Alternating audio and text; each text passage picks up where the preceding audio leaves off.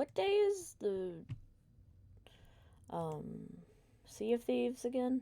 Update? 30th. Okay. I especially have to work on MSQ before then because I know that's just gonna eat our life for like a week. Mm-hmm. And I only get so many weeks before Dawn Trail comes out.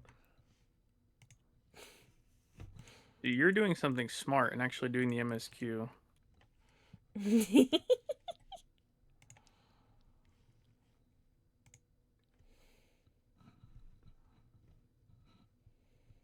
Maybe I'll do something smart too and also do MSQ maybe. Maybe. I'll think about it. If it if it suits your fancy. Yeah.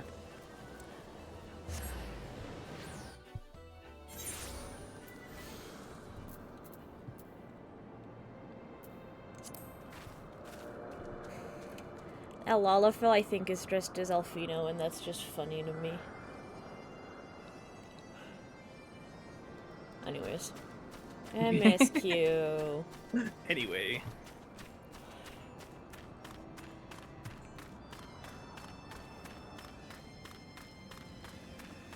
Anyway, time to play the video game. Bah, he's gone, Moira. We must widen our search. Like how everyone is just saying orb now. Yeah. Orb. Orb. Orb.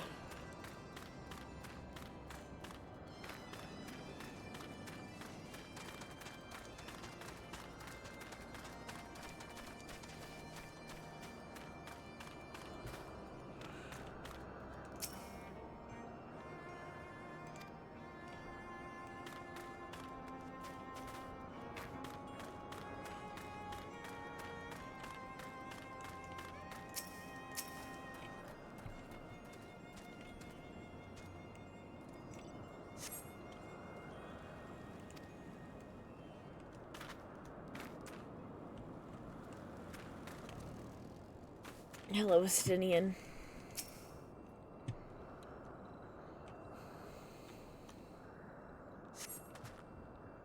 I see no evidence of this Moogle of yours. Are you certain it wasn't a trick of the light? Mayhaps 'twas simply one of these strange plants shifting in a breeze. Because Estinian doesn't know how not to be a bitch.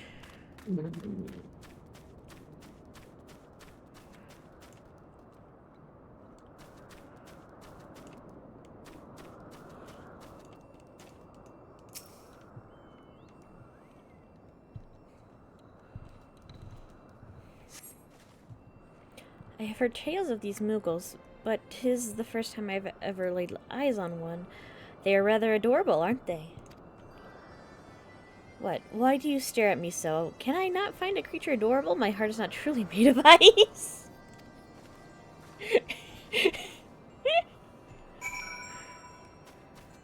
He's like, let me live. Leave me alone, man. I am sure I glimpsed the Moogle fleeing in this direction. Could he be concealing himself with magic?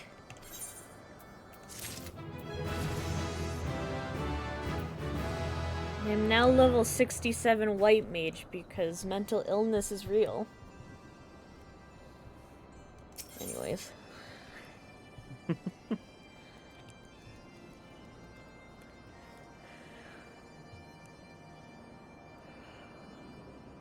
Ooh, I get a weapon for this next quest.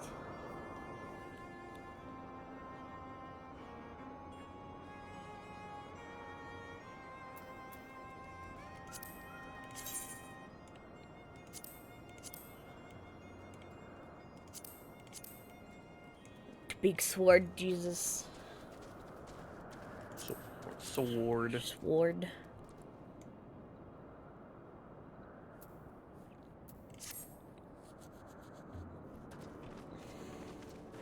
Do you like big swords?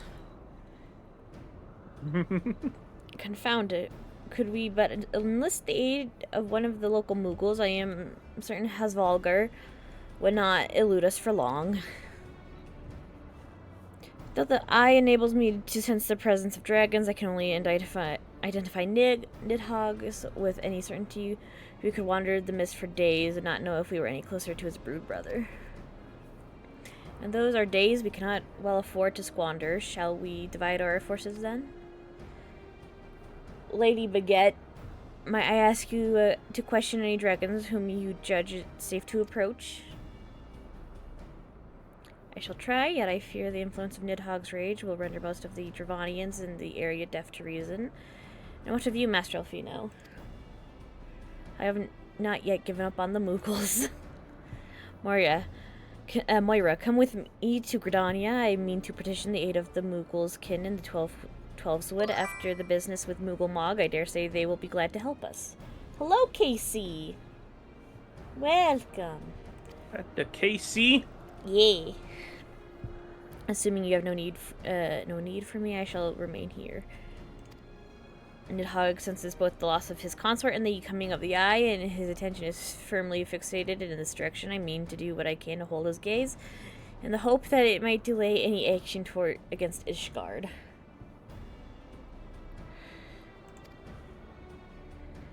Thank you, Astidian. Hi, the lovely Sarah, and hi, the Icy. Hello, welcome. Come then, Moira, let us make haste for Gridania and rendezvous with I can never say these names in this game. This game hates me. But I neglected to tell you, there's an 8th rite of ancient construction here, which should make the return journey rather less arduous. Pray do not forget to use it. I got this squared right, don't worry.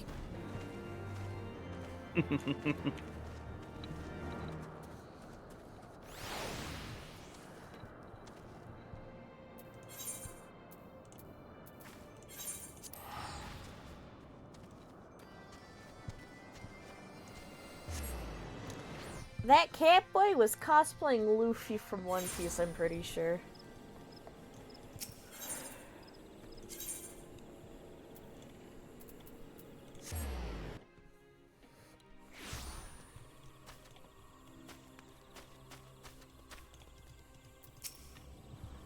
I send word to the Elder Seer upon arriving in Gridania, and I am pleased to report that she has agreed to grant us an audience. If anyone can help us to contact the 12swoods Moogles, it is she. We are expected in the Lotus Stand. I trust you are familiar with the Conjurer stationed at its entrance. Well, considering this used to be where my fucking guild was, yes. I am cripplingly familiar, even.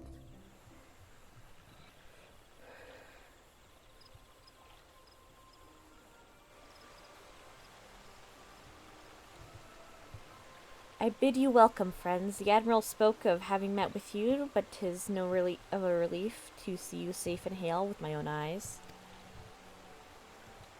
I humbly thank you for agreeing to receive us upon such short notice, my lady, and for all you have done for us in our absence. Would that it were solely to express our gratitude that we came to you this day. Alas, the tides of battle yet dictate our comings and goings. Elder Seedseer, we would beg your wisdom in a matter that may finally bring an end to the Dragon Song War. Speak on, friend.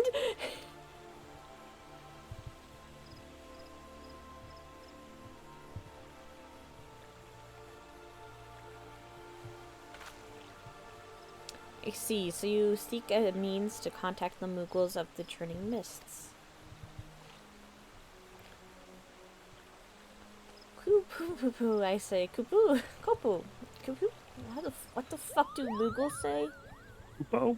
Kupo. Thank you. Greetings, Kuplo Cop. To what do we owe the pleasure of your company? Kuplo Cop! It's a cop! Oh no, it's a cop. Everyone hide. Motherfucking cop. I was struck by the sudden urge to bring you some fruit. Connie, and I'm jolly glad I did. Tell me more about these Moogle in the skies, Kupo. I will gladly tell you all I know, though it amounts to precious little. We encountered a Moogle high in the clouds of Dravania, and I had hoped that you and your kin in the Trellswood might agree to facilitate a meeting. Pray correct me if I'm mistaken, Kuplo, but the legends are there not, which speak of Moogles who dwell beyond the clouds? Indeed there are, Kupo. Long, long ago, back when the world was still young, they say my ancestors served the gods up in the heavens. Of course, that was before their masters took to bickering like spoiled children. Ah, yes, the tale of good King Moogle Mox. He is revered for holding fast to a rope of a miraculous length, and his subjects might climb down from the sky and escape to the world below. I just realized. Oh. So you know how I fell asleep yesterday? Yeah. I woke up and it was tomorrow. So if you actually look on Discord, it says that I've been playing Final Fantasy for 23 hours. Amazing. Oops. Ignoring the more fanciful aspects of the tale, it may well be that Kuplo's ancestors hailed from the Churning Mist. Given how long his kin have resided in the Twelveswood, it is perfectly possible that the details of their history have faded into myth. Indeed, Master Elfino, such stories often contain a measure of truth. 'Tis like that the Moogles of the Churning Mist tell similar tales of the world below. I can well imagine why the one you encountered fled at your approach. Fleeing second nature to us. Relatable. We often hide when the larger races come trampling through the forest.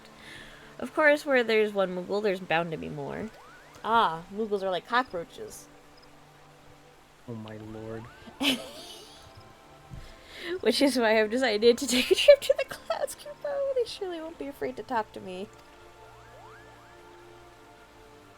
I was hoping you might say that, Master Kuplo. You will accompany us then? Just you try and stop me, Kupo. I'll admit, the thought of venturing outside the Twelveswood is a bit unsettling, but I can hardly refuse a chance to meet my distant cousins.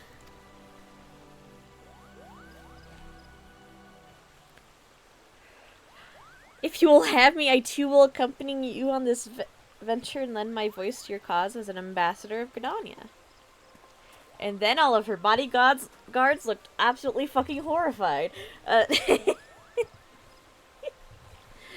My lady, are you quite certain? How oft has our nation turned to the signs of the seventh dawn in its hour of need? How often have we asked the warrior of light to risk her life to save our own? Full many times, I say to you, and never have they refused us. Thus do I choose this day to offer mine aid to our allies for the good of the realm.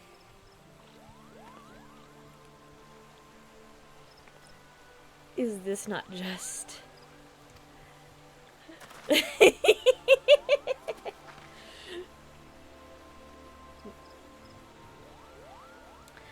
A most unexpected and most welcome offer, Elder Seats here. We would be honored to by your presence.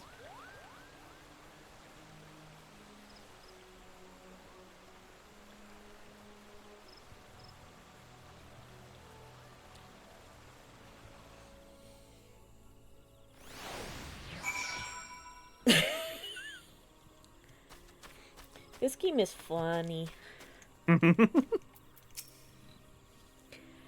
Pray return to the summit and inform our companions of these developments. I will serve as the Elder Seatseer's guide to the journey back to Samal. It being a path I have already trodden, I do not anticipate any great difficulties. Besides, we shall have the Elder Seatseer's personal guard to escort us.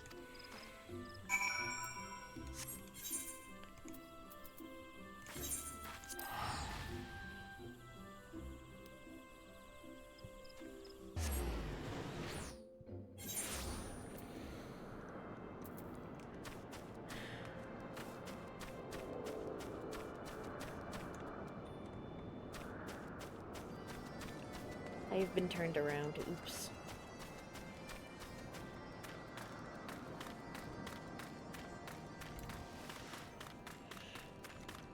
How goes your MSQ? I actually haven't started yet. Fair enough.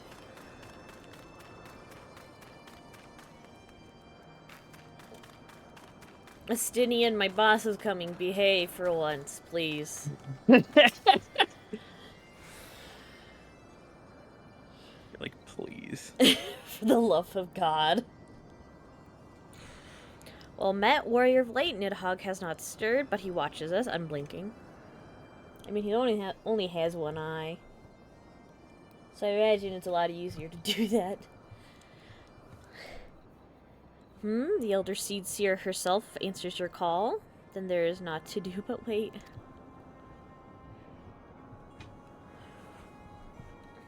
But will you behave? Do you pinky promise? They are here, Moira.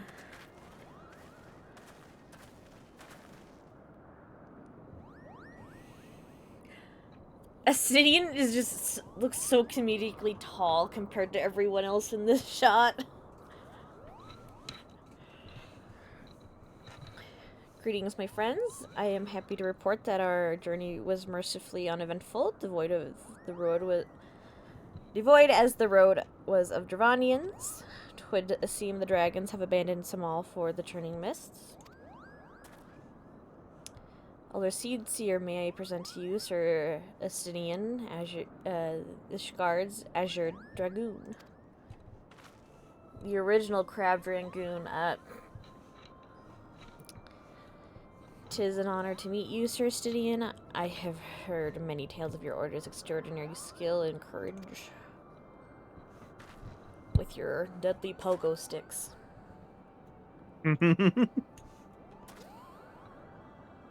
Wait, it's your two bosses. What do you mean?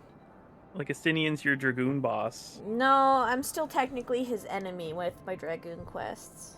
Alright. Sure. I think I still have to kick his ass again.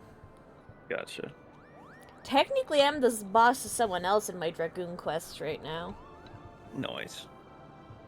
Friends, I feel it only right to inform you that we are not alone. The Mughals are all around us, even as we speak, and I should imagine they are more than a little concerned by the horde of strangers that have descended upon their home. I mean, that's understandable, I suppose. I wouldn't like it if people just barged into my house either. Mayhap now would be an opportune moment to introduce ourselves.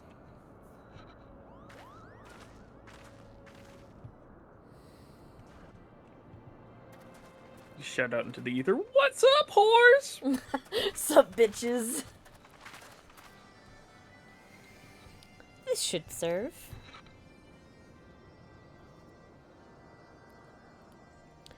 They're hiding, of course, but there are so many of them, Kupo.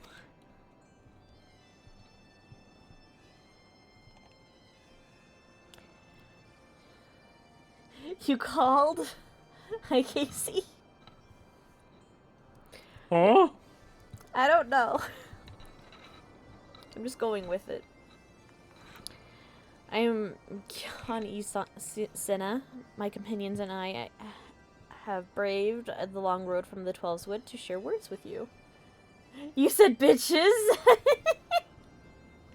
I see.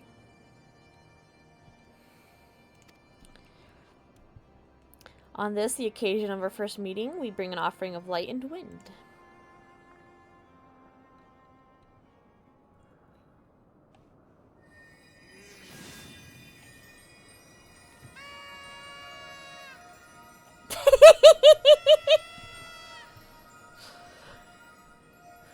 Somebody gave fucking Kuplo Cop a horn to toot.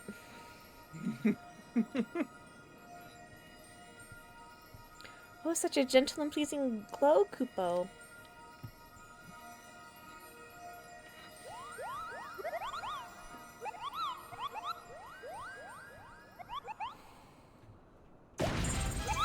Oh, Jesus, it's big. I am Moglin, the chieftain of this Moogle clan.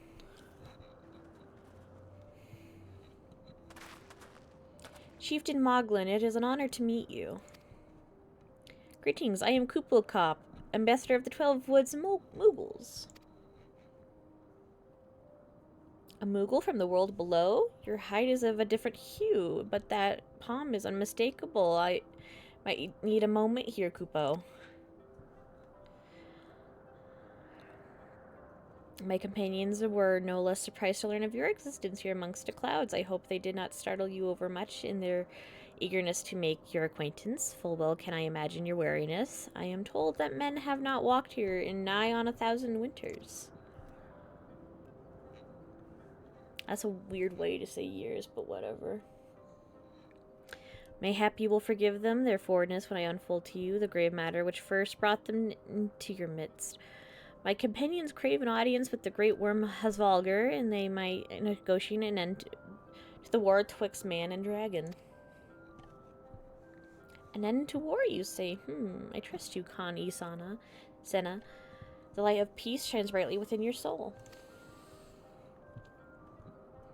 But I'm afraid the same cannot be said of your friends. To be plain, we didn't hide ourselves because they were the first of your kind to be seen here in 1,000 years. Well, not only that, because of that.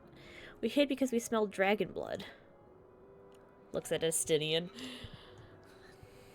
These skies are home to many, many dragons. While some crave peace, such as Hasvalgar, many others crave the opposite, such as Nidhogg. Suffice it to say, we are worried that the presence of your blood-spattered warrior friends will attract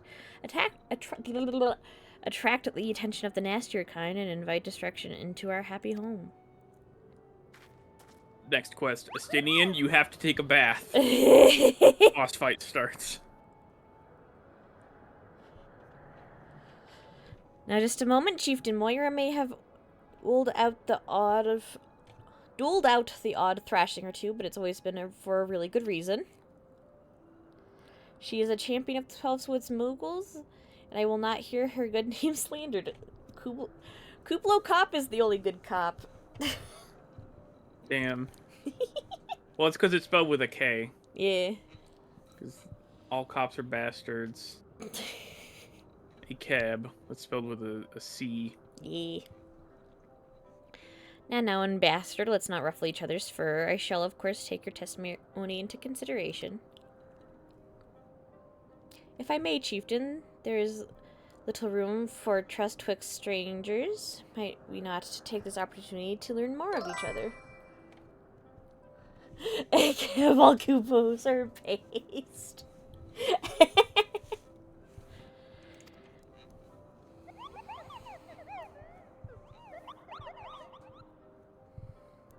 An excellent suggestion, Kupo. In the interest of fostering friendship and keeping an eye on you, I extend to the hospitality of the hospitality of Mogholm. Prove yourself worthy of our assistance, and it will be yours. I shall be watching, Kupo. Understandable. Have a nice day.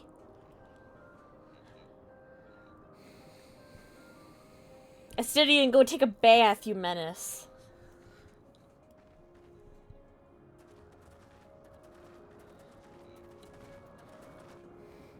Damn, Astidian's just really the source of a lot of my problems right now, huh? There's a person in Limsa Plaza right now who's a cat girl named Katsune Miauku. I love it here.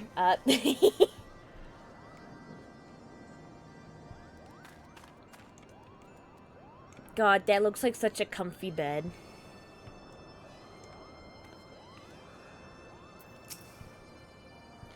Tell me, in the world down below, do all of your kind look so different from one another? It must be terribly disconcerting. What was it Kuplo Cop called you again? People. Moira. If your names are as odd as your appearance, have you ever considered a nice Moogle name? Moglin is taken, by the way, Kupo. So, as are Mogan, Mogmug, and Mogwin. These are being the names of the 3 wise Moogles who will administer the momentous challenges that I have devised to measure your worth. I call them the trials of trustworthiness. Undertake these trials, and we shall soon see whether or not you are worthy of our aid.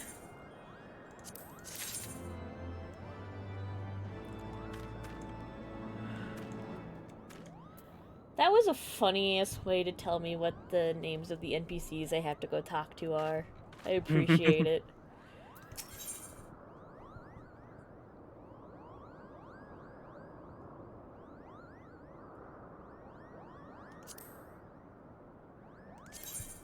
Of course you're comparing it to the fucking...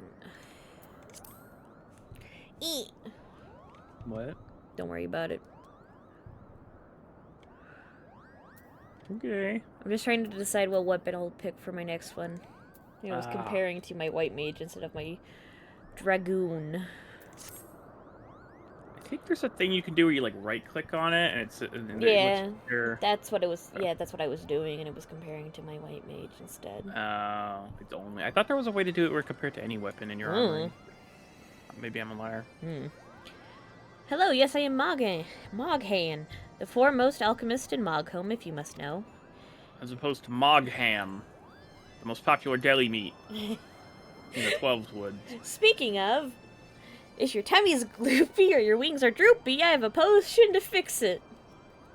You'll never guess what it's made out of.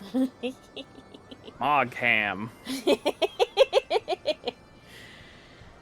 Or I would if I didn't keep running out of ingredients. Luckily, you're here to do my chore or trial. Yes, go forth, mighty adventurer, and mightily pluck 3 sprigs of clouds spread for me. Goofy. You'll find it blooming near the entrance of Ildholm. It's not the safest of places, so don't let yourself get too distracted by the pretty flowers, Kupo. Okay. You, in order to gain our trust, you must fetch these 3 mythical items: milk, eggs, bread. For we are hungry. Yeah. Well, we have not run our errands. Because Dad went to go grab those and he never came back.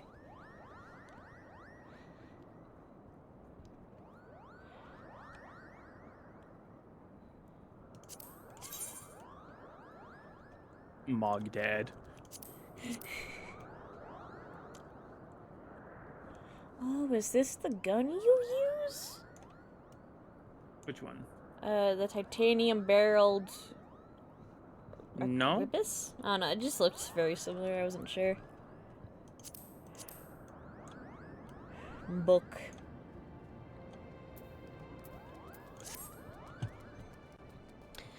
Yes, you have the pleasure of speaking with Mogmug. I know, I am the fluffiest, most enchanting creature you've ever laid eyes upon, Kupo. You're not that fluffy. Come on now. It isn't easy being this adorable. I can barely take a stroll outside without these relentless Dravanians throwing themselves at me. Why, they look as if they might just gobble me right up. That's because you look like food. You were food-shaped, dumbass. In any case, fleeing their overbearing adulation is growing a bit tiresome. Your trial, ma'am, is this. Find these ardent...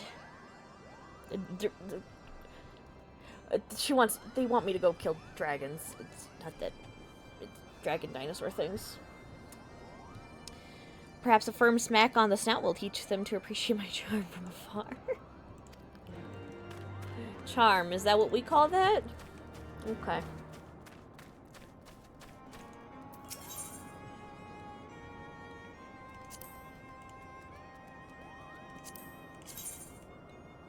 Oh, that is horrible. I hate this. What? Staff? Look at it. It looks like it's made of moss or something.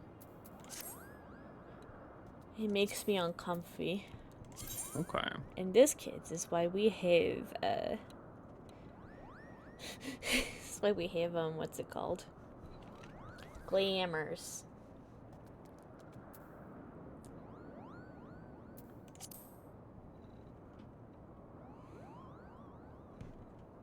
Clammers? I thought you said clammers. Looking a bit clammy.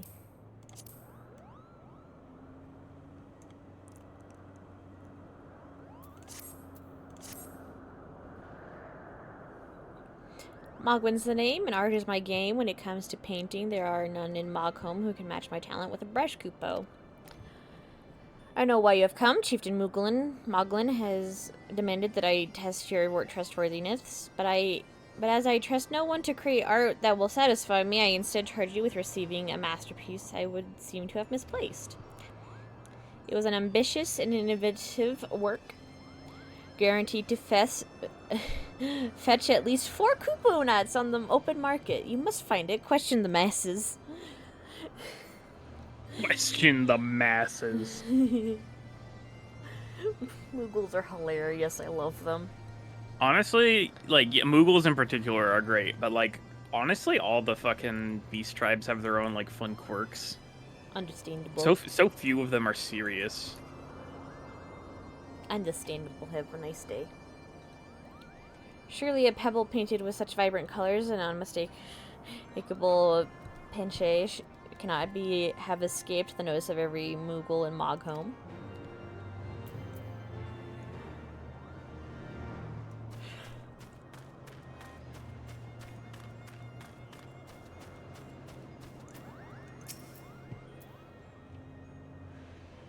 Mogwin is misting his masterpiece, Kupo? Oh, you mean that paint-smeared mess of a pebble?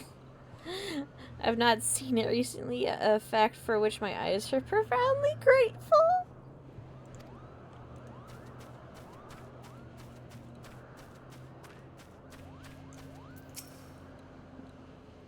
Mestro Mogwin has misplaced his masterpiece, Kupo? Oh, happy day! If I am the swifter in finding it, I will soon have a genuine Mogwin for the price of a little precipitation, honestly. Who has 4 Kupu? I fucked up. Yep, up. Pretty much. Kupo nuts just lying around to spend on such luxuries.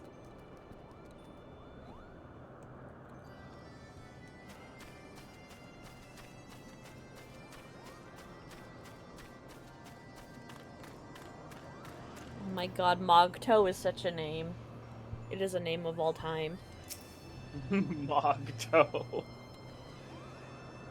Such a name. I don't know much about his stone, but I do know that Mogwin's been creeping out the back way to some Shamal summit from time to time. Kupo, maybe he left it up there.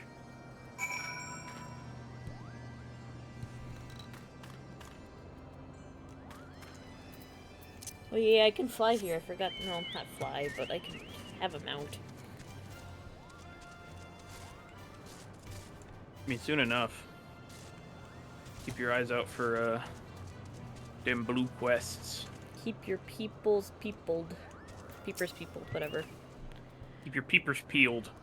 Yeah, that. Well, what did you find out, Kupo?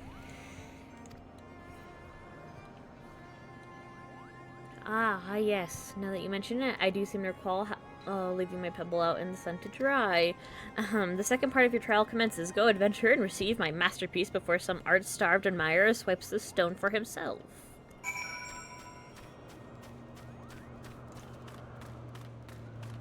I'm so desperately curious what the, like, description of this item is. For the rock? Yeah. I think we're about to find out whether we like it or not.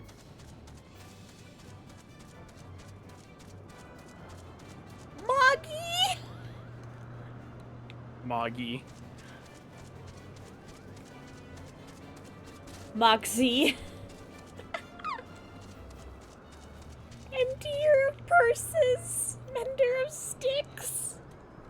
Oh, that's the mender and the salesperson.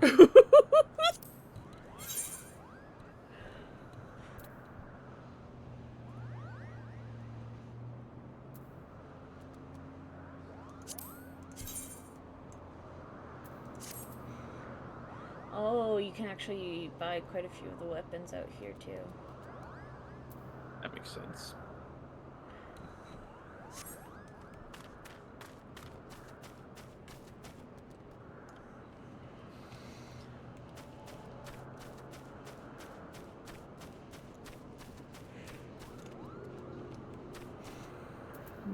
making my way downtown.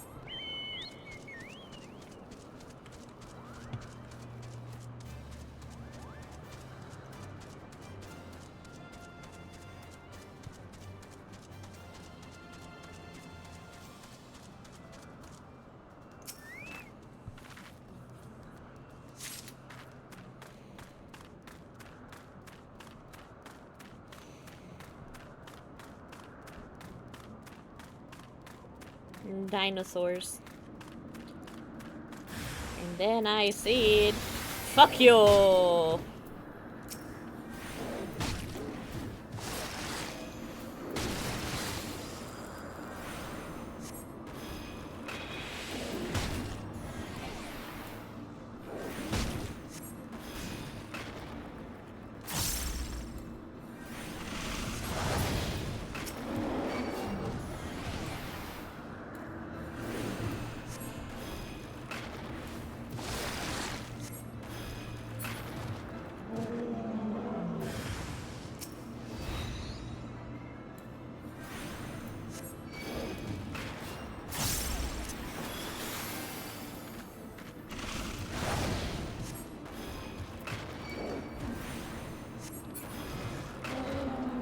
I laughed in these dinosaurs' faces because I am comedically overleveled for this.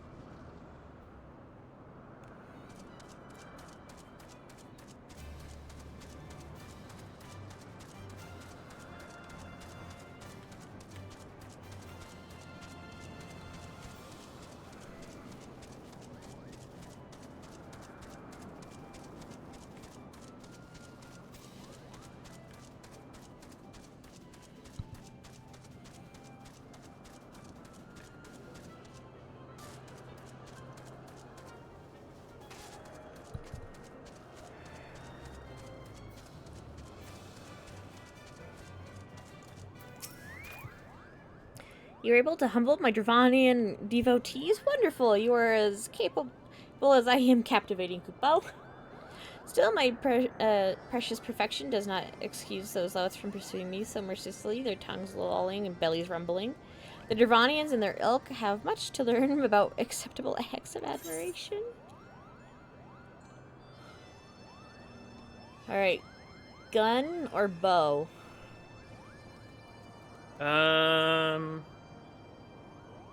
What does the gun look like?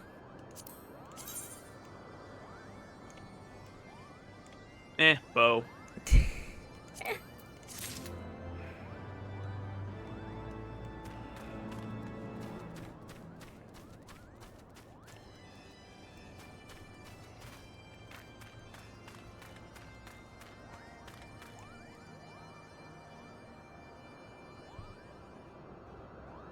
How do I get up again? Over there, okay.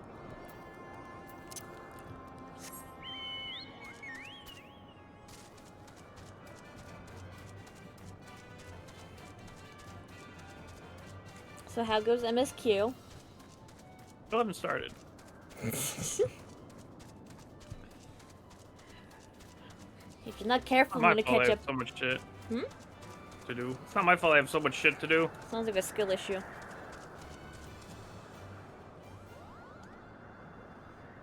You could say that. If you're not careful, I'm gonna catch up to you, though. Yeah. Oh no, we just Back. have to do MSQ together. Horrible.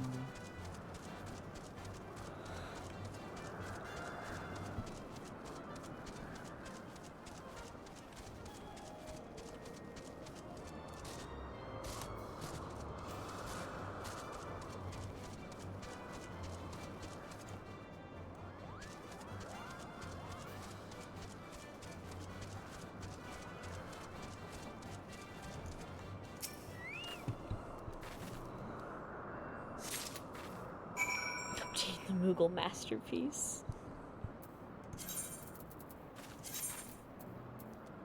Alright, so here's the description. An ordinary rock I washed with extraordinary color. What the color represents, however, you cannot discern from any angle.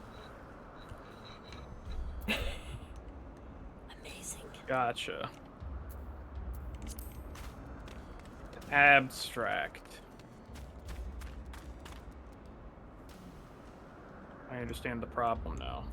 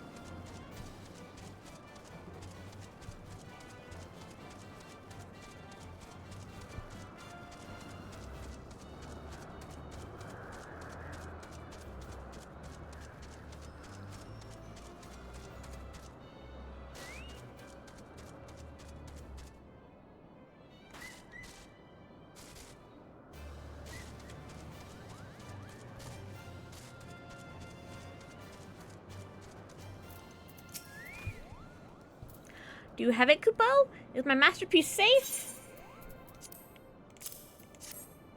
Yes, this is my work. Is it not exquisite? I call it contemplation of zenith. Thank you, madame. At last I can exchange my art for those delectable Kupo nuts. Chieftain Moglin will hear of this valorous deed.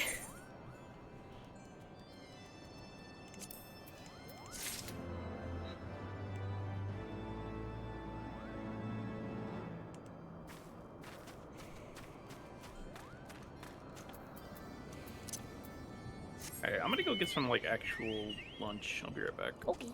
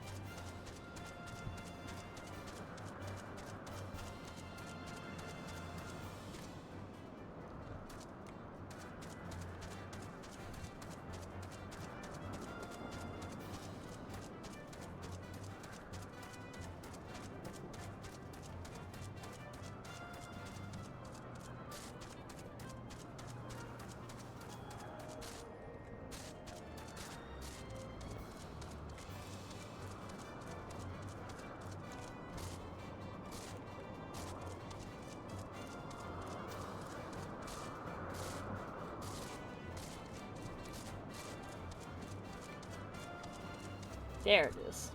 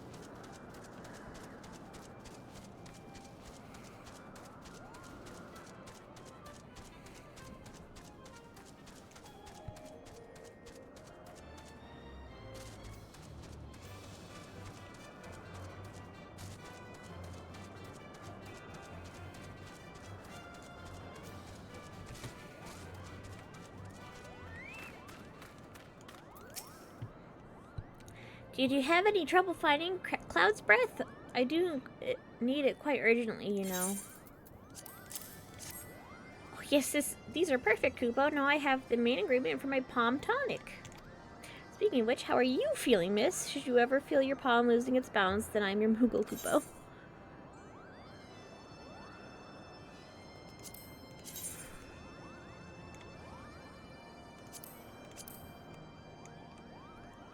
What the fuck?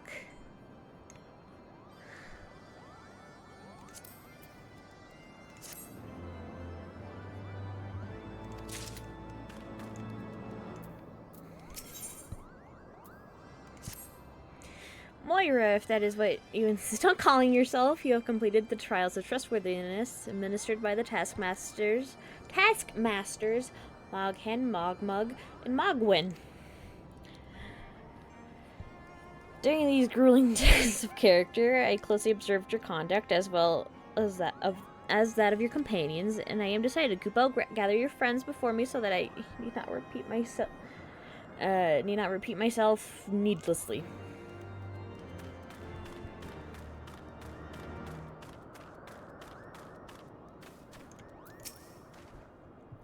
Are these trials over then? My tasks have been little more than household chores. If our hosts select not to grant their aid after working us like pack chocobos, I shall demand compensation in Kupo nuts out of principle, but I hope it will not come to that. Let us hear the chieftain's verdict, shall we?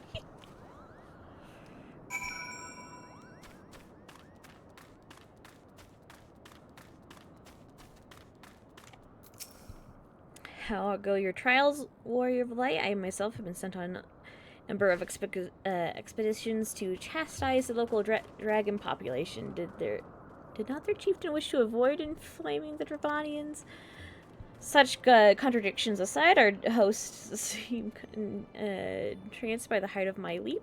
They compared me to Mog, a lance-wielding Moogle warrior of Eld who also favored such attacks. 'Twas meant to be a compliment, I expect, but I doubt these free lumps could outleap a caracal lamb, much less a dragon. Conclude your business here swiftly, Moira. I do not like this place. Okay, so we're gonna stay here as long as possible just to piss off Vestinian. Got it.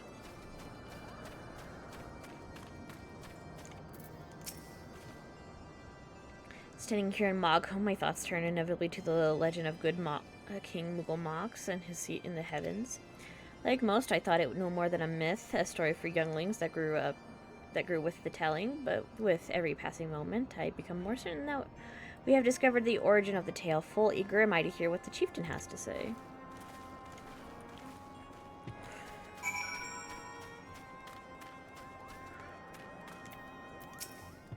What sorcery is this, that my heart should stare at mere fluffiness? Moira, no matter what his Chief Moglin has made his decision. Let's not keep it.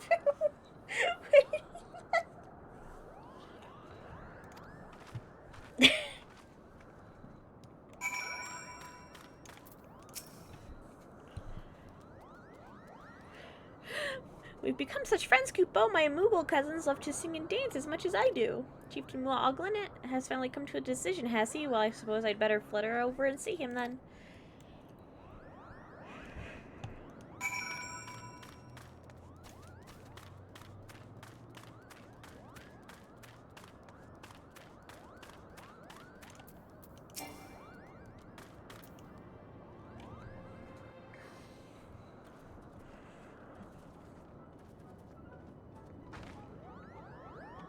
Never have I seen such determined workers, Kupo. It would have taken us moons to complete all those dreary chores and niggling, I don't like that word, errands.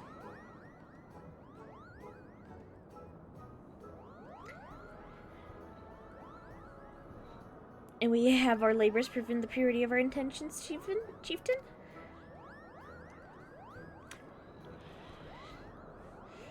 Without a doubt. In fact, there was never really that much doubt to begin with. You were, after all, already friends with a fellow Moogle.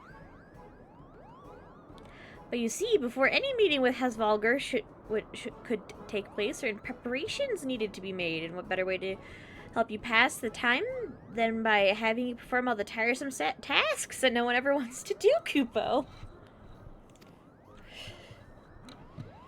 Astidian, shut the fuck up.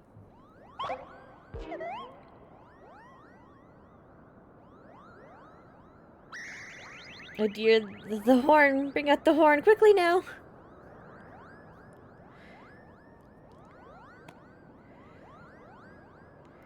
We blow on this wondrous instrument whenever we wish to speak with the great worm Kupo.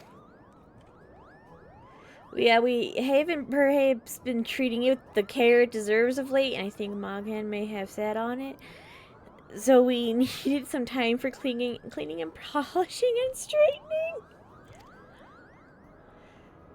No lasting harm done, though. Now you need simply head to Zenith, the worm's dwelling, to the west, and give the horn a good toot. We are on your debt, chieftain. Thanks to your noble gift, we shall finally have a chance to plead our case to Hasvalgar. Yes, possibly. Very possibly, yes, but I wouldn't get my hopes up too high, Kupo. The old worm isn't terribly fond of, Your concern is appreciated, but I am quite certain that Hasvalgar will welcome our overtures.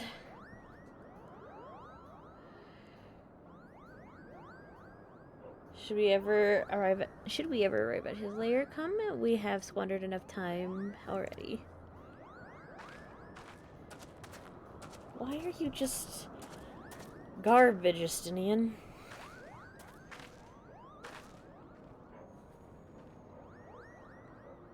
Chieftain Moglin, we thank you for your gracious hospitality, though we must soon take our leave. I pray that we may continue to nurture the shoots of this new-sprung friendship twixt earth and sky.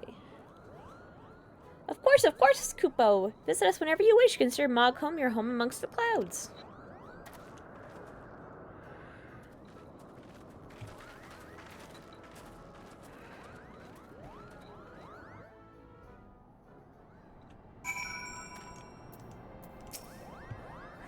Thanks for the help, Kupo. I doubt I would ever have found the time for all those rotten chores. Hey, it wasn't my idea. If the chieftain had spent a little less time sitting about and a little more time chieftaning, things would never have gone so messy in the first place. And he was the one who sat on the horn, by the way. But now all the errands are done and the horn is fixed, so all is well that ends well, eh, Kupo?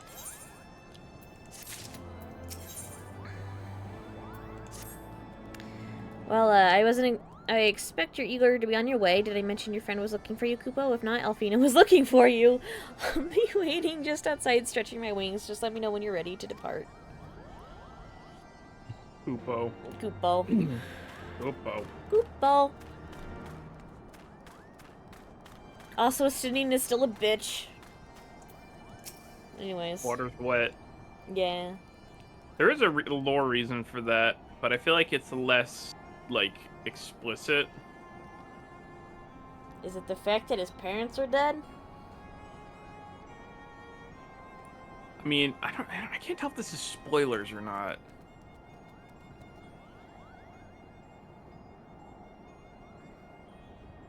I don't know. Maybe I'm also wrong. I'm not gonna say anything. Okay. You can form your own damn opinions.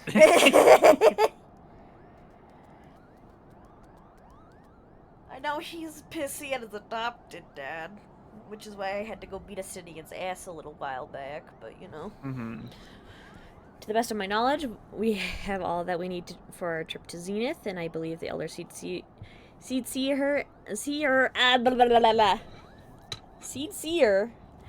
and her retinue will soon be making the journey back to Gridania. It would be remiss of us if I think if we did not convey our gratitude to them prior to going our separate ways, shall we? Seed see her. I barely know her. God damn it. How did I not come up with that one? Alfina, Moira, I do humbly thank you for what has been a most enlightening experience. Were it not for your pioneering spirit, the existence of these Mughals might never have been revealed to us. 'Tis we who should be thankful, Elder Seed Seer. Were it not for your timely diplomacy. Oops, I accidentally skipped that. Diplomacy? Diplomacy. And 'twas your patience, Kuplo Cop, that ultimately won us their trust. It must have taken great courage to leave the sanctuary of the Twelveswood, and we are exceedingly glad that you did. It was my pleasure, Kupo. I've made so many new friends, and I have so many fantastic tales to tell my kinsmoogles back home.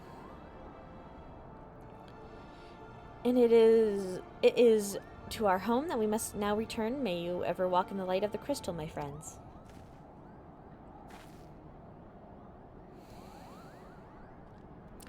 Safe journey, Elder Seedseer. We too must be on our way, as Volgar awaits.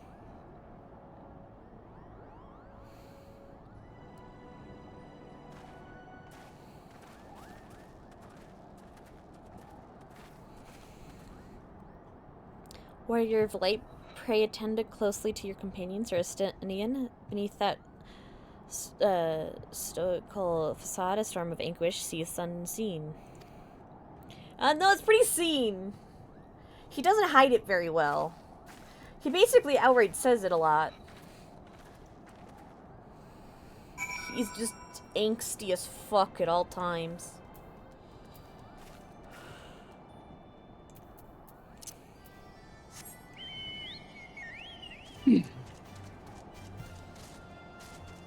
How was lunch, by the way? Good. Good. I'm gonna be going out for dinner also later in Okay. like 3.5 hours. Okay. Let you know. Okie dokie.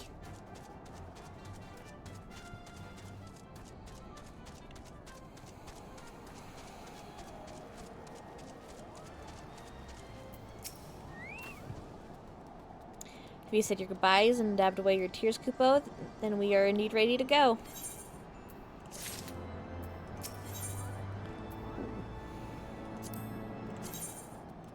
Ooh.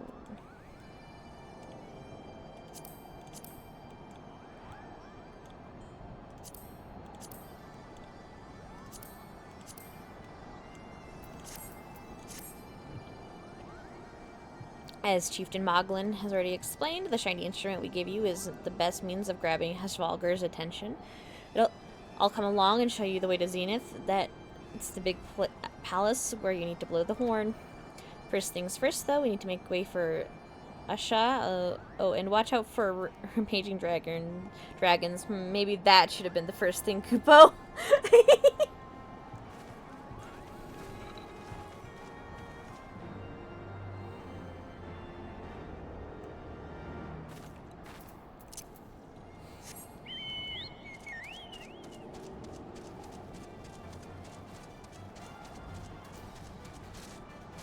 Are those fish? What the fuck am I looking at?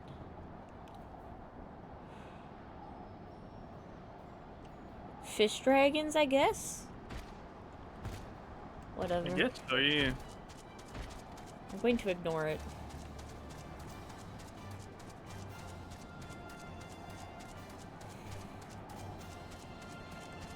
Hey, look, dragons. Oh boy.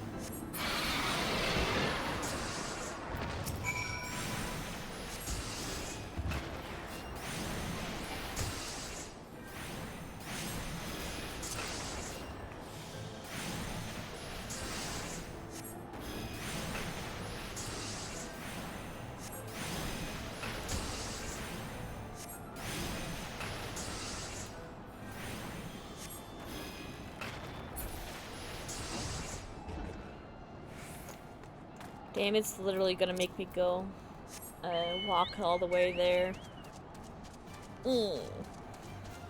I can't just use the little cheap thing that we did. Sad.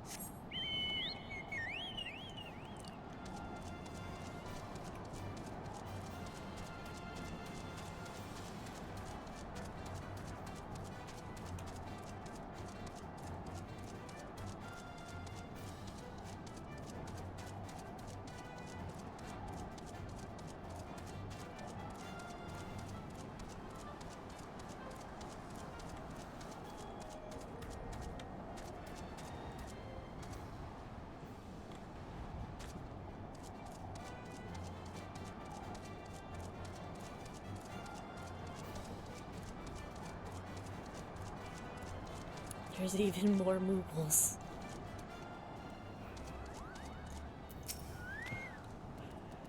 Things were a bit bitey for a while there, but I think we've arrived in One Piece Kupo. I wonder what has the dragons so awfully snappy. I mean, the bad ones are always bad, but they seem worse than usual.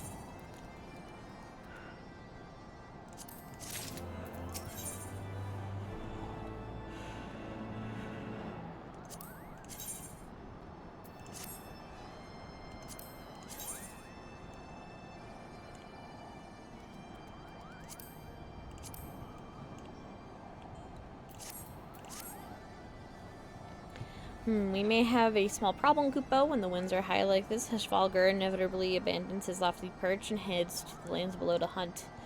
If you tried blowing the horn now, I doubt he'd hear. I suggest we stop at the clearing up ahead and rest until the wind dies down.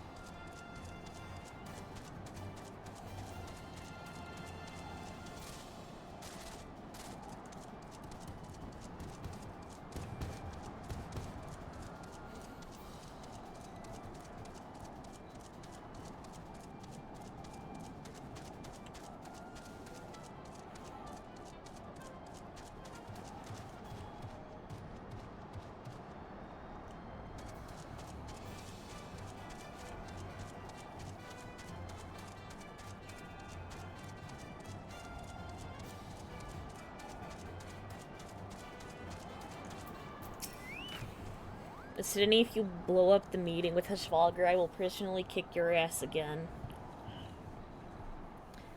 This should do nicely, Kupo. The winds will likely have died down by tomorrow, but until then, we might as well make ourselves comfortable.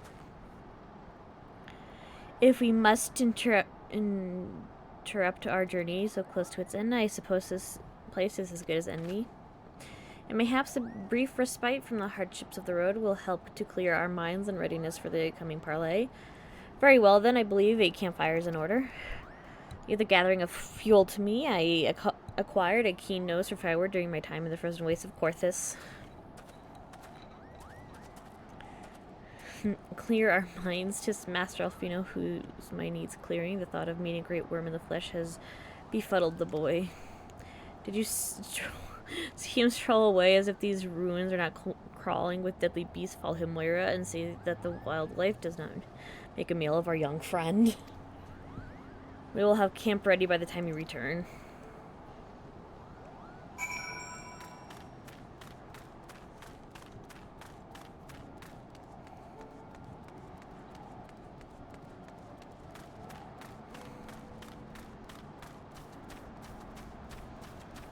So what are you up to, Icy?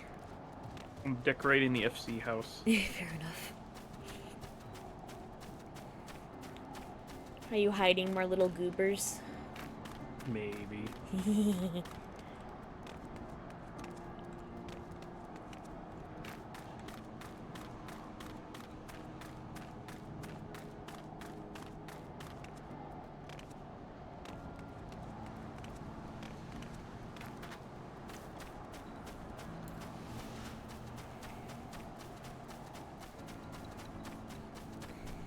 That dragon looks like a noodle.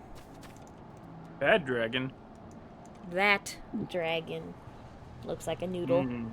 Gotcha. It could be used as a bag dragon, though.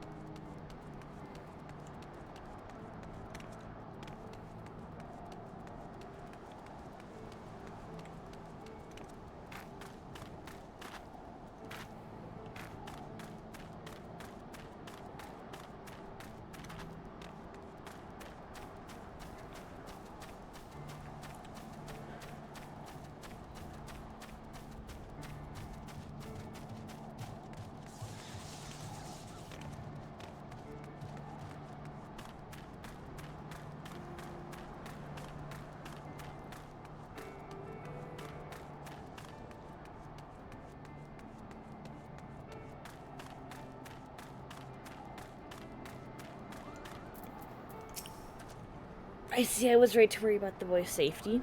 Once Elfino returns with the wood, I can see about supper. The Ice Queen has filled a pot with what looks like stew ingredients ready for the fire.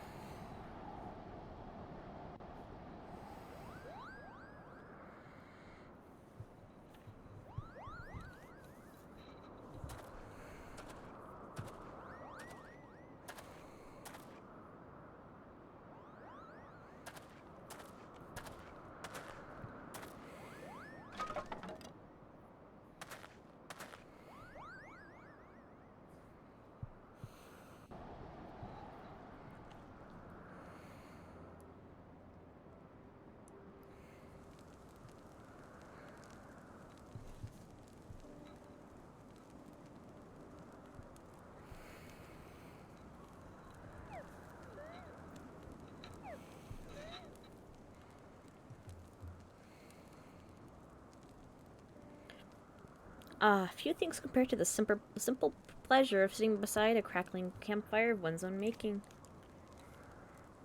Ha! So speaks the great explorer. Until recently, you wouldn't have recognized firewood if it came with the kindling and flint.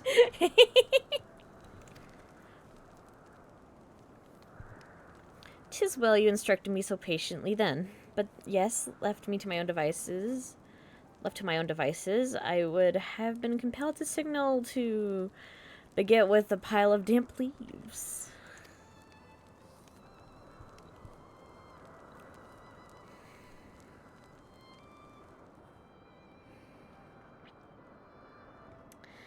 I was born the pampered son of a Charlian dignitary, and alongside my twin, became the youngest student ever to be accepted into the studium. Studium? How proud I was to match wits with scholars and philosophers. How ignorant of mine own shortcomings, that hubris invited manipulation and betrayal. It led to the downfall of the Scions. We, all of us, are guilty of similar ignorance.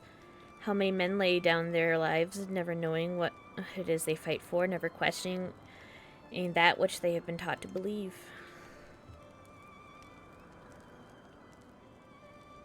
Because only upon meeting Husvalgar that I learned of the truth hidden within our history. Were it not for that chance encounter, I would never have vowed to tear down the Holy See and expunge the falsehoods from which it fans the flames of conflict. I would have lived and died in ignorance. That was the truth has driven me to do terrible things I cannot deny, but I would rather sin in the pursuit of peace than imagine myself virtuous for perpetuating a needless war. If this journey has taught me anything, it is the importance and difficulty of holding to one's convictions in the face of failure, of striving a way to replace one's ignorance with knowledge. You are well on your way, Master Elfino. At your age, I was but a fool. Swinging a spear was scarcely a thought in my head. You still are, Estinian. You still are. Even now, I struggle to acknowledge the misconceptions under which I have labored. Sitting here amongst these grand ruins, how can I deny that man and dragon once lived in peace? Oh my god, he's having a moment. He's realizing that he's a dipshit.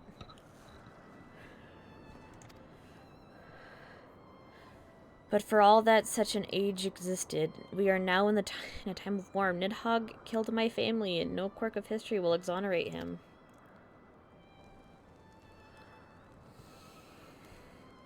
I may be ignorant of how the Dragonsong War began, but if we do not put an end to this conflict now, I can say for a certainty that it will only breed more vengeful souls such as mine.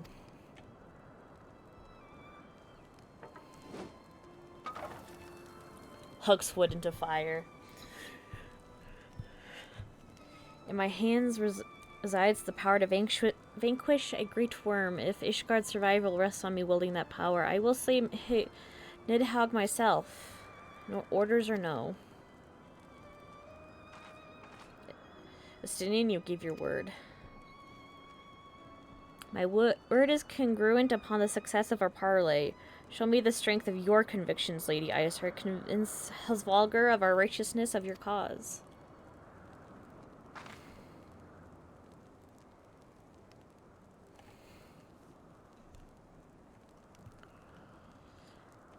Doubt not, but that I shall, Dragoon.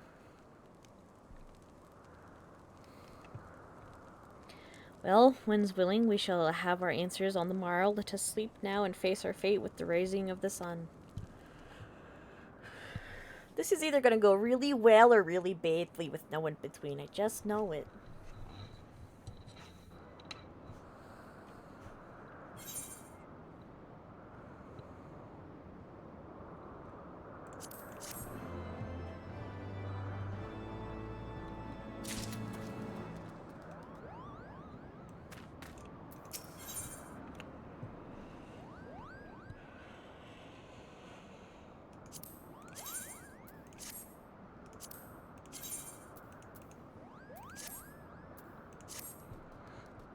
The campfire was so cozy, I must have fallen asleep, Kupo. But do you feel how the winds have shifted? They will have borne his Falger back to the skies above Zenith, I'm sure of it. This is your chance to climb to the highest floor of the palace and summon him with a toot on that shiny horn. So, I'll be heading back now if it's all the same to you. Good luck, Kupo. It was nice knowing you. Morgan has such faith in us. Clearly.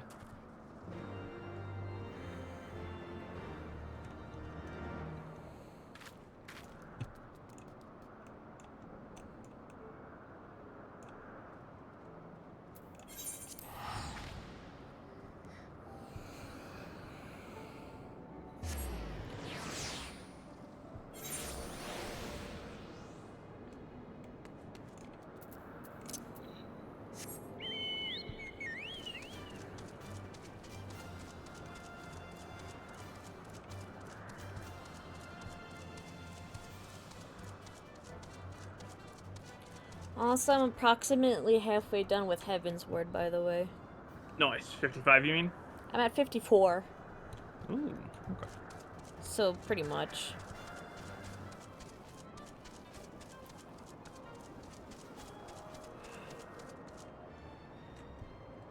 And I've been doing Heaven's Word for all of 3 days now, I think.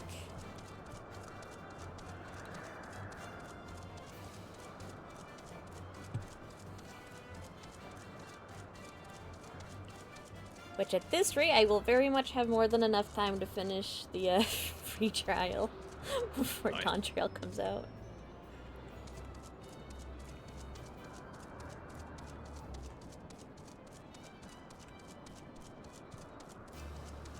Let me just grab this Aether Current real quick.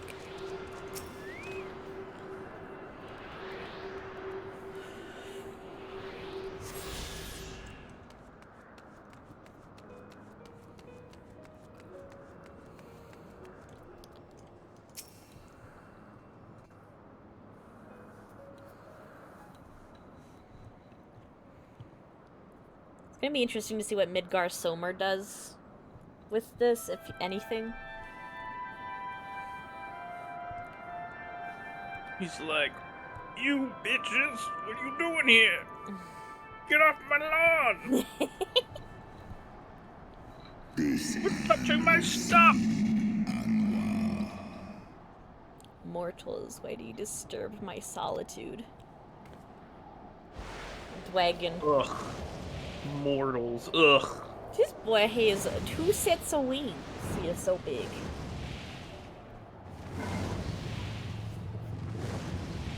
He's like a dragon bus. Dragon bus. This dragon is bussin' for real, for real. Grace, Velga.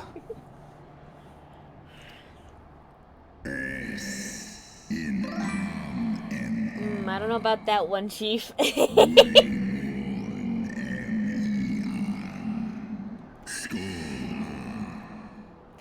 Thou speakest the name of a creature that but awaiteth the release of oblivion. Leave me. By the 12. On God, no My cap. ears hear the tongue of dragons.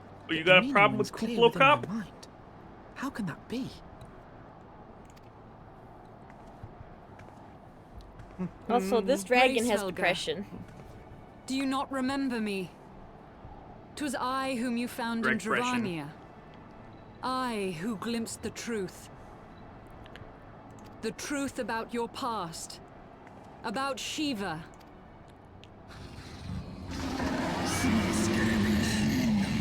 Do not speak her name, mortal. But speak it I must. I have summoned Shiva's soul from the beyond and offered myself as her vessel. She has made her heart known to me. Foolish girl, thinkest thou my beloved spirits hath descended from the heavens? That the secrets of her heart are thine to know? I have surrendered mine to her. Do you not see, my love? I am Shiva reborn. Gullible fool, the light but illuminated the past for thee. It did not grant thee omniscience.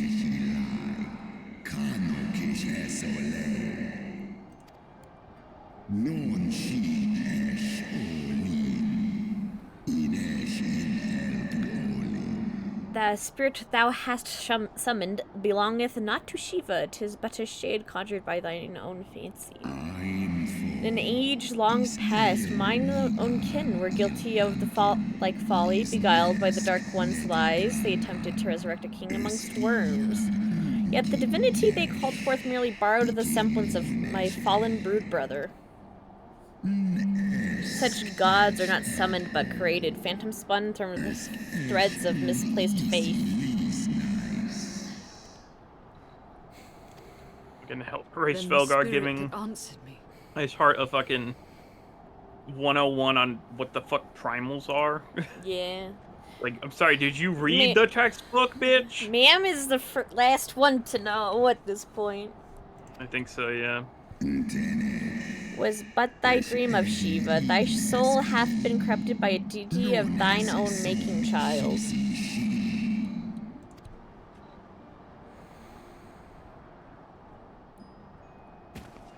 She's having a crisis right now. Leave her be.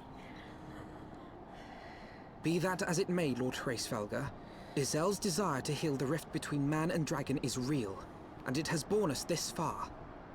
We would spare both our kind and yours the ravages of this senseless war. Pray join your voice to ours in a call for peace and forgiveness. The tale of thy kind is one of avarice, treachery, and death, and thou wouldst speak to me of peace? Hark thee, mortal, to the naked truth, then tell me that thou deservest forgiveness.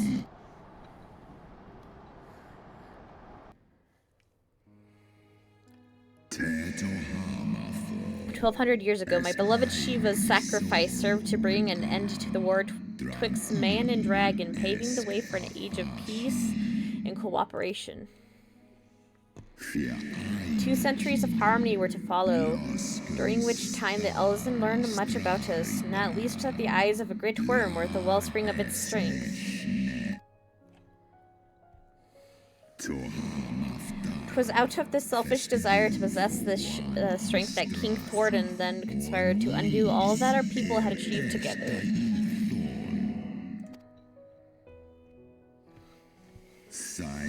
With the aid of his leal knights, the most noble of Elzen learned my brood sister into an ambush and took her that which she craved.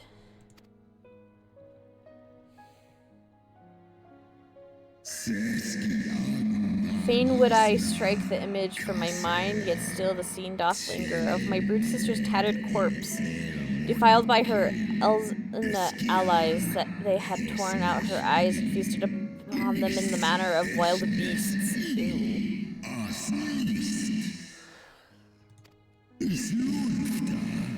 Yet that was not all, for from their bloody banquet the fiends had gained strength beyond that of mortal men. Even now I labored to comprehend the enormity of their betrayal.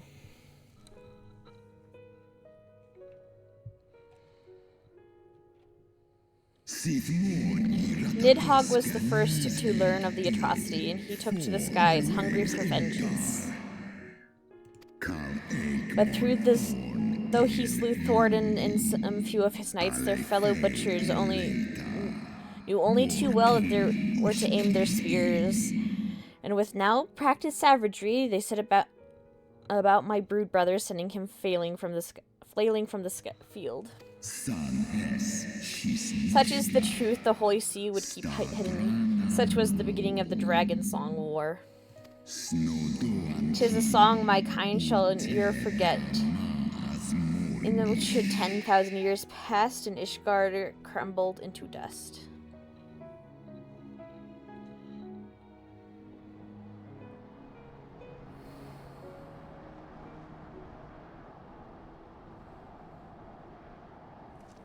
Your tale bears scant resemblance to the one I was taught.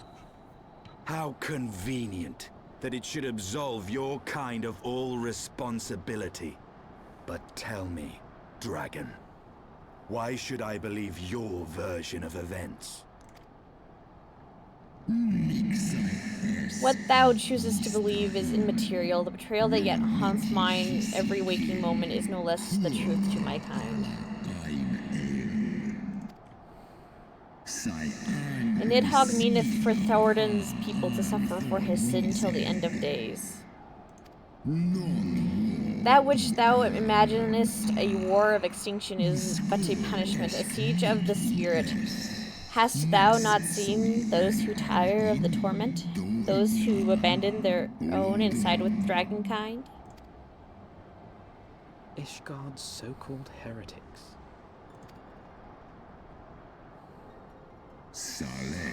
Note that all the traitor's progeny bears a trace of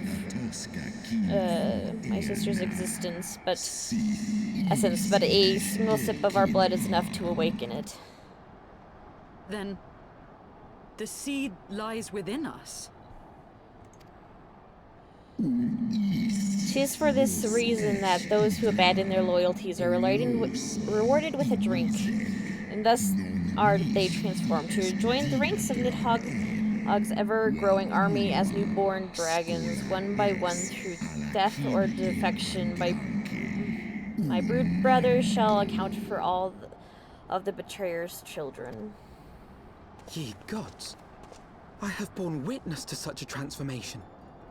Looked on as a heretic assumed the shape of a dragon. I imagined it some manner of Dravanian enchantment. But if any Ishgardian, regardless of allegiance, has such potential within them, 12 forgive us. To think of all the dragons we've slain.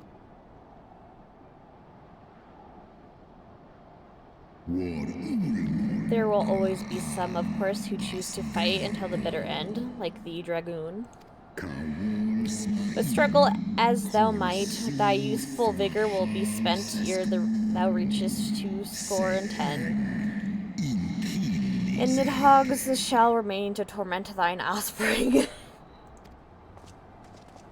Oft have I wondered why Nidhogg did not simply raze Ishgard to the ground. Now I have my answer. He has no intention of winning the Dragonsong War, for it is no war at all, but vengeance, an eternal requiem sung for his murdered sister. Thou hast the right of it, Dragonslayer. Comprehendest thou now the futility of thy quest? I have not come this far only to admit defeat. We can still return the eye to Nidhogg and beg forgiveness for our ancestors' crimes. Mayhap our words will sway him. Stubborn child, thou thinkest in mortal terms. Our perception of time is too broad for thee to grasp.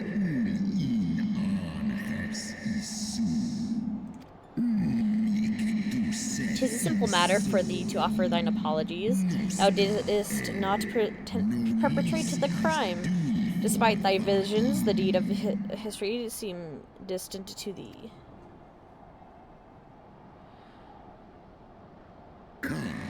For a worm such as Nidhogg, however, that history is yet part of his present. As fresh as the blood that did gush from our sister's wounds, how could he not be driven mad?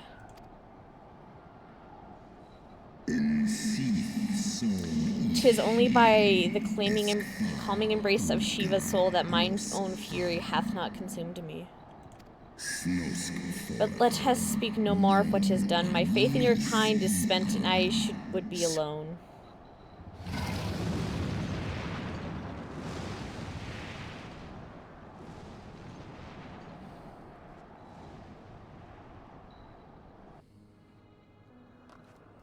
He hates the big dragon sad. Big dragon sad. Or they call it the Dragon Sad War. Hishvalgar has every bit as awe-inspiring as I imagined. His voice fairly dripped with power. The will behind his words so undeniable that it transcended my ignorance of the dragon's tongue. 'Tis but a pity that I'd misliked what he said. So far did we travel, even unto the very heavens themselves, only to be dismissed like unruly children. And far from mitigating this humiliation, it ensures that we have learned to serve only to prove that our grand mission of peace was destined to fail from the first. Nothing will deter Nidhogg from his course.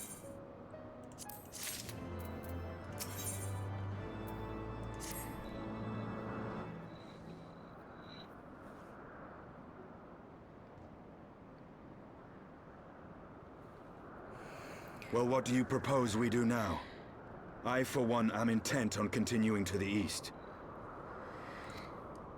What is there to be found in the east? Nidhogg's lair, the Eyrie, is said to lie in that direction. And the eye tells me he is near.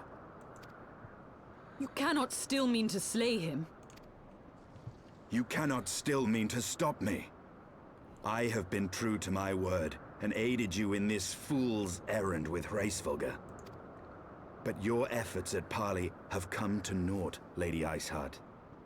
I would see Ishgard saved, and for that, Nidhogg must die. With the tale of our ancestors' vile betrayal yet ringing in your ears, you speak of continuing this war? Nay, lady. I would but pierce its vengeful heart. When Nidhogg dies, this war shall die with him. A moment, Estinian. You yourself spoke of the Great Worm's strength, that you believed him powerful enough to raise your city to the ground. How then are we few to challenge him? Even behind the stout walls of Ishgard, with an army of knights manning the defenses, our victory would be hard won. Yet you propose to contend with the beast in his own lair. In close combat, this will afford us an advantage. And with two Azure Dragoons working in unison, who can say what might be possible? But such speculation is meaningless if we cannot even find the worm. Our first task must be to seek out Nidhogg's lair. The story of this nation grows bloodier by the moment. Must death always be answered with more of the same? Such is the way of things, I fear. I shall consider it a miracle if mine armor is not stained crimson ere this conflict is ended.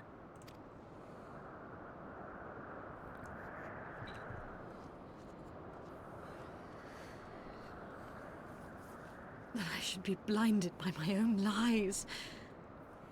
Everything I believed, everything I thought I was, gone. All gone. You're having an absolute identity Leave her. crisis, lady. Your words will not reach her now. Truly. And we have not the time to wait for her to gather up the pieces of her shattered faith.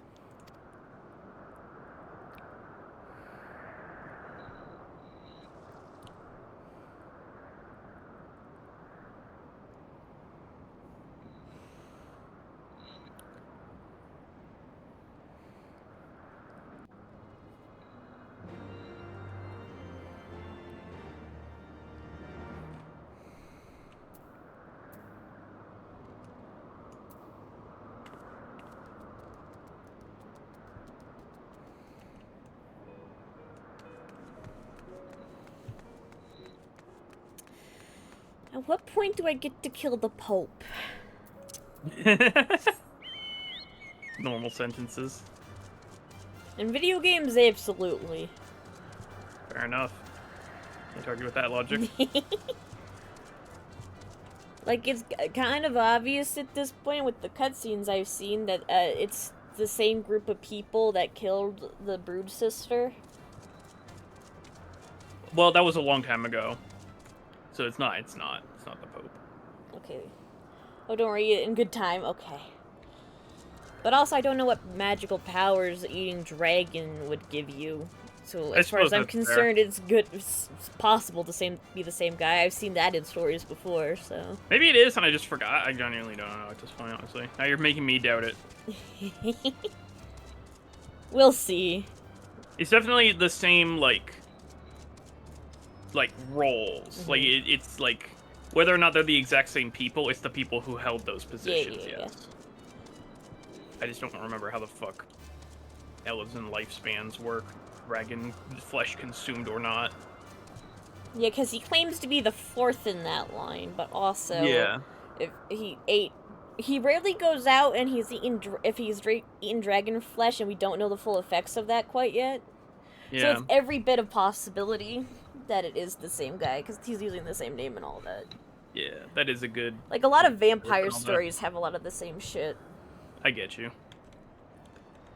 I feel that.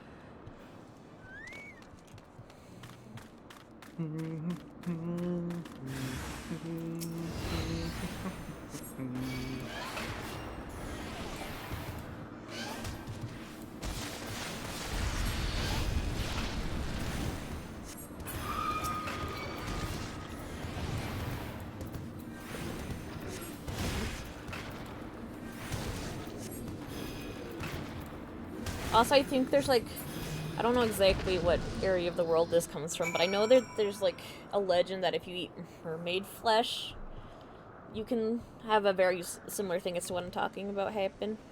I get you.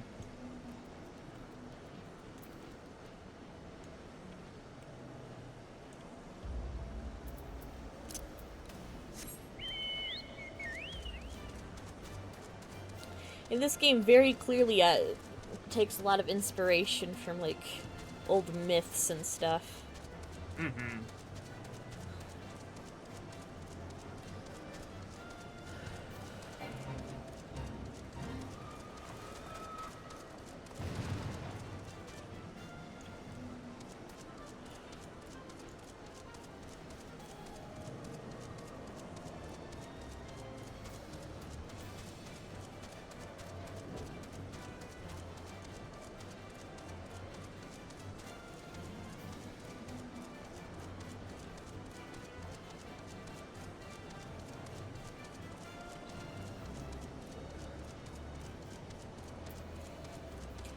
I'm almost surprised that Midgard Somewhere didn't pop out to give his 2 cents.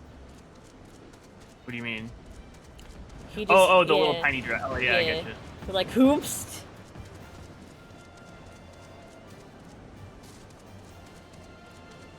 For a second, I forgot his name.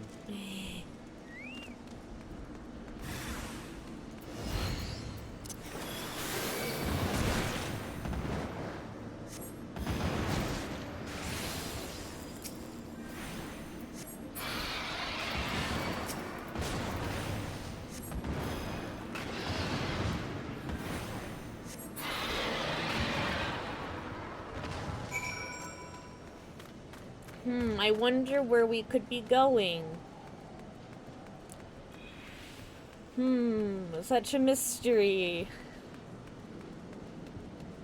There's totally not something very obviously the thing that we are talking about going to in this game.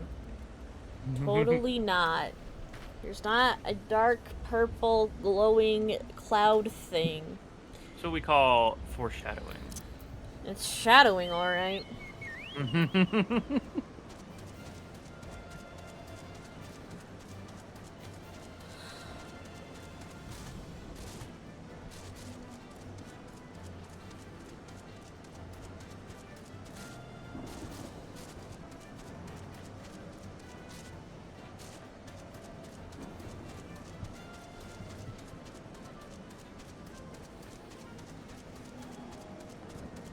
Ooh, an nature current. Yummy.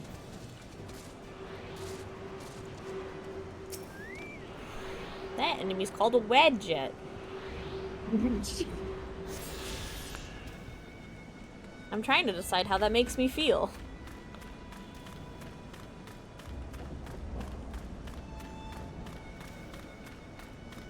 like a wad of jet.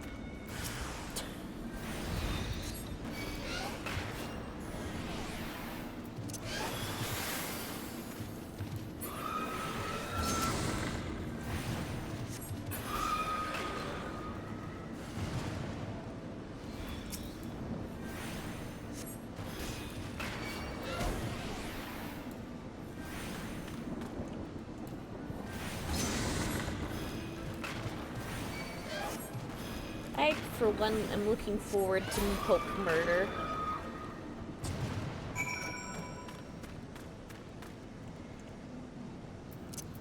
You laugh, but can you blame me? No.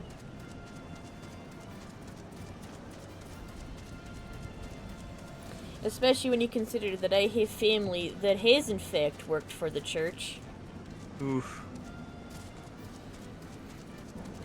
I don't think I need explain more. Nah.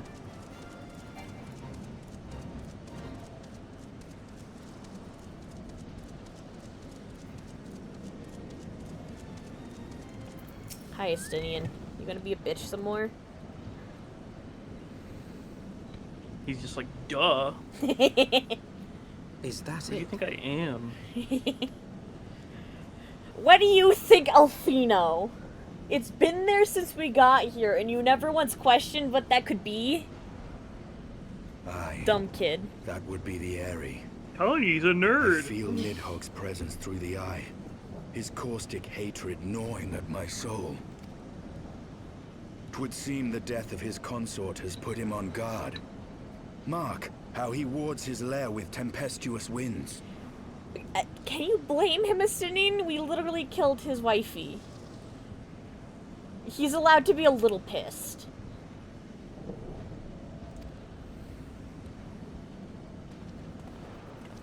A similar barrier once barred our entrance to the primal Garuda's domain, until we discovered the means by which it could be penetrated.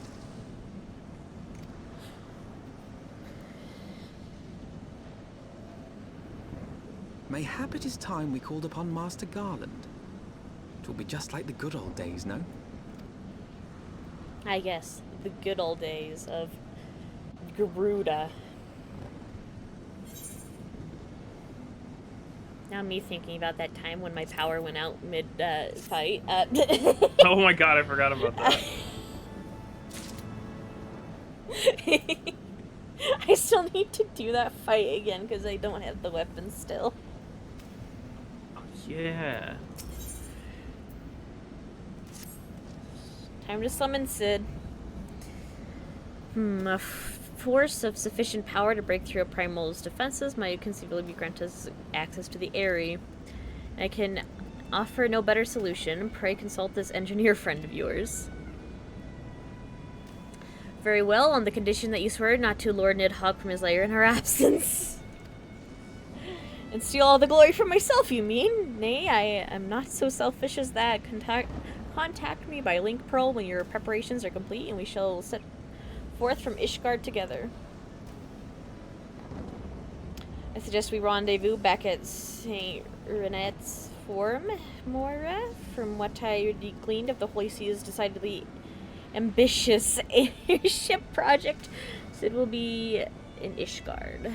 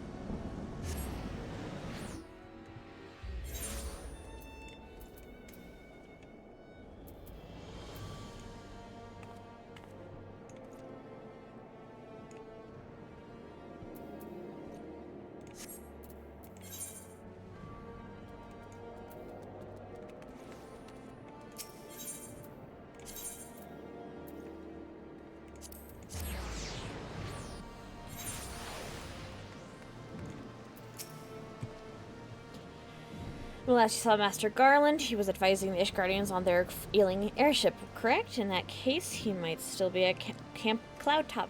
Failing that, we could try the airship landing or might have even the Sky Steel Manufactory, but let us not waste time searching aimlessly. Someone in the city is sure to know where to find him. The question is who? Sir Emmerich would seem the obvious choice, but there is no guarantee he will be able to grant us an audience on short notice. I have it. Count Edmont's youngest son prides himself on knowing all of the Holy Sea's juiciest rumors. Let us return to the manor and see if Lord Emilion is about. Finally, a use for this man. There's no guarantee that he's still gonna be useful. He just is finally getting a glimpse of being useful for once. Listen, my expectations are pretty reasonable. In that he might be useful this one time. You have a higher expectation than I do. The hero returns. How goes the fight, old girl? I still want to punch him in the face.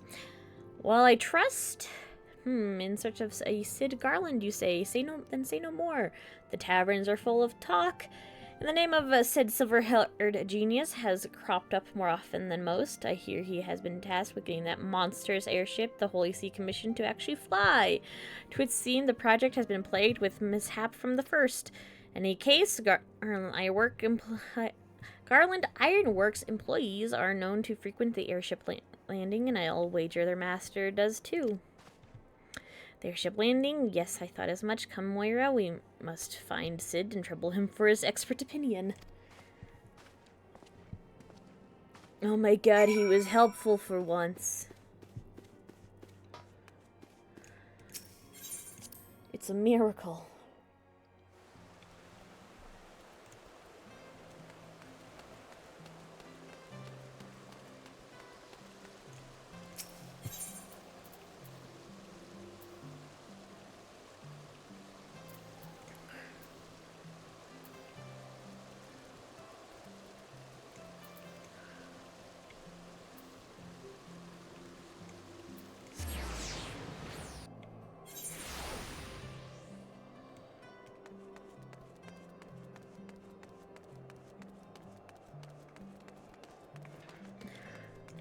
Oh good, it's Sid, Biggs, and Wedge.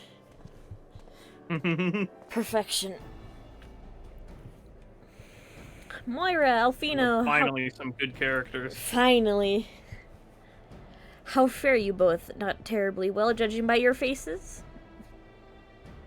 Greetings, Master Garland. I am sure it will come as a little surprise when I tell you that we have need of a favor. So, Sid, you remember Garuda? Another wind barrier, and you say it was conjured by Nidhogg.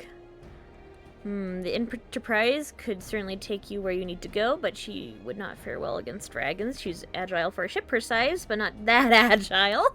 The Dravanians would fly rings around her. If they took it into their heads to insert the rig, there would be precious little we could do to avoid them. But there must be something we can do, some manner of weapon we could employ. Estinian stands vigil at the edge of the churning mist, but we do not know for how much longer. Alright, I didn't say it was impossible, I said it was impossible for the Enterprise. We need a smaller boat. Skyboat. Biggs, Wedge, it's time we gave that new toys of yours a proper field test. And then they were very excited, because it's Biggs and Wedge. And they're excited about most things, if we're being honest. It's probably best if I let the lads show you. Come on, the manufactory, not far.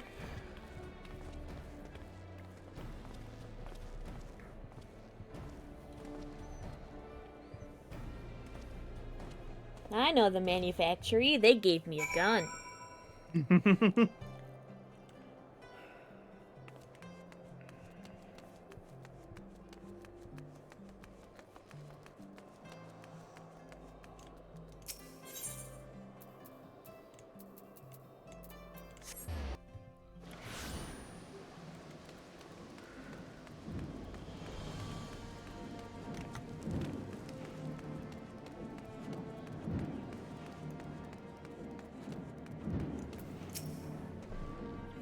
Our little project's just inside. Oh, you're going to like this one. Is it a gun?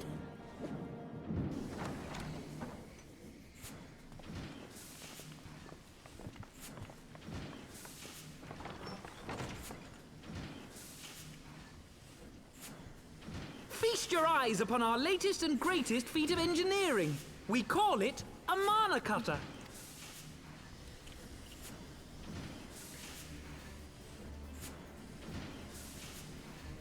After you put down Gaius, Wedge and me struck out on our own for a bit, and started work on the successor to the tiny Bronco. Impressive little thing, isn't she? My talent for ship design has plainly rubbed off on them.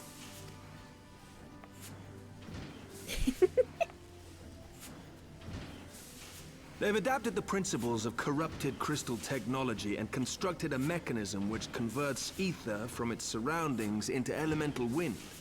Said wind is then harnessed by the specially engineered sails, providing the craft with propulsion and lift. All in all, a most elegant solution. I'm actually a little upset that I didn't think of it myself. The design does, however, come with one small flaw. I'm trying to decide how I feel about Wedge's new voice. The energy conversion ratio is bloody awful. To generate enough power to get you off the ground, you need to be in an area awash with predominantly wind-aspected ether. Did Wedge even have a voice before? In other Yeah. words, there are a few places you can fly, and lots of places you can't. Like, towards the end, he had a few voice lines. Just enough for me to know he didn't sound like this before. Fair enough. The new Ishgardian airship hasn't left the boys much time for tinkering, meaning it may be a while before this particular project takes off. If you'll forgive the pun.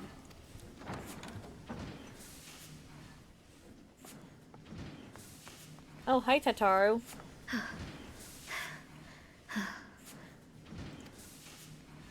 Tataru, what's happened? I've been looking all over for you. There's been word from Aldar. It's about Her Grace, the Sultana.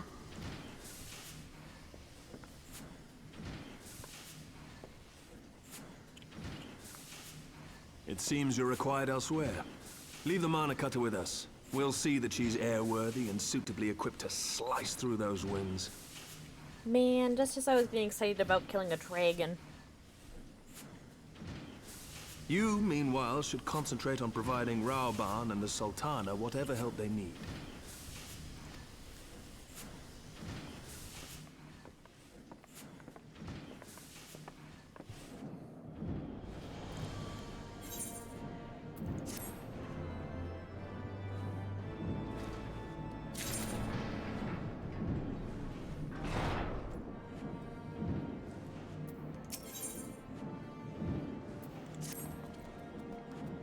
General Raubon says they may have uncovered the Sultana's whereabouts. Words are hard. And he wants you, by which I mean both of you, to go to the Waking Sands right away and help with the investigation. Come, Moira, pressing though Ishgard's plight may be, our presence here will not serve to hasten the mana cutter's completion. Let us return to the troubled lands of Thanalan and lend what aid we may. Tataru, have our friends at the congregation send a message to Estinian. Tell him we have identified a solution to our problem, but it will take some time to prepare. As you wish, Master Elfino. To the Waking Sands, Warrior of Light, 'tis past time Ulda was delivered from this darkness.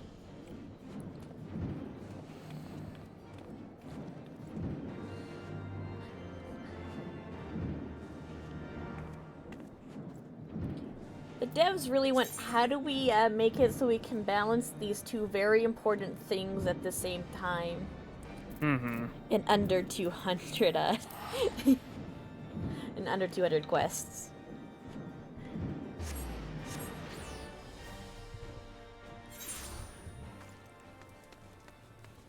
I mean, you might be surprised how quickly things progress. I know, it's just impressive that they're doing two wildly different things at the same time. Oh, get ready for Stormblood, don't you worry. Well, I'm excited. Two incredibly crazy things at the same time is literally like the definition of Stormblood.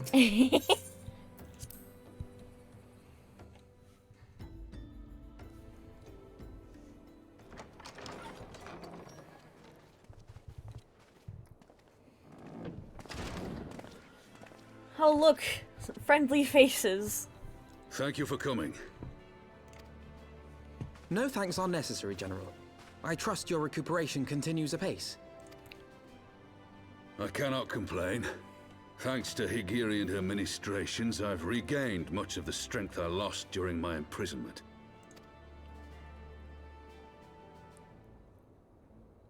I gather you have made progress in the search for Her Grace. Aye, some good fortune at last. A few days past, Dulala informed us that a sizable shipment of alchemical supplies had been delivered to the palace.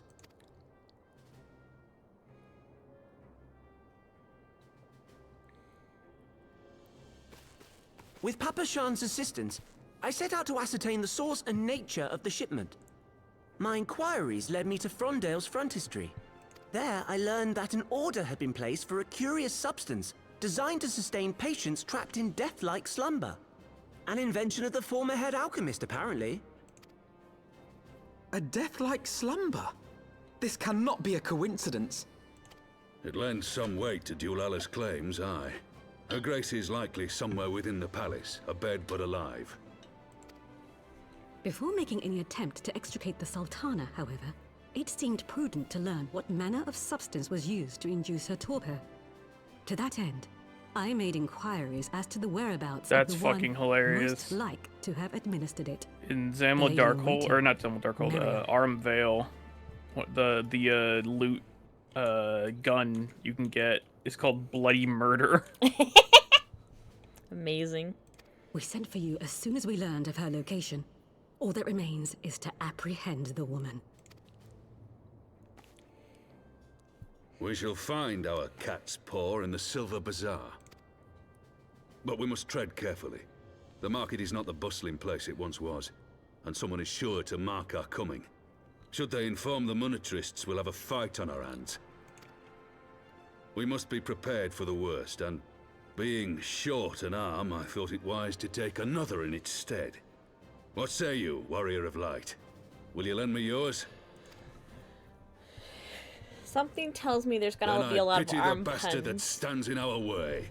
Come, my friend. For Nanamo. I mean, that'd be and for pretty Ulda! low-hanging fruit. I mean, yeah. But it doesn't mean they have to take it.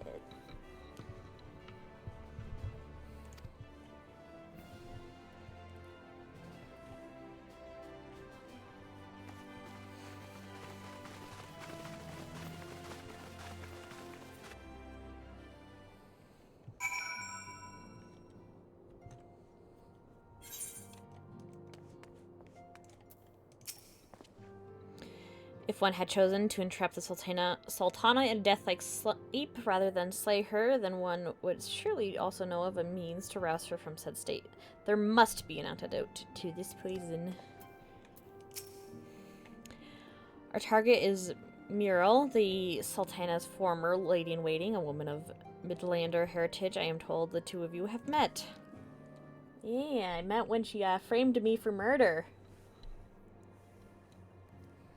Our sources indicate that she left the palace shortly after the incident and quietly rejoined the dwindling population of the Silver Bazaar. I suggest we begin by questioning the market's residents and confirm that Muriel is still in hiding there.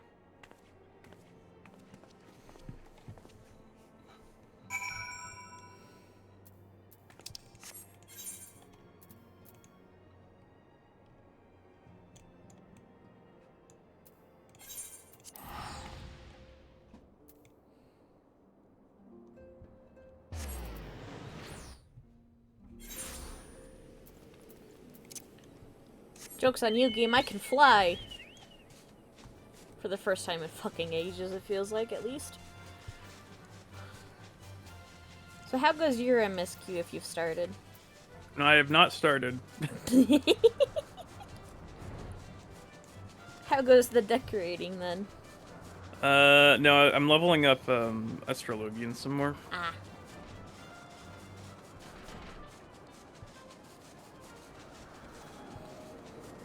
Big yawn. Eepy boy. Mm-hmm.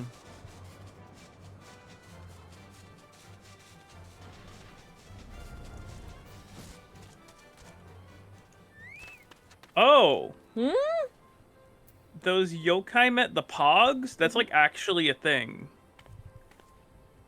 Like that's actually like a collectible you can get in real life. Yeah, you didn't know That's that? what they're based off. No, I don't know shit about Yokai Watch. I only know that because my sister likes Yokai Watch. So I guess it checks out. Oh, like yeah, they basically are pogs.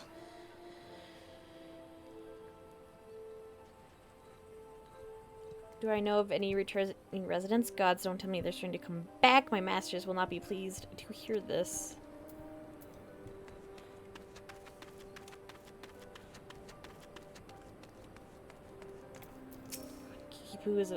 Kiki Poo is a fake name. You can't convince me otherwise. And what brings you to our lonely little hamlet? I believe the arrival of your entourage, just about double their population. Looking for Muriel, you say. If you're hoping to lure her back to Ulda, you may as well give it up now. The girl's done with city life.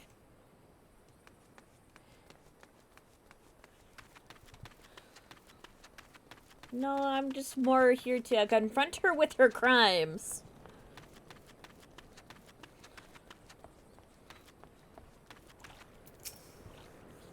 Muriel? Yeah, she's here, left the city for good, she says. Barely leaves her house, though. It's the one closest to the market entrance.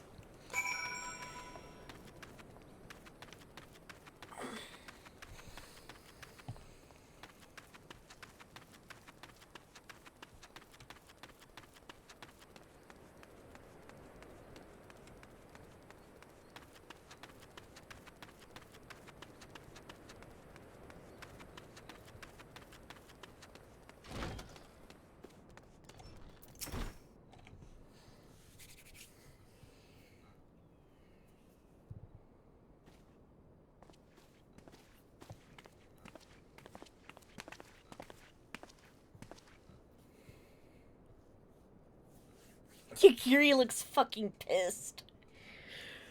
So You does are Elfino Muriel, Jesus. the Sultana's former lady-in-waiting?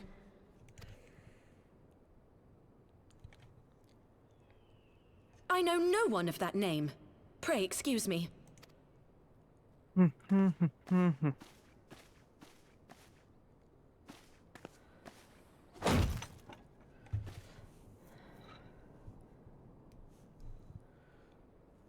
General Alden. She's fucked and she knows it's hilarious.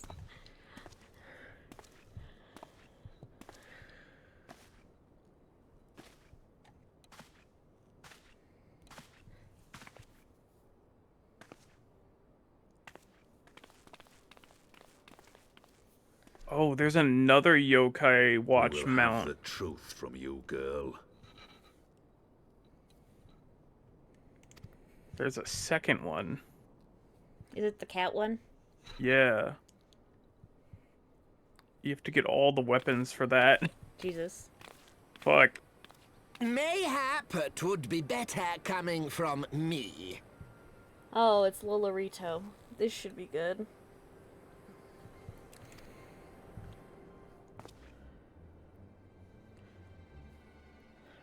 Lolorito, you'd best talk fast. As you know, Teleji Adeleji's Cartano reclamation bill was no more than a facade. A means to get his grubby little hands on that Allagan monstrosity Omega. When he learned of Nanamo's intention to abdicate, however, he was forced to amend his plans. Suddenly, assassination seemed the most promising way to further his ambitions. I am told Teleji had discovered a maid in whose veins ran the blood of House Thorn. A new, more pliable puppet to sit the throne. 'Twould have caused an uproar, of course, but few could have contested her claim.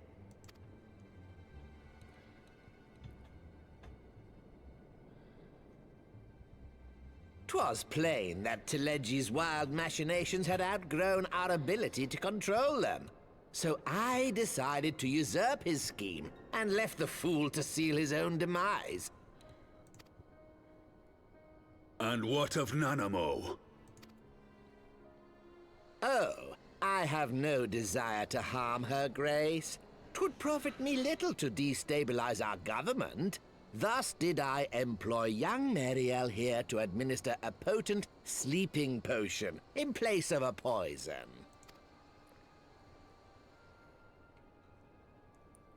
You should know, General, that your dear friend Ilberd was fully aware of my plan. I had him lie about the assassination as a means to prime your rage against Teleji. We weren't entirely sure how you would react, but things went rather better than expected. You conniving little worm! You had your claws in the Crystal Braves before their first recruited sworn to serve! But of course, when a new game begins, 'tis only prudent to have a piece on the board. Ilberd was mine. Truth be told, a significant proportion of the Braves' initial endowment was also mine. With such large sums moving about, 'twas a rather trifling matter to disguise my own contribution. Ah, Ilberd. I secured his services with a promise to support his cause once my authority had been solidified. I swear, the man thinks of naught but prizing Alamigo from the grasp of the Empire. Unlike you, General, the poor fellow seems quite unable to forsake the land of his forefathers. Mayhap that's why he called you a traitor to your people and a disgrace to your homeland, amongst other things. What was it he always compared you to? Oh, yes, an overgrown lapdog begging for scraps at the Sultana's table. Oh, how we laughed.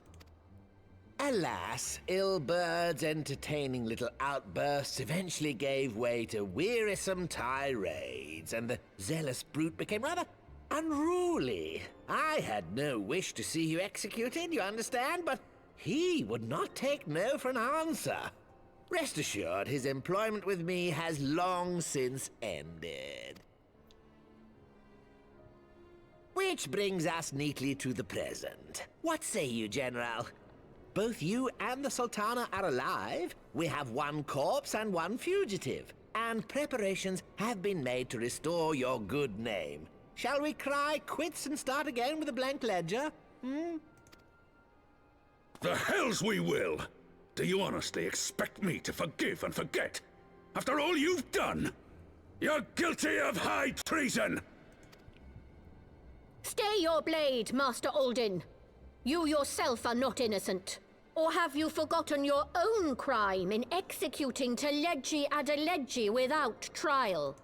Though you acted out of loyalty to the Sultana, such deeds are in violation of both the word and spirit of the law.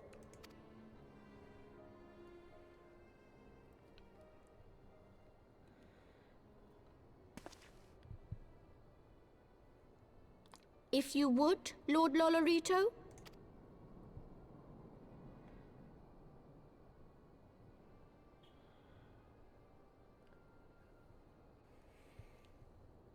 This potion will wake the Sultana from her slumber. Consider it a gesture of conciliation. You will find her grace resting comfortably within her private chambers. Should you doubt my word, I shall willingly accompany you to the palace as your hostage.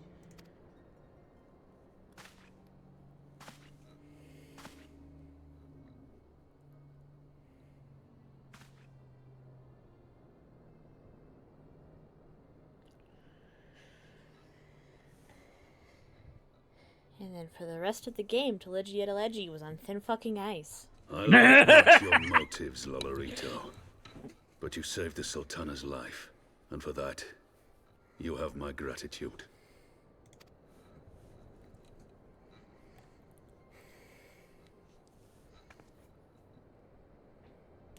Did I say Teleji? I meant Lolorito. I know what you meant. Thank you. Rauban Aldin, you are hereby Honestly, I get their names mixed up all the reinstated time, as too. General of the Immortal Flames. The citizens of Uldar shall once more be united under Nanamo Ulnamo, and together we shall usher in a new age of prosperity.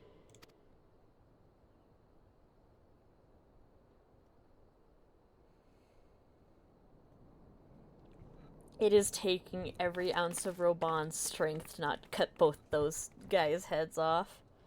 Yeah. He's like, I fucking hate it here. Yeah.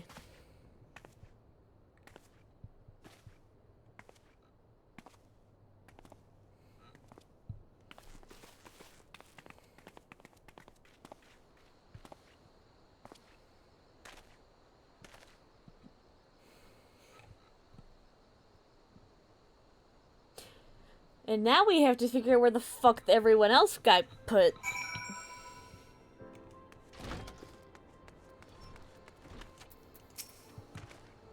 By the 12, I fear your Lord Lolorito's arrival would herald another bloodbath. Little did I suspect that he, of all people, would gift us the means to rouse the Sultana. I know, it's very plot convenient.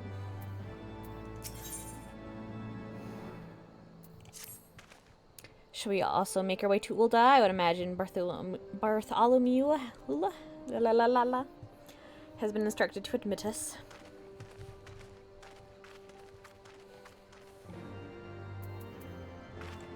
Oh, that's such a good Lalafell name. Hmm?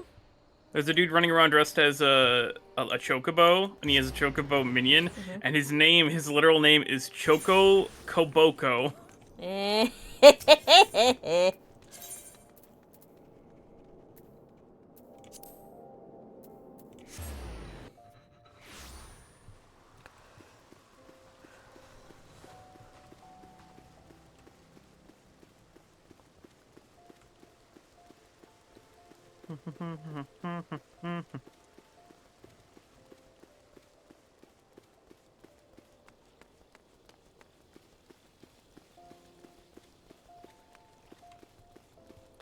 And then all of the Crystal Braves were on the run for the rest of their sorry little lives. Anyways. Anyway. Flame Journal Robon mentioned you'll be coming. Please, this way if you will.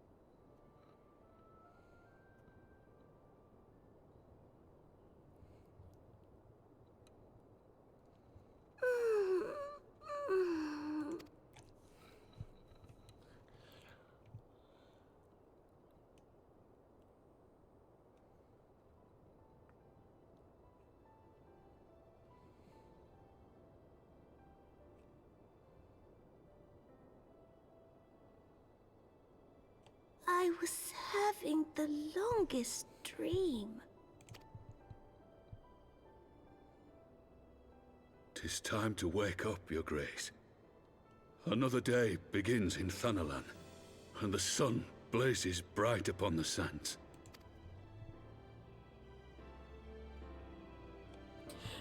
Nanamo is clearly aware that something ain't right, but isn't fully aware as to what it is.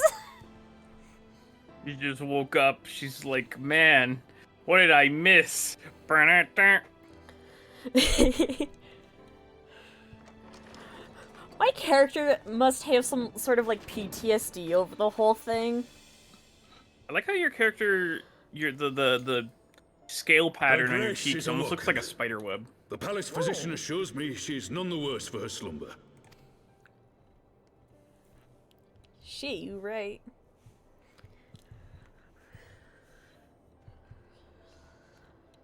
Like the fact that I there's like believe the her Grace will Halloween ass soon resume aesthetic, her like plans all to up in place your the government business, of makes it really Uldar into the apparent. hands of its citizens. Whatever path she chooses to take, I shall walk it with her. And we shall tread slowly, lest the nation be unsettled in our wake.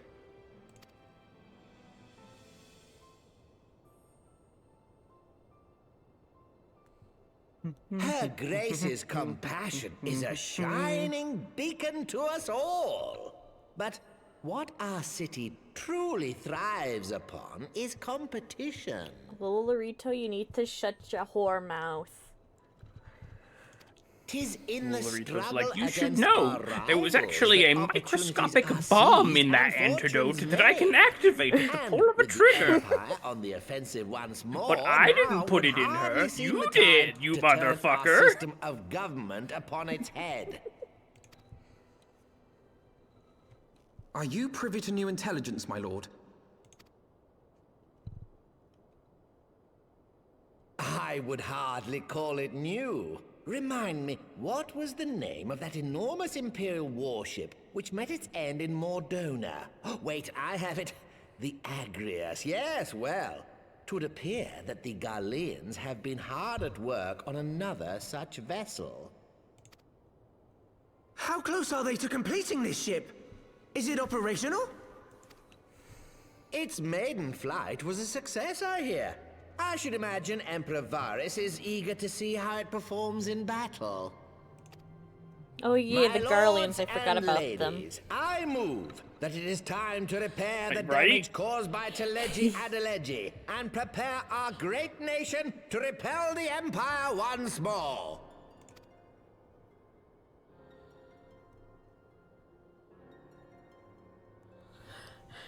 My character just despises this man like none other. I've never seen her look more pissed. 'Tis well that the Sultana has awoken. The Syndicate yet needs to put its house in order, but 'twould seem the worst of the confusion has passed. Uldar has taken control of its future, and I must do the same. Time to put out warrants for people's arrest for that coup. I have decided to disband the Crystal Braves. Alfino, they kind of did that themselves. Among the recruits, there were those who supported our order's goals and convictions with all sincerity. 'Tis my hope that these loyal men and women will choose to remain our allies in the battles to come. As for those who sided with the traitor, Ilberd, they shall be hunted down and held to account for their crimes. It is my earnest hope that they will surrender themselves peaceably when the time comes, though I think it unlikely. Ah, my all-conquering Crystal Braves. The model army meant to pave the way for a single unified grand company of Eorzea. That so high an ideal should be brought so low. I need not tell you how deeply the betrayal stung me. Yet I see now that it was mine own naivety and pride which allowed the Braves to fall prey to corruption. As ever, it is to your own shining example that I turn for inspiration. Like you, I mean to stand firm in the face of hardship and give mine all for the cause. Let us resume the search for our missing comrades, that we might come together to shine the light of dawn across the realm once more. I'd almost forgotten that I don't know where the fuck the other Scions are for a second. Right? There's been so much happening. The role of Crystal Brave Commander suited me ill, and I shall play it no longer. Henceforth, I shall be no more or less than Alfino, proud member of the Scions.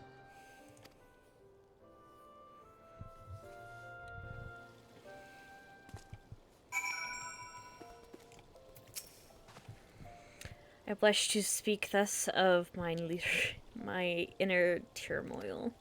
But the fact remains, there is no woman alive in whom I would rather confide. Were it not for your shining example, I might never have emerged from beneath the pall of my despair.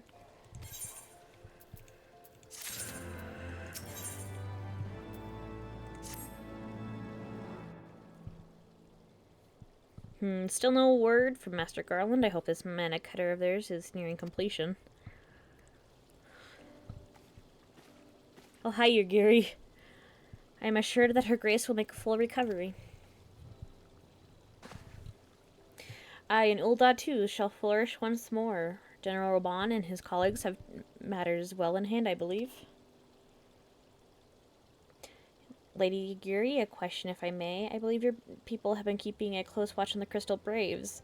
You know how things stand at the Rising Stones? Yes, of course. You'll be pleased to know that the 3rd Unit Braves abandoned Revenant's Toll when they learned of Captain Illibird's defeat. The only blue uniforms to be seen are now those worn by soldiers loyal to you, Master Elfino. To me, I see. I am grateful to hear that at least some of our members were true to their oaths. Ere we return to Ishgard, I must go to the Rising Stones and thank these stalwarts for their service. It shall be my final act as Crystal Brave Commander. Will you join me, Moira? You were there at the company's inception. 'Tis only fitting that you be present at its end. And I would appreciate the support.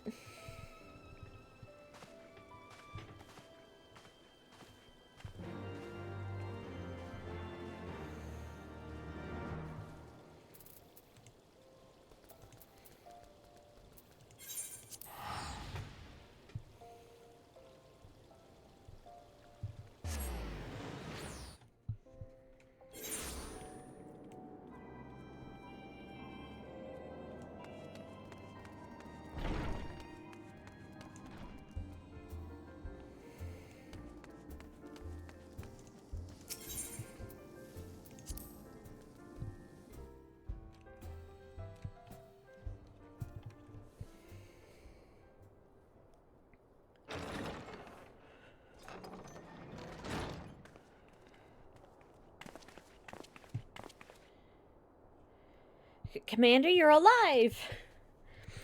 And Moira, too, I knew you'd escape through. Scrape through, whatever. Words are hard. My splendid Crystal Braves, I have wronged you, all of you. My promises of glory and salvation have brought you naught but blood and betrayal. Bah, you'll not hear us complainin'. 'Twas a sight messier than expected, aye, but we was still fighting for freedom of all, just like we swore. Ain't that right, mates? Aye.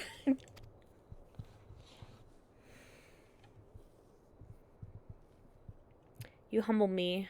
I am truly blessed to have such steadfast comrades. It is with the most profound regret that I must. That's enough of that, Commander. We know that you've a mind to say we ain't having none of it. We've talked it over, see, and we all agreed you can take our uniforms and strip us of our ranks, but we won't be no less of a company. But the Crystal Braves may be finished, but the ideals upon which the company was founded live on. They bind us to each other and to you. Commander Elfino, our minds are made up, so you may as well get used to it. Let us help the Scions. Let us help you find Minfilia and the others.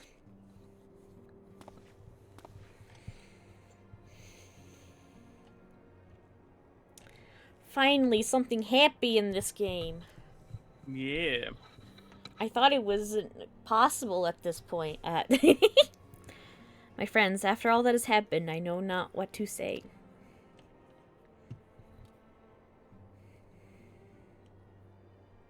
Oh.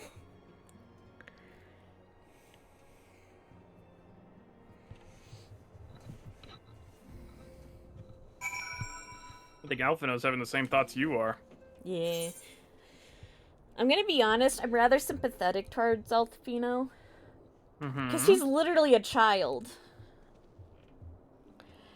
A child who, from my understanding, has been separated from his sister for a good amount of time now. His parents are nowhere to be seen. His grandfather's dead and died in a war. And he has a lot of expectations put on him for various reasons.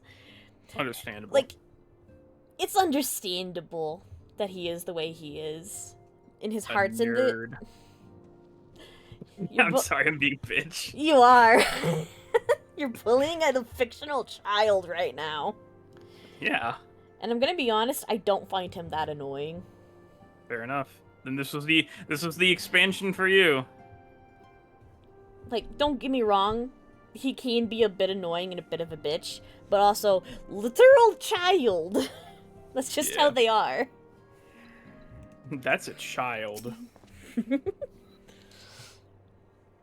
Pray excuse me, I had thought my tears spent. My grandfather used to say that one could measure a man by the consistency of his comrades. Mayhap I am the exception which proves the rule. Nay, do not protest. I know that I am not worthy of their loyalty, Moira. Oh. But as his God as my witness, I shall do everything in my power to earn it.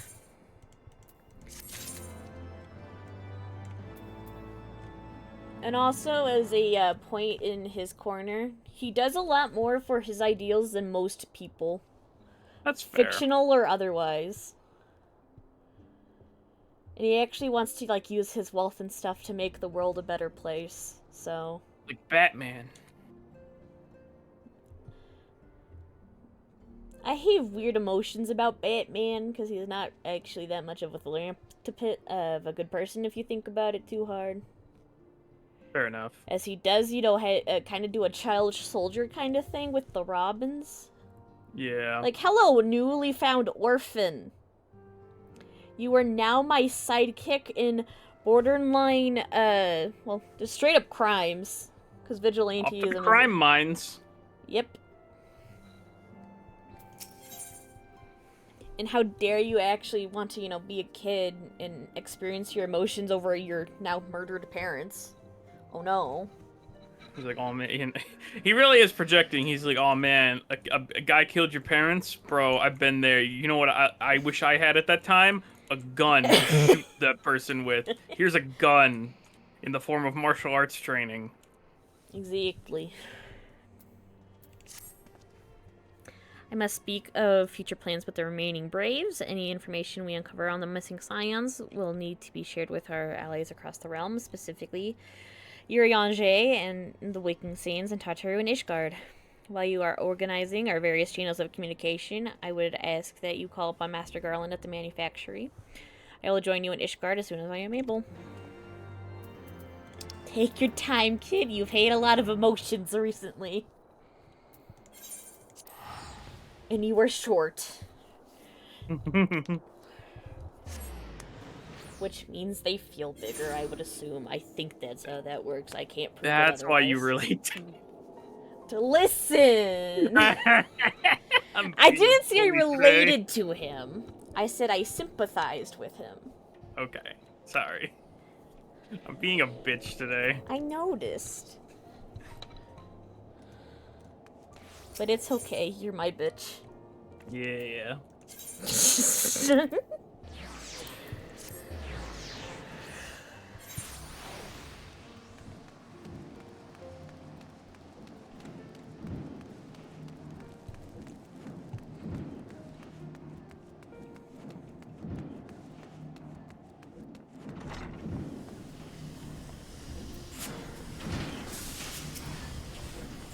Moira, how in the seven hells do you do it? I was just about to send for you. We have, but this moment, completed the mana cutters for a successful test flight.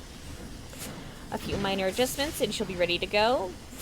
While we see to the finishing touches, you might want to pay a visit to Fort Tom's Manor. A dragoon by the name of Essinian was looking for you. Of course that bitch was. I believe his name was Esteban? Asano?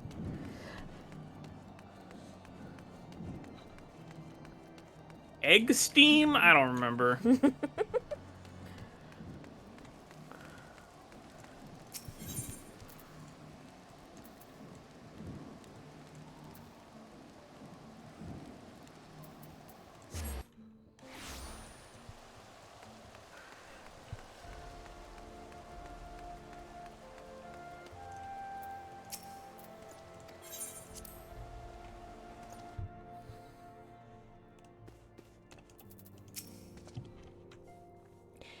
You have fulfilled your obligations to the Uldans, then? Mistress Tartaru has been keeping me apprised of the situation. Once I learned that these mana cutters of Master Garland were nearing completion, I saw no reason to tarry in the mists. For the present, Nidhogg seems content to remain in the Eyrie, plotting his revenge. Might not this be an apt moment to unfold our plans to Sir Emmerich? I think we have kept him in the dark long enough. Yes, the other character that everyone simps for in this game. Yay! You got very excited when I said we were going to see Emmerich. No, I got very excited when you said that people simp for him. Why would you be excited about other people simping? Because you're talking about me! You're a simp? For Emmerich, I am.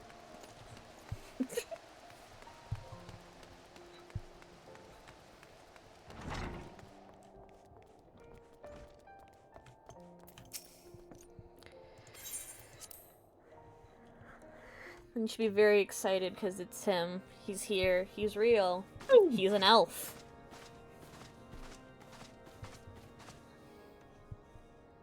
All stands ready, Lord Commander. Ah, the moment has come then. Oh, hi, Alfino. Pray excuse my lateness. I paid a brief visit to the workshop to inquire about the mana cutters. The engineers assure me that they're ready. I have an unpopular opinion. Oh?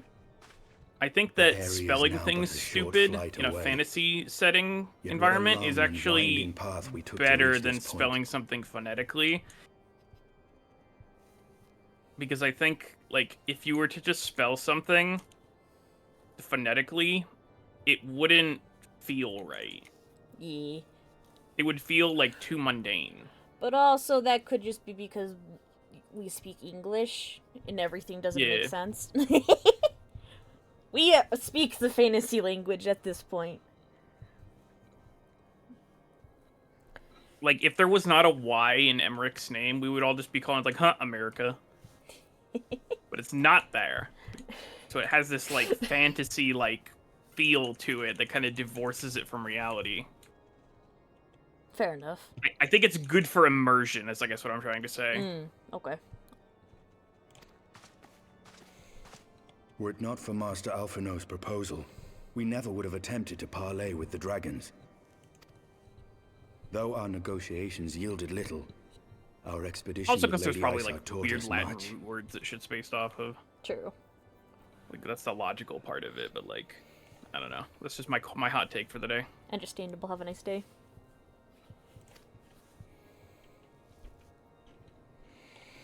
You took an unimaginable risk. I could scarce believe the tale Estinian told.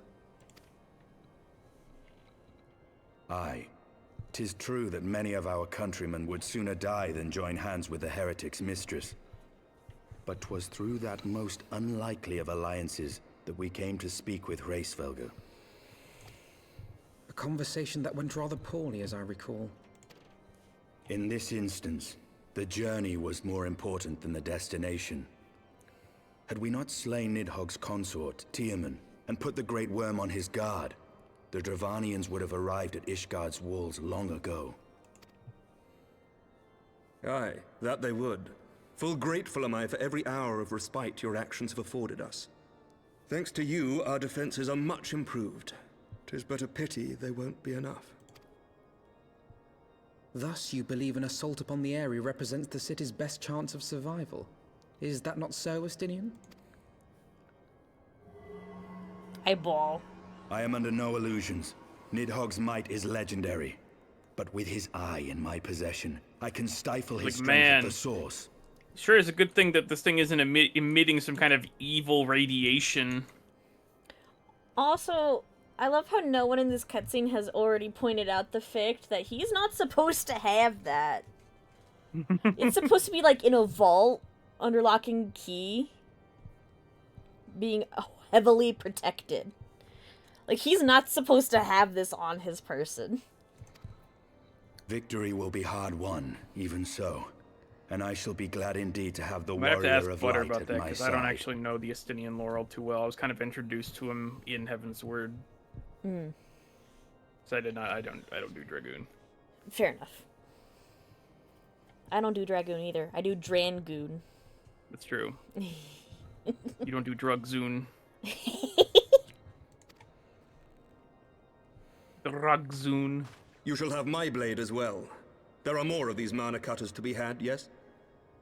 Oh, Emmeric's coming with. Jesus. Lord Commander, no. How can I, a proud knight of Ishgard, stand by and do naught while an outsider risks life and limb for our homeland? Fuck you mean? I swore an oath to protect this city. Pray leave the slaying of dragons to dragoons, Sir Knight. Your duty to command the city's defense is no less vital. Man, that would have been the horniest battle in this game. If both Stinian and Emmerich were fighting dragons with the player character. No one would be able to shut up about it. That's the real reason he can't come. There'd be too much Should sexual we fail, tension. and Nidhogg slip through our grasp, who then will hold the walls against him? Will you leave Ishgard in the hands of the Holy Sea's zealots? There are others. Who but you has the authority and the standing to orchestrate a city-wide defense? I do not, and neither does the Warrior of Light. That is why it is our place to fight, and yours to remain here, Lord Commander. What? You too, Master Alphino? By the Fury! You have shown some promise, but this adversary is far beyond your skills. Stinian needs to quit smoking 5 packs a day. That's my opinion at the moment. He's basically this game's Batman, the more I witness him. By the way, I found I think, was it a caster outfit or a healer outfit? It's a caster outfit. Although I suppose with this game, the healer version will be the same thing, but white. I found a caster outfit that it's a top that's basically the top that your avatar is wearing. Oh, that's amazing. Where it's like a sleeveless thing with like a shoulder, like a jacket off the shoulder type dealie. It's like level 80 or some shit. But I saw someone wearing it and I was like, what the fuck? Oh, I think I know what it might be. I think it might actually be a costume. Hold on, let me send you a picture of it.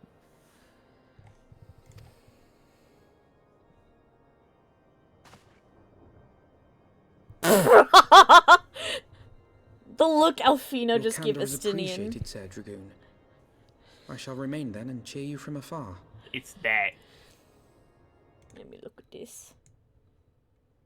Oh, And no, yeah, that's the healing different. version is exactly the same. It's white. Interesting.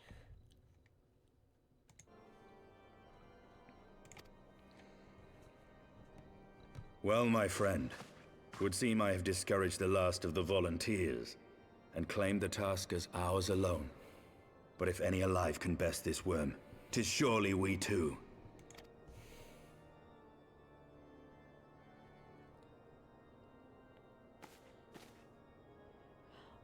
The wide brim of my witch's hats always make these cutscenes just so much more dramatic. Yeah. I live for it.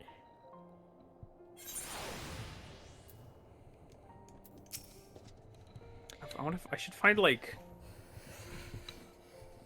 the glamour community in this game is so crazy. I could probably find if I looked hard enough like some kind of like ranking where it's like top 10 witches hats. Probably. You know, there's this one witch's hat that you can't get anymore because you had to like go to a con or something to get it. Jesus. It's like it's like really cool too. It makes me so sad. Oh. I have pricked Master Alfino's pride, I fear, but had I been less forceful, the boy would have insisted on accompanying us to the area. He almost did anyways, to be fair, Stinian. I'll give you that one. Hat. I'm kind of meh on it. I guess like how wide the brim is. I'm kind of the opinion that it's too wide. That's fair. Anyways. Do not think me blind to his talent. With a few more campaigns under his belt, I have no doubt that Elfino will make a fine field commander. But one does not practice on an adversary such as Nidhogg. No shit. There's a real nice one, but it's only available as an item code you get with one of the art books. Interesting. Oh yeah, no, that's what that one is. Ah, okay. No, it's not a con thing, it's the art book one. We shall be hard-pressed enough without the added worry of carrying a novice. Haha. Elfino's baby.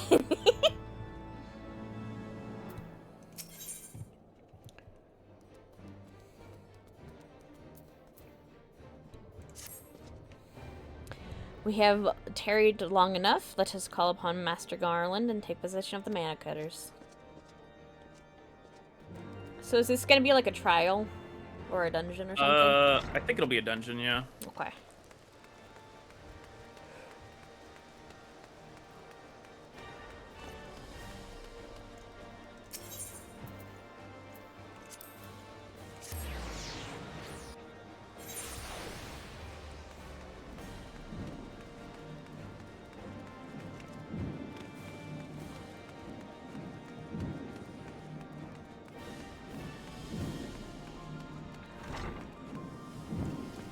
It's not where I need to be.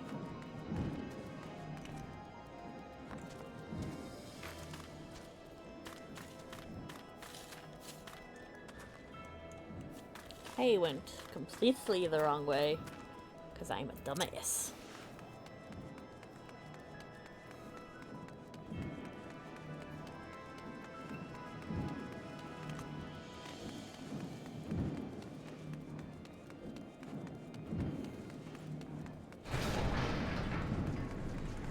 Hello, Sid.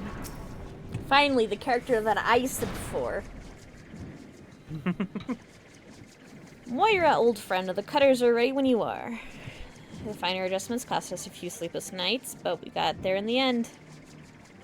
Which means you get to go where you need to go. I tell you, these little beauties will tear through that wind barrier like a cement drill through cottage cheese. That is an image. And that, my friends, is a Garland Ironworks guarantee.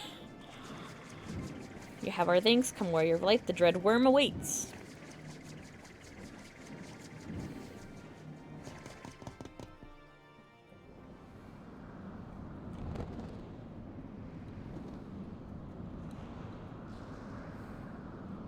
Yes, I too am familiar with Kingdom Hearts.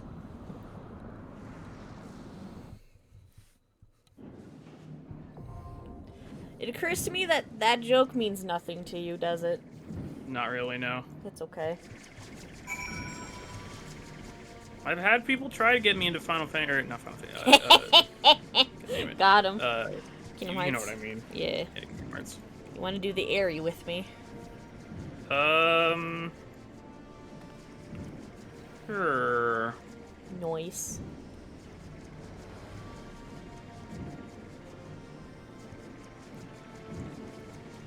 Guess I should probably be a tank, huh? Up to you. Just add me to your group when you're ready.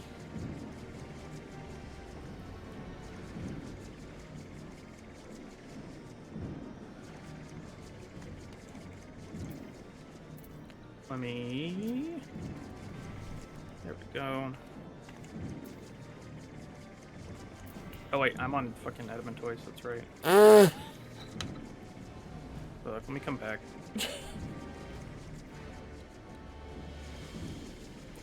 It occurs to me that Estinian actually isn't that tall, it's just how he's framed in a lot of shots. I'm pretty sure I'm taller than him. That's not surprising. Considering he's honestly not that much taller than me.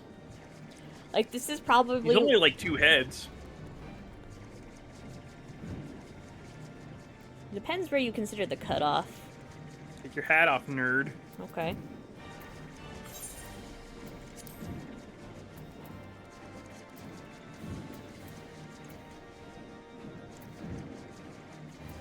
So I'm at like chest height. It's like 2 heads, come on now. Depends on the size of the head, but okay. I'm talking about his head. He needs to take off his helmet for that to be accurate.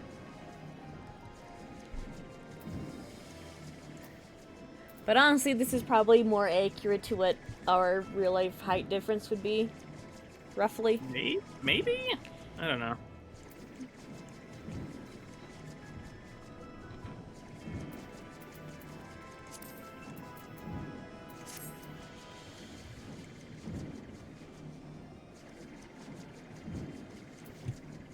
Are you back on Seraph yet?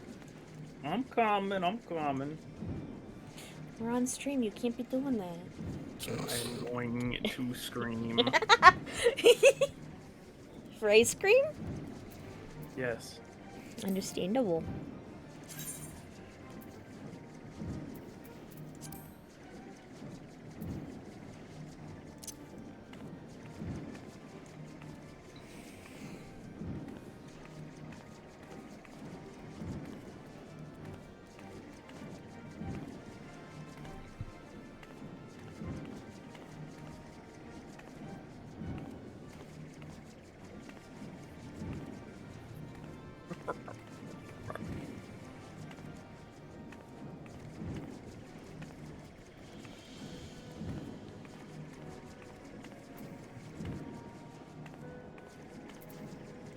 I'm surprised that's the entrance to the dungeon.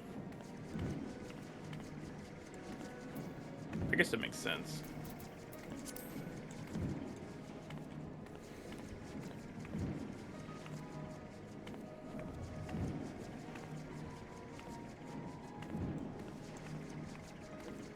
Womp, womp, womp, womp, womp, womp, womp, womp, womp. Me when I killed Nidhogg's girlfriend. What are we doing? This is The Airy. The Airy? Okay. More like the Eerie. I'm so funny.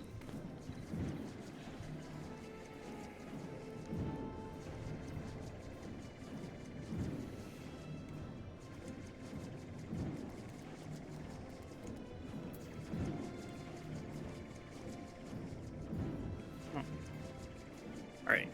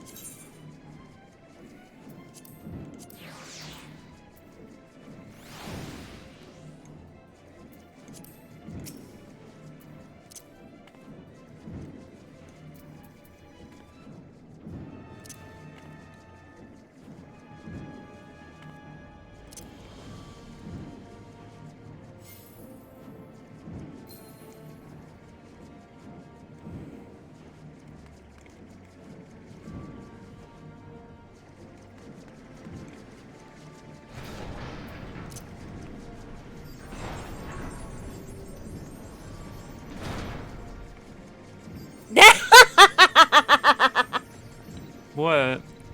Oh, perfect.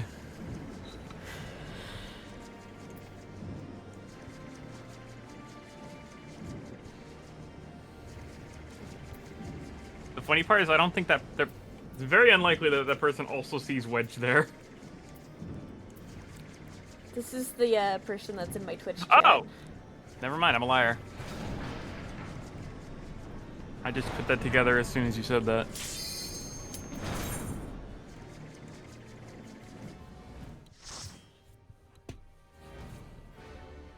It took me a The second. Wedge. Yeah. But I caught on.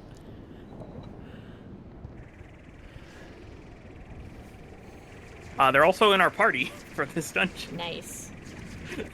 Oh my god, 2 samurais! For the price of one. Dragon. Degron. Big lizard. Big Zerd.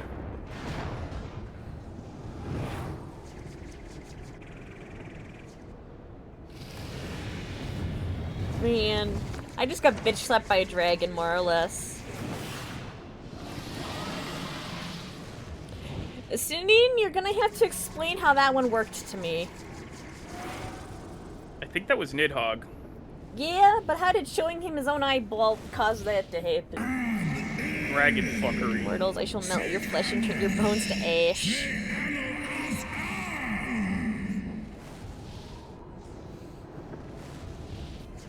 You know, good old... looking at him, I guess you could say he is a bearded dragon. What, you mean he just flashbanged him with his own eye? Pretty self-explanatory if you ask me. Okay.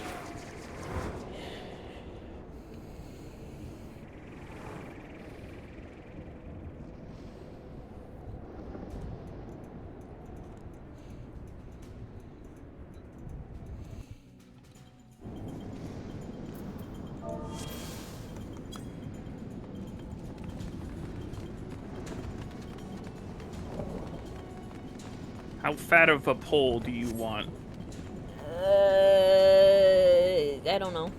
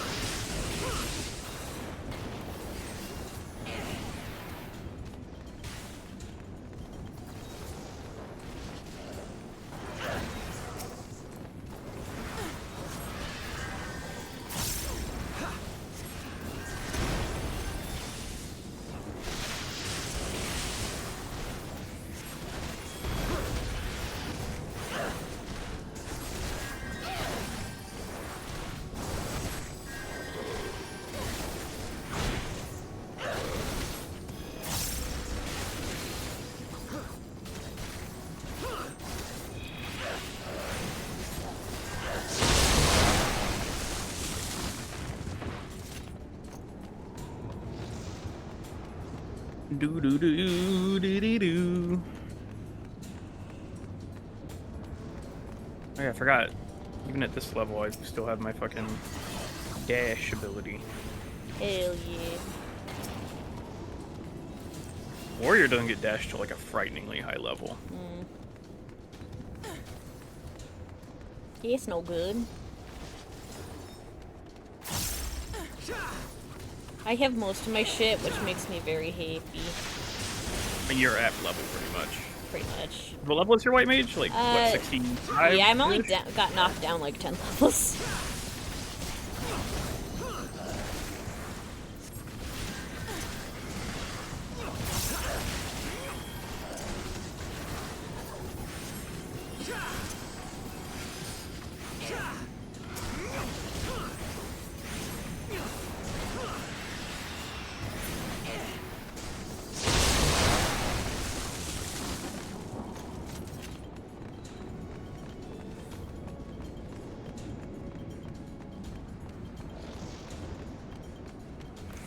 Snake! Snick!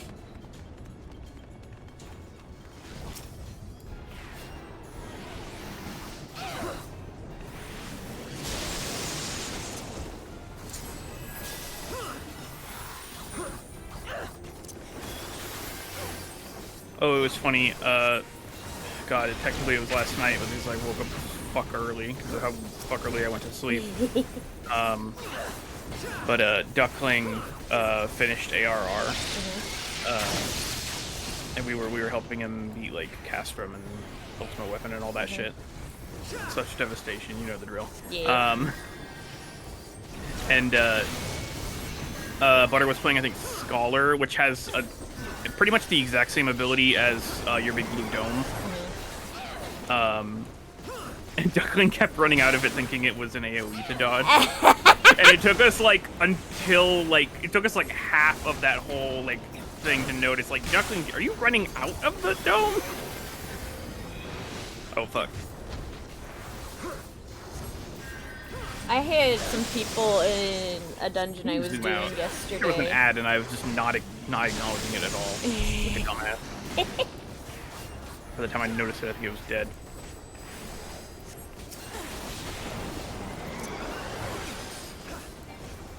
What were you saying, though? I was doing a dungeon yesterday where that exact thing happened, but with the whole fucking party. Oh my god. And it didn't help. I was already kind of annoyed because our guy for that run was our what's it called? Tank. Was an absolute dipshit. What do you do? He kept running faster than I could ever, basically. Yeah, that does stress me out whenever I heal, is when it's like, I can't even hit you with a heal if I wanted to from this distance. And then we party wiped because... You are around a corner, sir.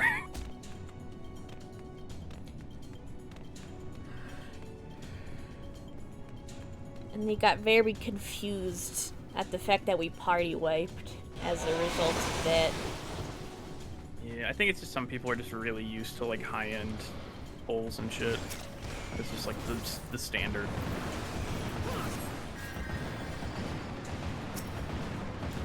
But also, a lot of tanks have their own ways to, like, buy themselves time, like mitigations and stuff, so...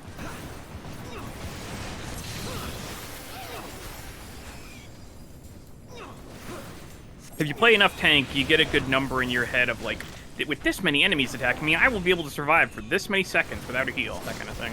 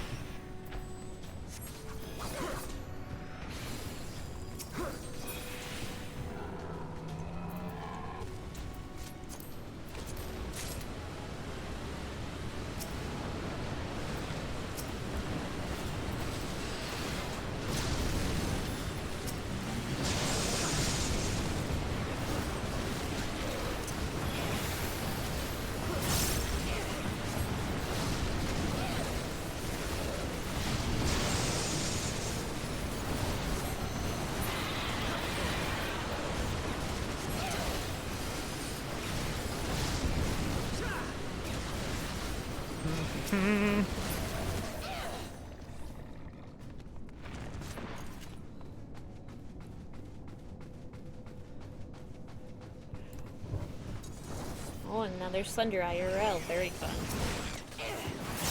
What? Weather is occurring in real life. Oh my god, weather? I know you're not used to this economy? that.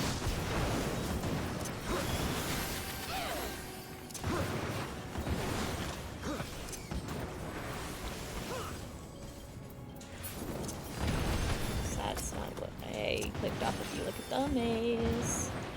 You're all good. You know what I learned recently, because I don't play a lot of healer, is, you know the little bar on the side, right? That shows, like, all your party members? Yeah. If you press F1, 2, 3, 4, it'll target that corresponding party member. Oh. So if I'm number 2 on the list, then you just click F2 and it'll target me. I just learned that because I'm trying to learn healer. I was like, there's got to be a quick and easy way to target my allies. I wish there was, like, one that was, like, a scroll, like you do with enemies, where it's just, like, you scroll until you hit it, so you just hit the same button every time. But I suppose targeting specifically the person that you want is probably more efficient. Maybe I'm just weird preferring it the other way around. I mean, I would agree that you are pretty weird. That's fair.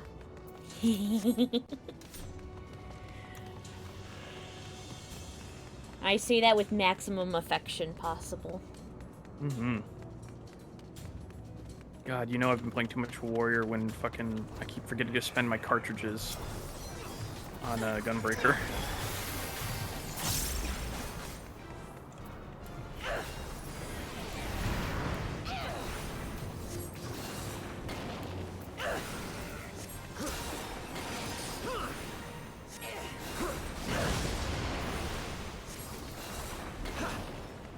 Oh, fuck this mini boss. I remember this now.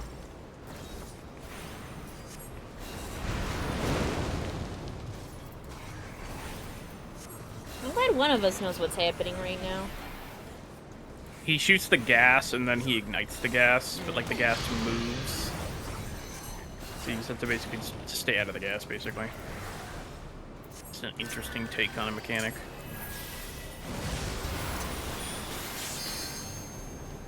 Yeah, you gotta be in like the little like in-between corner thingies.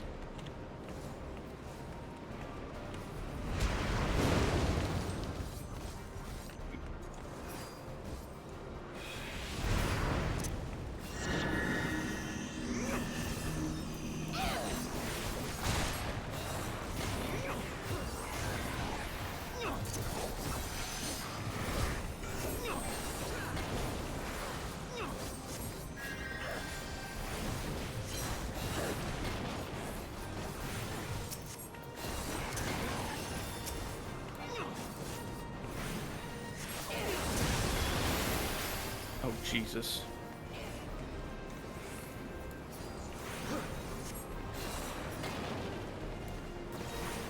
Oh, I'm fucked. Oh, that didn't do very much damage. I'm the tank, right? The way it was like non-symmetrical, so I thought like, oh, there'll be a safe spot here, right? Nope, there were just two stacked up on that one spot with no safe spot.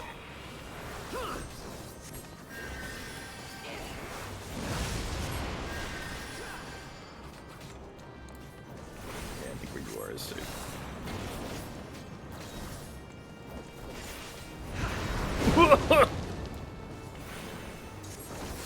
Did you become a crispy chicken nugget? I did not, but I almost did. As did you.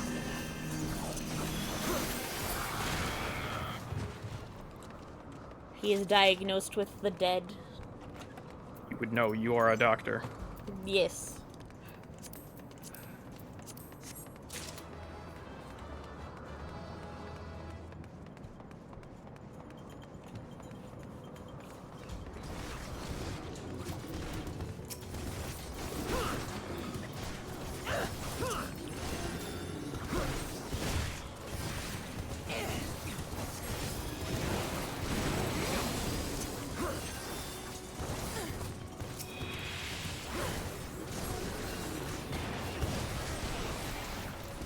Oh, fuck.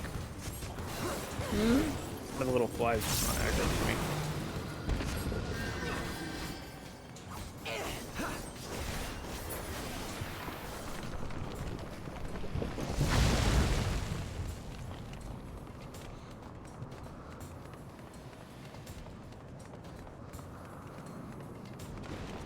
I like how never in this fucking game do you ever just like come to a dead end in a dungeon.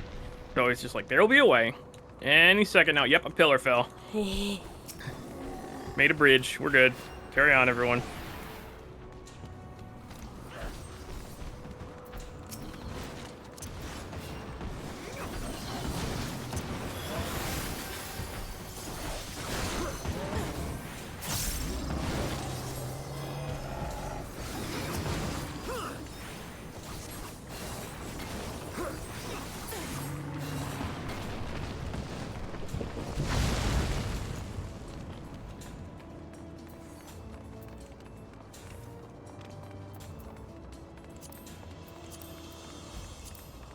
What are your opinions of the new jobs? I don't know if I ever... I know nothing about them. One is a painter mage, and the other one is like a dual sword guy. This sounds fun. You know what? I'll take it. Also, I got a new staff that's better than my current one. I'm very excited. Yeah.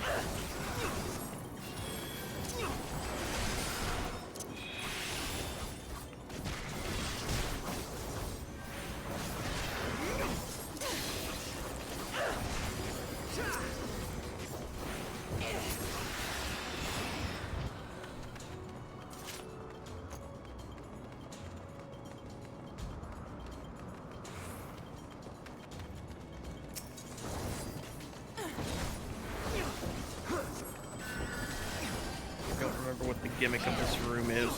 There's 4 dragons, 3 dragons. They're all just kind of looking at us.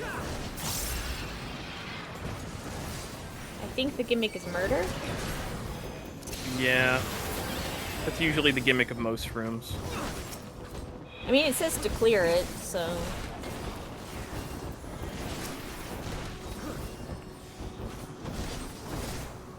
I don't know. I'm probably overthinking it, like there's some big deal to do it.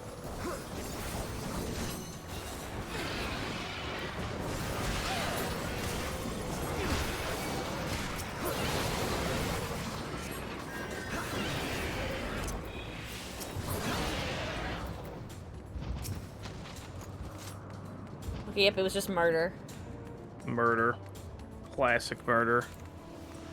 Oh boy. Definitely a cutscene here. Yes. So this the cutscene, at least.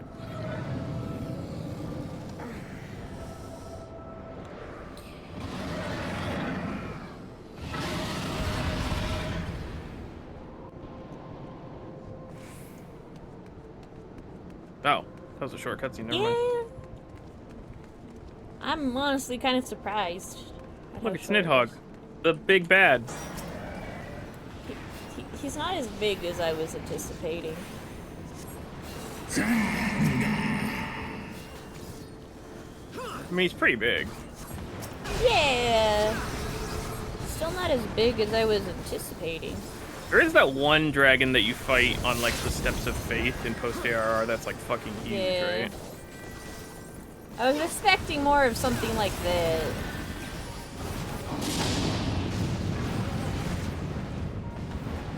It's not about the size, it's how you use it. I suppose. This is a very evil dragon. Don't fuck me.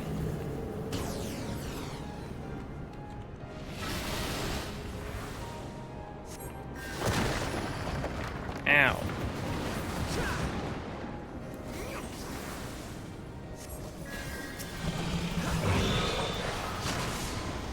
I've been given uppies.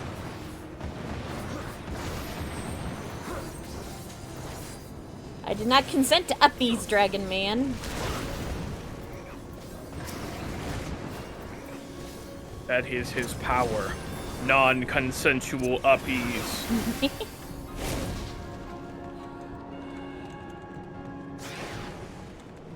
Woo!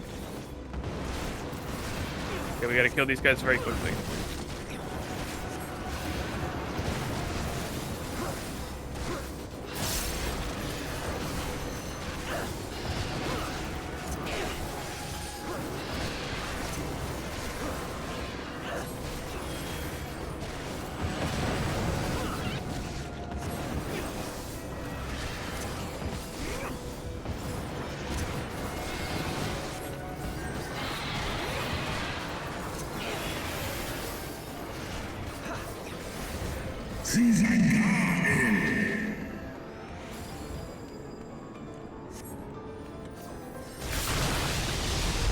Oh, my face holes.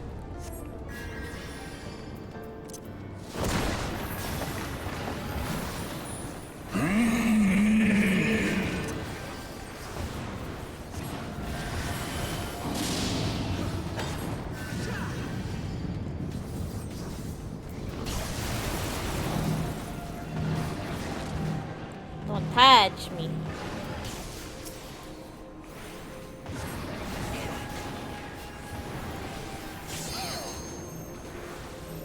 Oh, fuck me. Okay.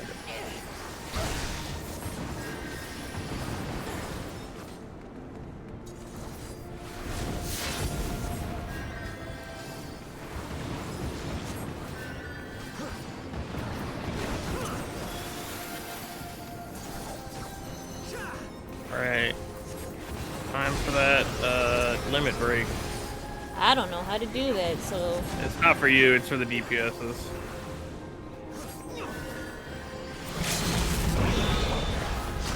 I have been given uppies again.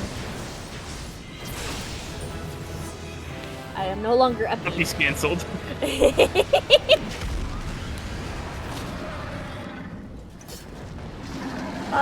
Is a Sidian with his murderous pogo stick.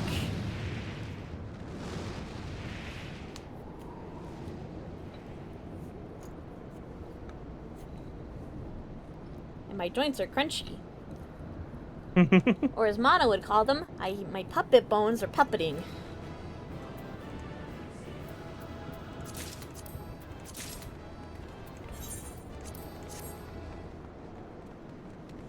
He just kind of dare.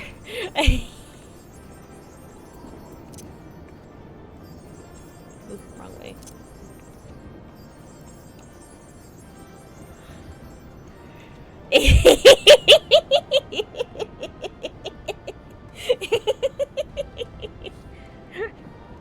Are you blowing him? No.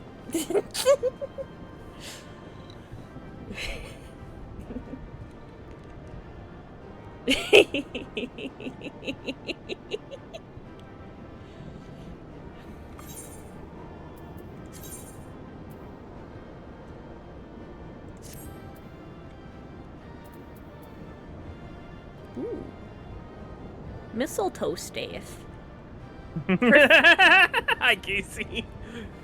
Oh, hello, Casey.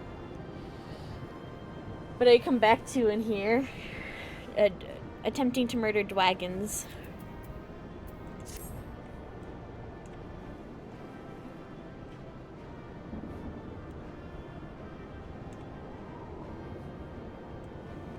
Looks like a bouquet. Yeah, it's my new stick. It's better than my old stick. Becky, let me smash.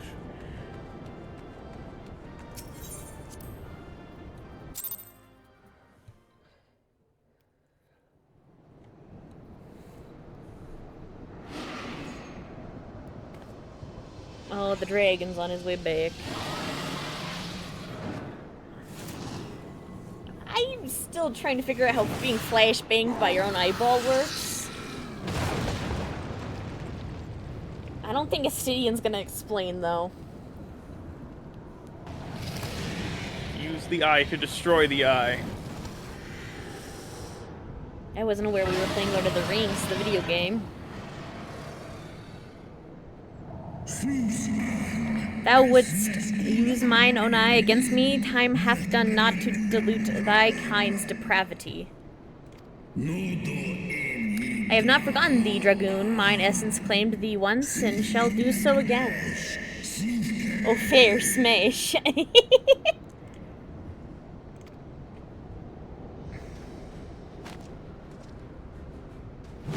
No worm! This ends here! Stinian, quit smoking 5 packs of cigarettes. It somehow sounds worse than before.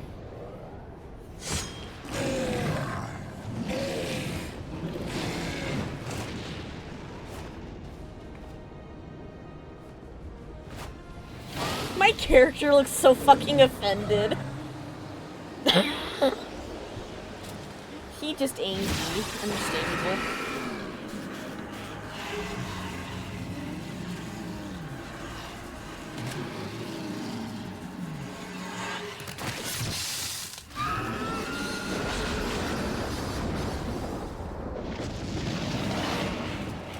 Oh. Damn it, Astinian got to be the crab dragoon before I did. This is upsetting. Honestly, I did think about that when you made the crab dragoon joke the first time. God damn it. I'm salty. Like I said, you get to bathe yourself in the blood of your enemies. You gifted my people 1,000 years of suffering. Now I gift you an eternity in darkness. Oh, hello, Spyro. I will do that. Oh, I'm out of water. I will not do that. He now has 2 forbidden gumballs, truly. And I have heartburn. I need a Tums. Might have something to do with all the rocks I've been eating this whole game. Which rock was it this time? Was it that rock? It was the pink rock. Fucking knew it. That's the Pepto-Bismol rock. I'm being haunted by Pepto-Bismols of past, apparently. Really? Grape Jolly Rancher.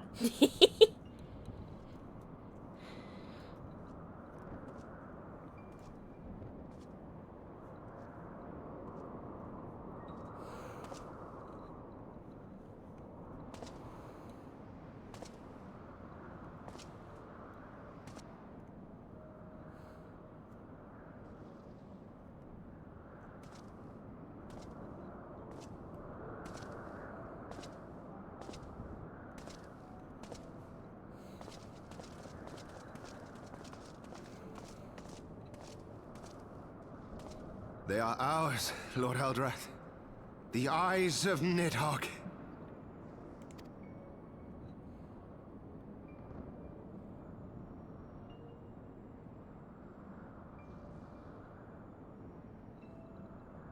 Aye. The worm lies broken and my father is avenged. With the wellspring of his vitality thus denied him, Nidhogg shall not linger long in this world. But behold the terrible price we have paid. My sire is dead. So many brother knights slain. We traded our honor for the strength which now courses in our veins. And still we are forced to make such sacrifice. But not in vain, my lord. Hraesvelgr is the only great worm left in Dravania, and he dares not leave his lair. With Nidhogg's eyes in your possession, who now can challenge the might of Ishgard, ascend the throne, and take your rightful place as the ruler of our people?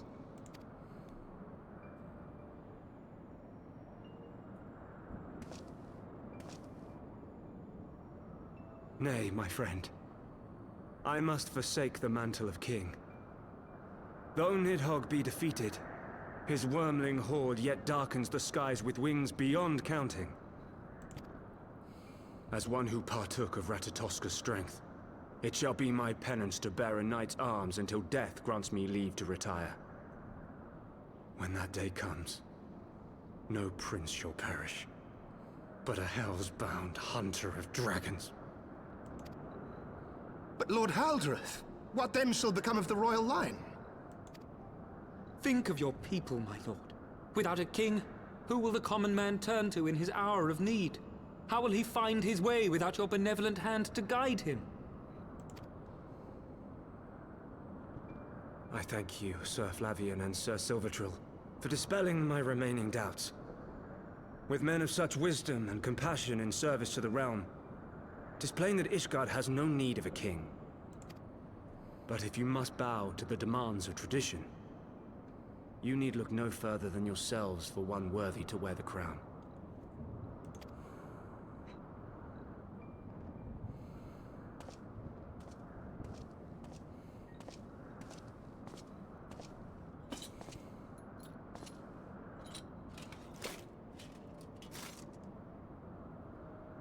Fare thee well, my brother knights, my loyal friends.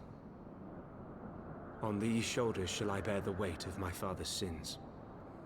With this lance shall I repay the debt accrued through our misdeeds.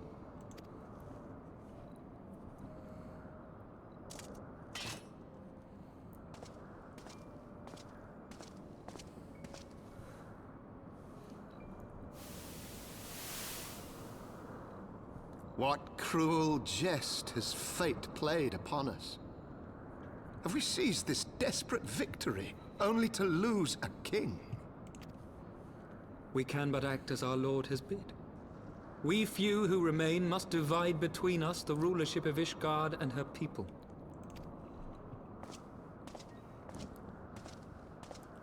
Not I. My oath was to Lord Haldreth, and he alone. If he is not to be king, then I would hang up my shield as well. Will you abandon us too, sir?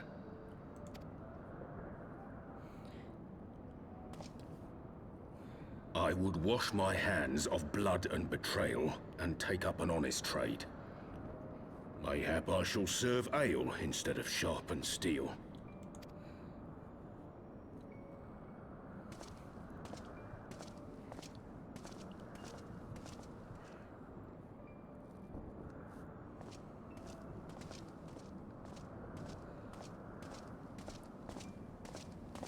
I do like the guy that is totally not the Pope. We four, then. Forton, Hylanat, Dyrendare, and Zemail. But 4 houses to rule all of Ishgard. And what of the throne? We keep it empty. Until the day a king rises once more, we must assume the role of stewards. We shall shape our nation anew with a history of our own making, and let the truth of this dark day die here, upon the battlefield.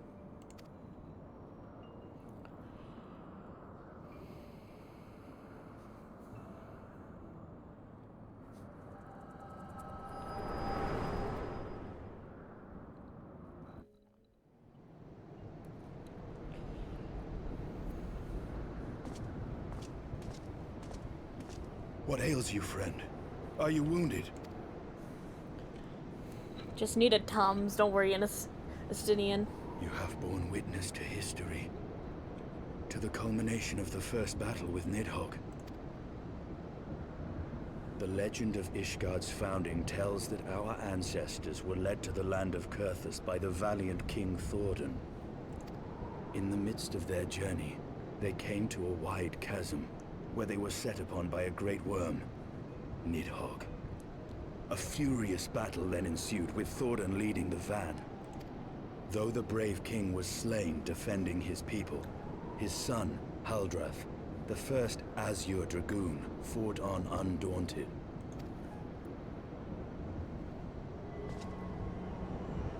And with a mighty thrust of his lance, he gouged out Nidhogg's eye, forcing the wicked creature into retreat. Thus, did this eldritch orb become a sacred treasure of Ishgard, lending its power to every knight deemed worthy to bear the title of Azure Dragoon. A rousing tale, is it not? Would that I could still believe it. But your vision, which we must accept as immutable truth, leaves no room for doubt, save on one point. If Haldrath took both of Nidhogg's eyes, then how came this eye to be lodged in the worm's skull?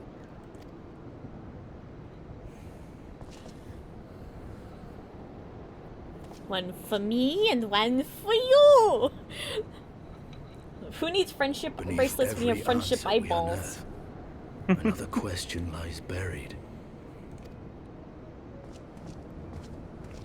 But also, goddammit, he beat me That was to being kind of a crab corny dragon. joke.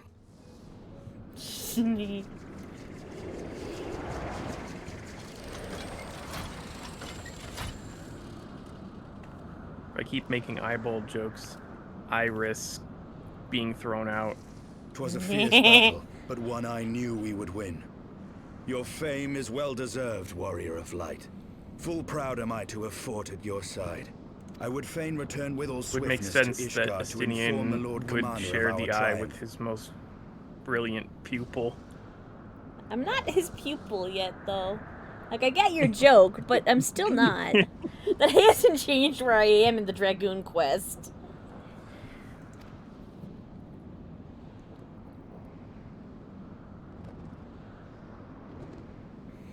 It must be so weird But we must if first you have do your words with Dragoon shit. Hraesvelgr. There are parts of this tale that the worm has kept from us, and I would know wherefore. If you start your, like, Lancer shit after you do Heaven's Word, it must be so fucking weird to do those quests. Those. Because, like, Estinian becomes your enemy suddenly. Yeah, you have that's to fair. kick his ass.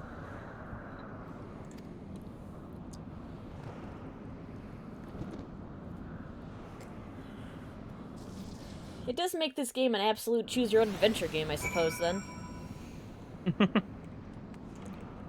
Oh, I was being waited for. I appreciate it.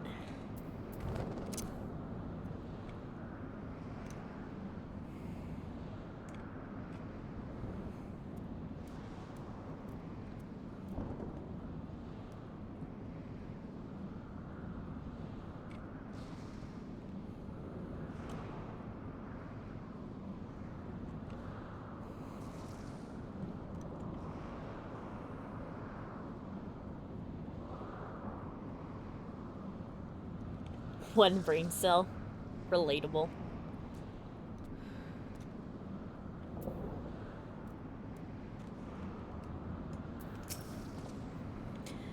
Though Nidhogg has fallen, my heart is yet heavy, and the stain of corruption pleases me not. When all has been put to rest, I must needs forge my armor anew. She does not like being the crab dragoon.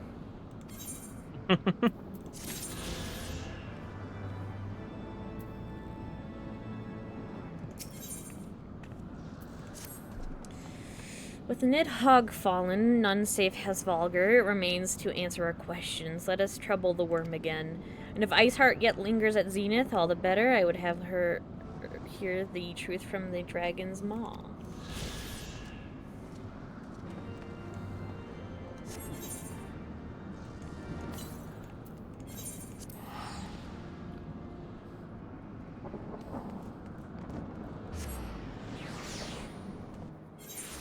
I'm gonna go grab some more water real quick so I can fulfill that redeem. I will be right back. You're in charge while I'm gone, Icy. Oh god, you've made a horrible mistake. It should be like less than 2 minutes or something. You'll be fine. Alright. Everybody, subscribe. Do it. This concludes my announcement.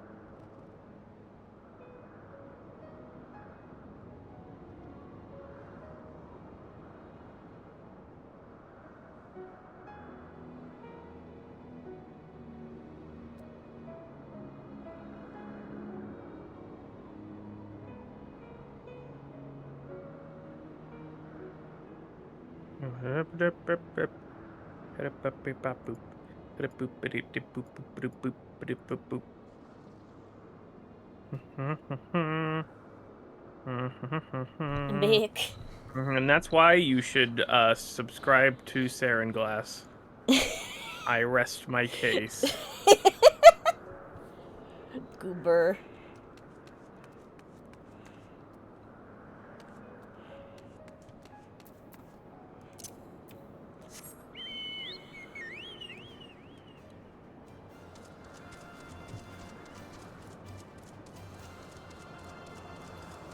And I have, in fact, drank some of the water I have obtained. Nice.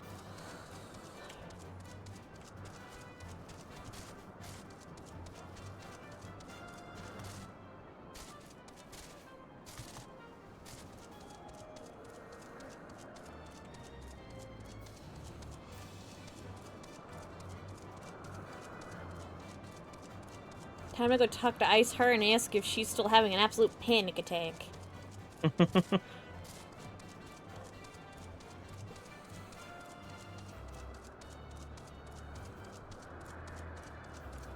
What's up, girly pop? What's the damage?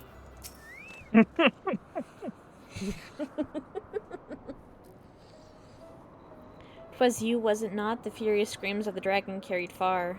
You have slain Nidhogg. What more could you have desire from this place? Will you not allow his Valgar to mourn the death of his kin in peace?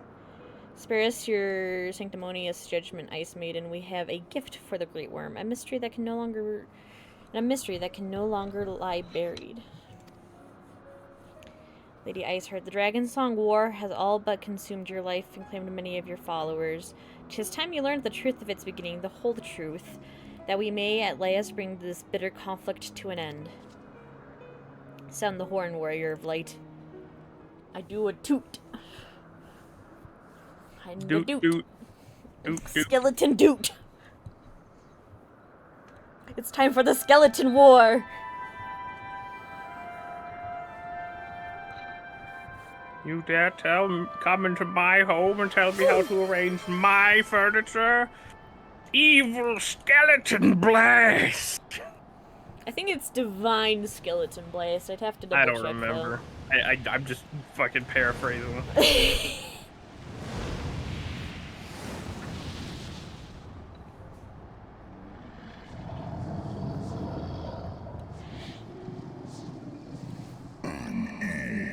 Impotent mortals ever seeking to bury old wrongs under new.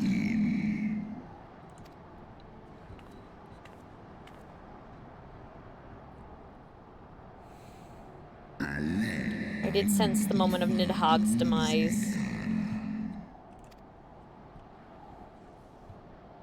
You mean the moment I prized your eye from his head?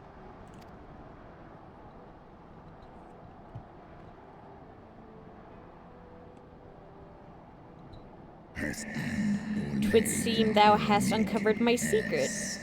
Aye, unto the blinded Nidhogg did I yield 1/2 of my strength.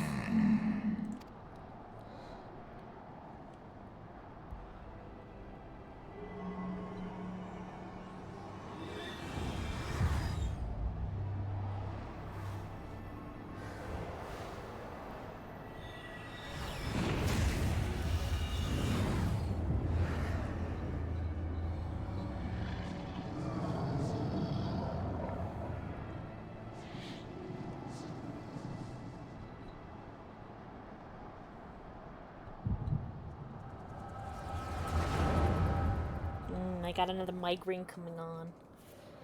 Oh boy. Someone get the Ozempic or whatever the fuck.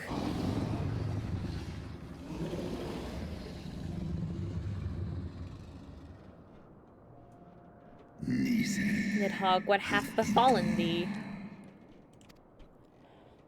We They are took undone. my eyes! We are undone by covetous mortals. They did take our sister's eyes and glut their appetites upon her essence. She is slain then, what madness hath unmade our peaceful accord?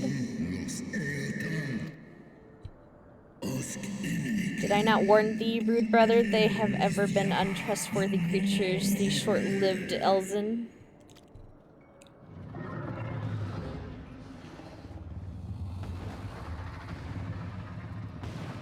Bro can't see shit. But thou wert enchanted by thy mortal maid. Thy folly hath cost our sister her life and me mine eyes. O my beloved Shiva, how swiftly are thy kin made bestial by their appetites.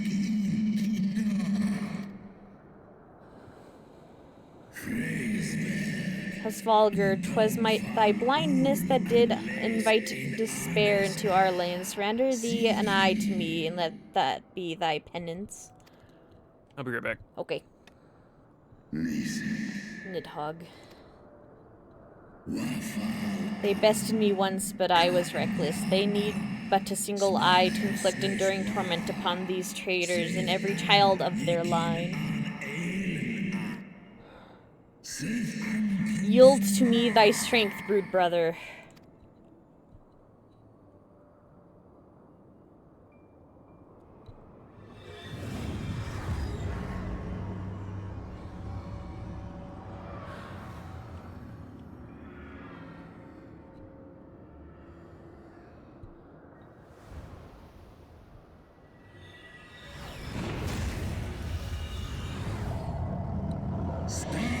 My vengeance is begun.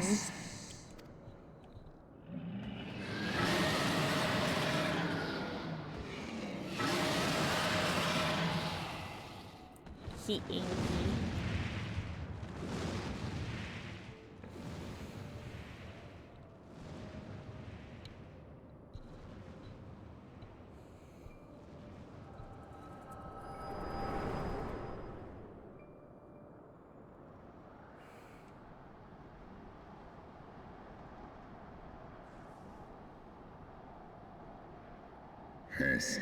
Thou hast borne witness to a scene from my past.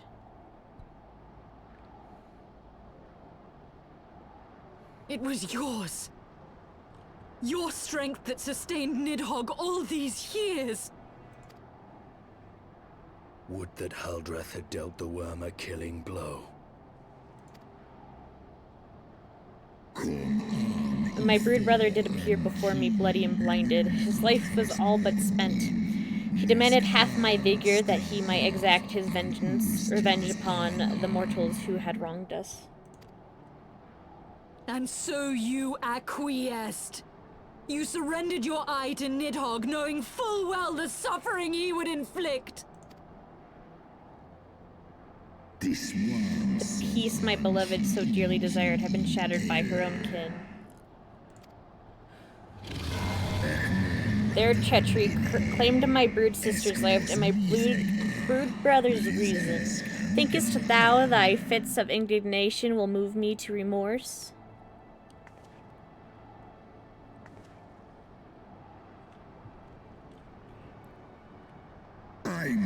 Go, mortals, take your unruly passions and leave this place. Your presence here spelleth naught but misery. Midgar Somer's been very quiet for all this. Were it not for Shiva's soothing embrace, I would slay you where you stand. Woe betide you should the bond we share ever weaken.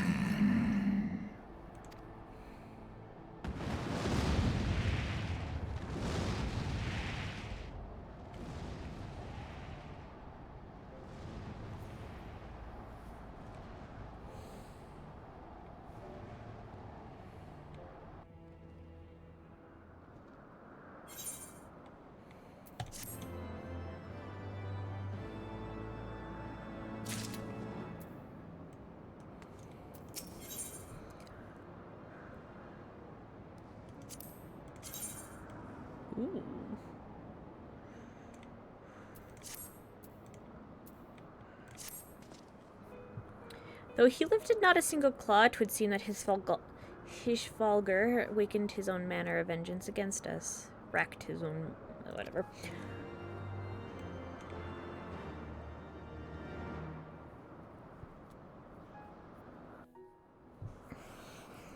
'Twas my life's goal to slay Nidhogg. But I find there is little joy to be had in its accomplishment. But you have rid the world of a hate-filled creature, and ended a bloody war in so doing. I lost my family to Nidhogg's flames, and 'twas with fury in my heart that I took up the lance. Every blow I struck in the name of vengeance. We were not so different, he and I. I will not judge you for your deeds. I have not the right. Too many innocents have perished in the name of my greater good. Yet even with all that has passed, the tale is incomplete. Hey, like, where the fuck did the other guy go? Of the pair which Haldreth took from Nidhogg, only one is known to us, the one I bear. What then became of the other? Why did Nidhogg, who had taken such pains to prolong the Dragonsong War, suddenly decide to hurl his entire army against the walls of Ishgard? Lord Commander. Aye. The deed is done. Nidhogg is slain. What? In the city? A battle with whom? Nani? At once, Lord Commander. Hold firm till our return. Fighting has broken out in the city. Lord Emmerich was sparse with the particulars, but it seems some commoners threw open the gates to a force of heretics. I gave no order to attack. Are we to mark the end of the Dragonsong War by spilling the blood of our own? Mayhap Hraesvelgr was right about us. Welcome back. Let us away, warrior of light. The people must be saved from themselves. The people cannot help themselves but be chaotic. I will join you. There has been enough violence. I will appeal to my people in the city and make them see reason.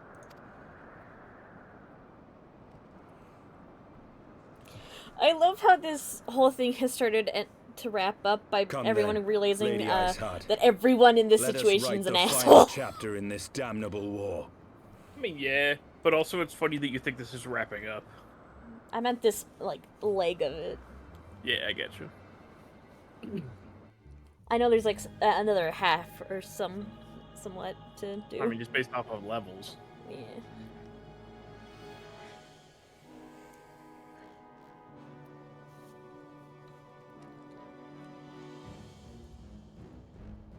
A small army of heretics has invaded the city, Your Eminence. But there is no cause for concern. A sizable contingent of our soldiers is already in place to repel the Dravanian assault, and the intruders will soon find themselves outnumbered and outmatched. Our plans proceed apace, then? Yes, Your Eminence. This unrest shall serve to feed the people's fear of the heretics and the dragons both. And lend renewed fervor to their prayers for deliverance. Very good. Grant our guests what time they need to sow a measure of chaos, then order the Temple Knights to crush them. Your will be done.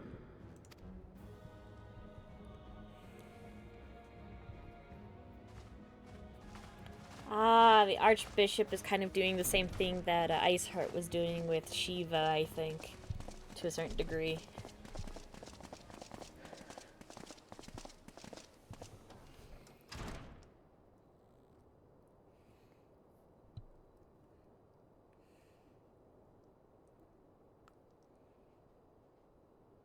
Oh, hello, Athian. I think that's The not happening yet. moment Yep. is at hand.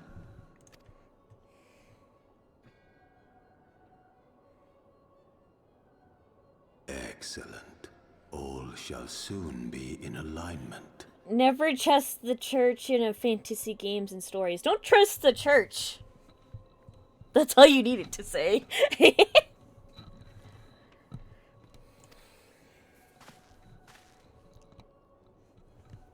It is time for the bringer of light to die. Yeah, you think that La Habreha, but I already beat your ass once. Jesus, I have a bunch of notifications.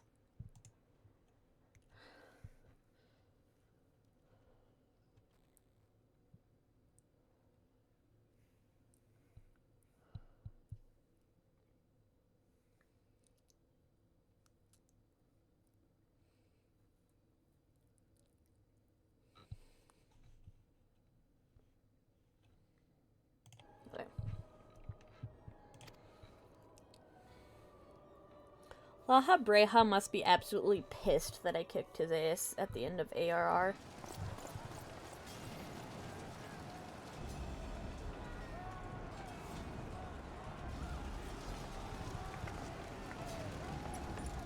Oh, it's Best Boy.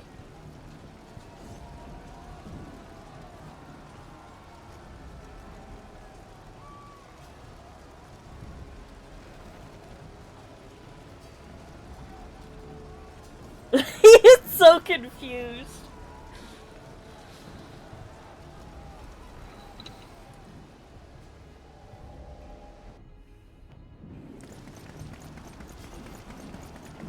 There! It's me and my posse. Comrades! Sheathe your swords! There is no need for further bloodshed! My lady! She has come. He is come. Ew. Hear me, brothers and sisters! The war is ended! Nidhogg is no more!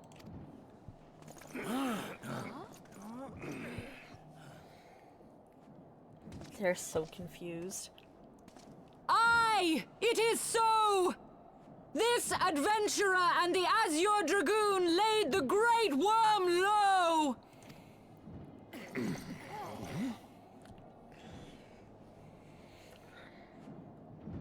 The endless cycle of violence between man and dragon was born of our forefathers' treachery. You have followed me, bled with me, to bring this truth to light that we might all know peace. But Nidhogg is dead. Nidhogg is dead, my friends. He who bore such hatred towards Ishgard is dead! Let his hatred die with him, I say! Let us sheathe our swords and go in peace! Have we lost? No, my friend. Far from it. At long last, the peace for which we have so desperately fought is within our grasp. And I, for one, would not forsake it.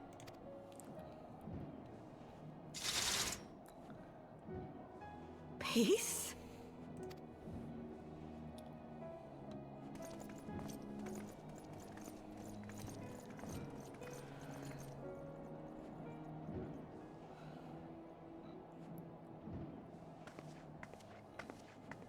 Seize the witch! Let none escape! Providing aid and succor to the wounded should be our first concern. If the heretics mean to observe the peace, then it would be folly not to do the same.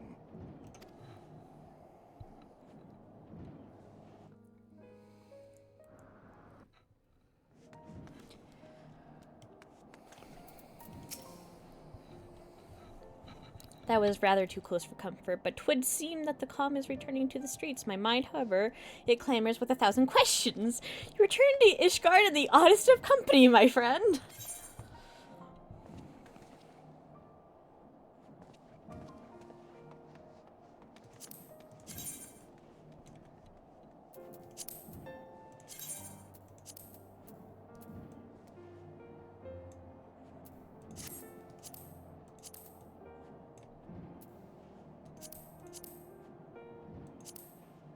You've been streaming for almost 4 hours now, by the way. Oh, shit.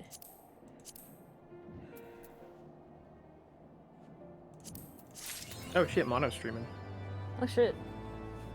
You have someone to raid. You're just telling me to end stream now. I'm not. It was, I noticed those things one after the other. That's all.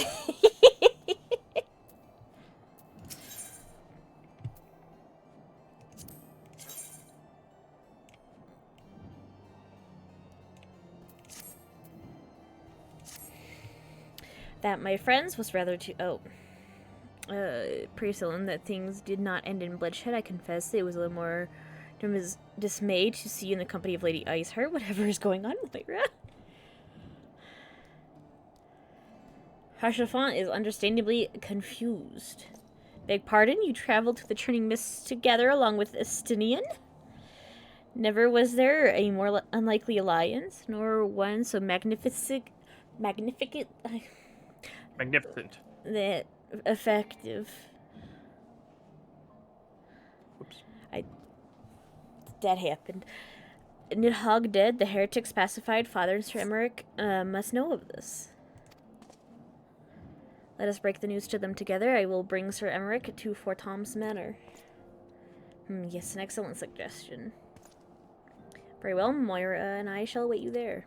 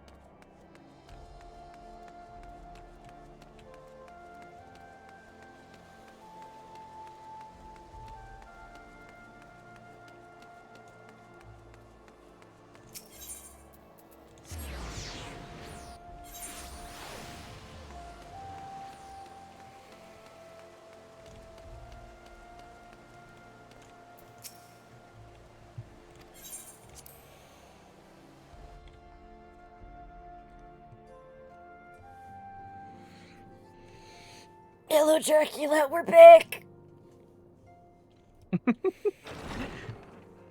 Your insistence to call him Dracula is so funny. Praise Halone, you are safe. My safety was never in doubt, Father. For I had the Azure Dragoon and the Warrior of Light by my side. We bring the most wonderful tidings.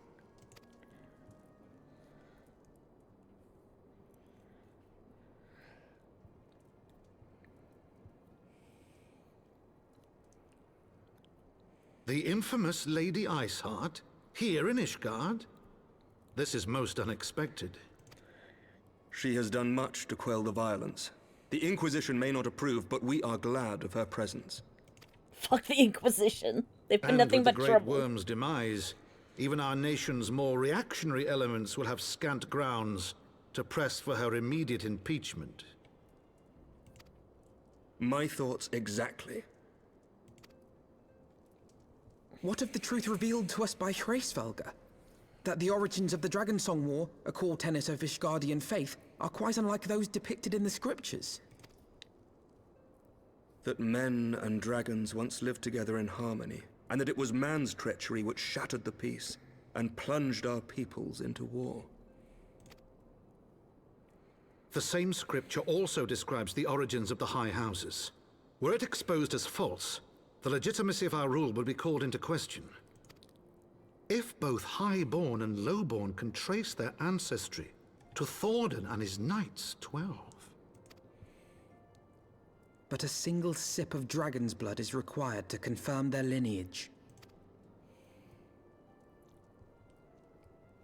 If the Holy See knew of this and chose to remain silent, their crimes are grievous indeed. Regardless, this state of affairs cannot be allowed to continue.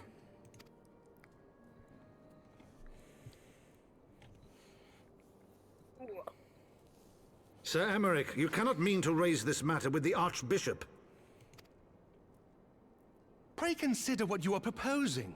If the Holy See chose to conceal the truth for centuries, what reason would they have to reveal it now? At best, you will be branded a heretic and clapped in irons. Then at least the Archbishop will have shown his true colors. My friends, this war will never truly be at an end until the truth is made known. You must see what lies on the horizon if it is not. When ruled by fear of a common enemy, we were united. But now we have none. During the war, the highborn needed men to lead, and the lowborn men to follow. Not anymore. 'Tis but a matter of time before the old order is called into question. Lady Iceheart will share the truth with her followers, and the Holy See will be powerless to stop its spread. The disenfranchised will rise up united, and blood will flow in the streets once more.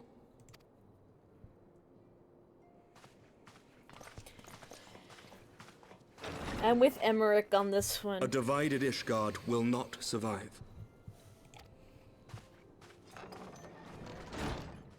Tread carefully, Lord Commander.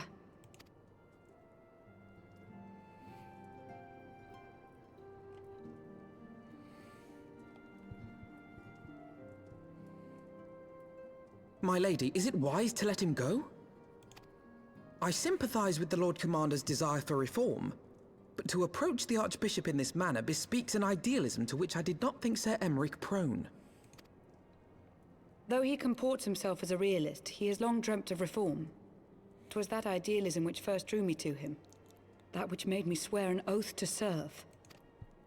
We must not think of ways to hinder his cause, but rather ways to aid it, even should the Holy See cry heresy. You cannot mean... If the Lord Commander does not return from the vault at the appointed hour, I mean to go and fetch him. Have care, my lady. Your words border on treason. Should they reach the wrong ears, you will be declared an enemy of Ishgard. That is a risk I am willing to take. Lest you forget, my lord, I am not born of this land. My loyalty is to the Lord Commander alone, but I speak only of what may come to pass. If the rumors regarding his heritage are to be believed, we have naught to fear. He? Lies and slander. Forgive me, what rumors are these? That Sir Emmerich is the Archbishop's bastard son. She just spits it out. Senior clergy are not permitted to marry and sire children. That but man even the fucked. holiest among us are not immune to temptation. I labor to believe it. Sir Emmerich is truly the Archbishop's son. He has never been publicly acknowledged as such. But the rumors have plagued him since childhood. That he rose to his current position, despite being despised as a bastard and accused of profiting from his father's influence, bespeaks the quality of his character. It is my hope that on this occasion, the burden of his birth will work in his favor. Should our worst fears be realized, the Archbishop will not be so quick to execute his own flesh and blood, affording us time to mount a rescue. Bastard or trueborn, he is our nation's best hope. If the Holy See dares to threaten him, I shall lead the charge against the vault myself. Hear, hear! The future of Ishgard rests on Sir Emmerich's shoulders. I too will do mine utmost to aid his cause. Orshafon, be reasonable. Dracula, you be reasonable. A knight lives to serve, Father. To aid those in need. The people need Sir Emmerich more than ever. And we may be his only hope. What you giggling about? Just you. There is no greater calling for a knight than to save the life of his fellow man. I swear to you, on the sigil of our house, that I shall do this and make you proud.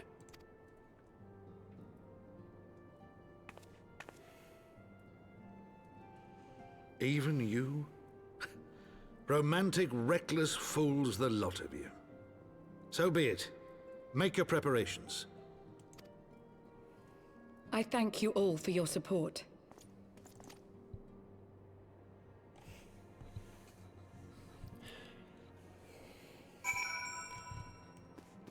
Me and my posse out here to overthrow the church. Though your assistance is most welcome, I fear it will not be enough. Few as we are, we will struggle to reach the Lord Commander. If we are to succeed, we must needs recruit others to our cause. That's what guns are for, ma'am. My God.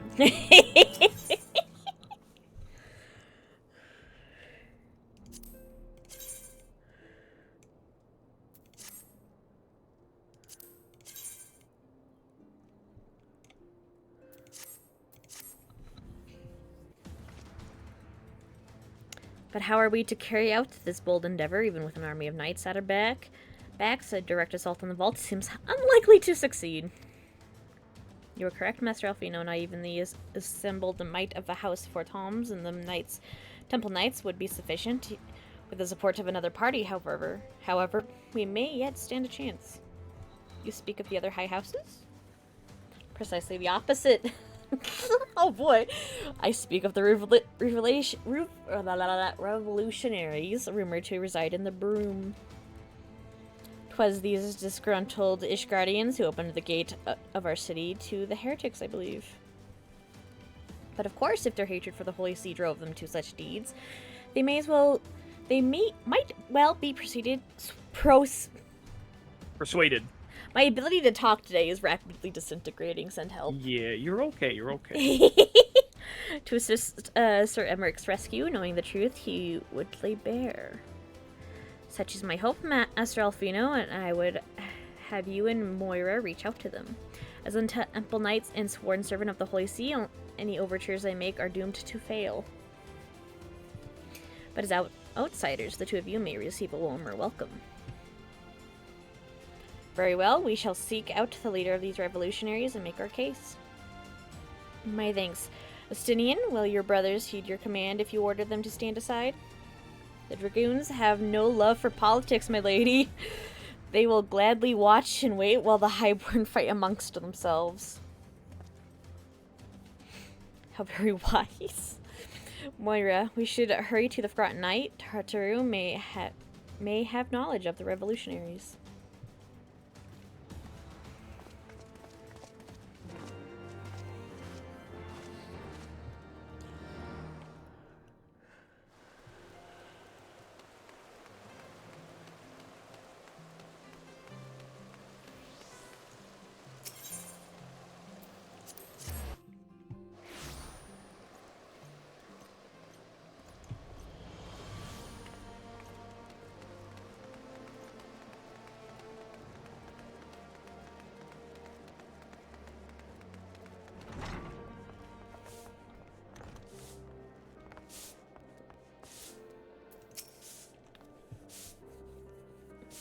Moira, Alfino, gods, I've been worried sick. It's so good to see you.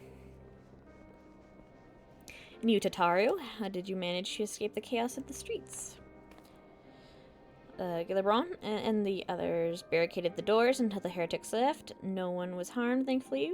But what about you two? What came of your journey? Oh, Tataru, you won't believe the shit we've been through. You're not serious. What was Sir Emmerich thinking? I mean, the way you two talk about him, I wouldn't have believed. Anyway, I have heard rumors of the people you're looking for, but I doubt they'll be much use. The only thing I can say with any certainty is they're led by someone called the Mongrel. A queer moniker, if I've ever heard one, but mayhap it will be the individual in question easier to find. Come, let us all make inquiries below.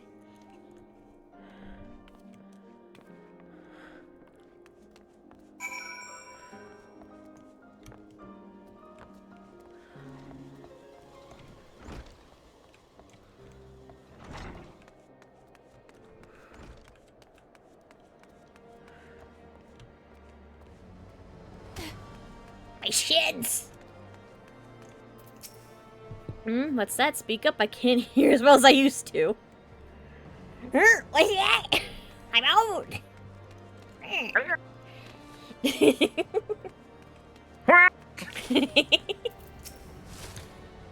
I don't know God's damn thing about the mongrel, but if I did, you can be sure I wouldn't tell you. That's unhelpful, child. He ain't no snitch. But he is a bitch. Got him.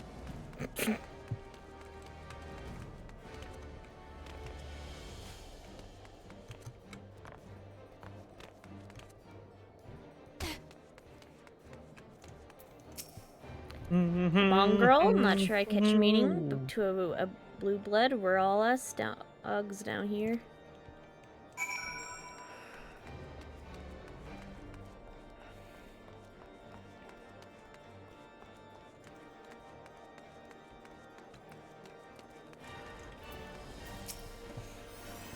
Not a single shred of information, just as I expected.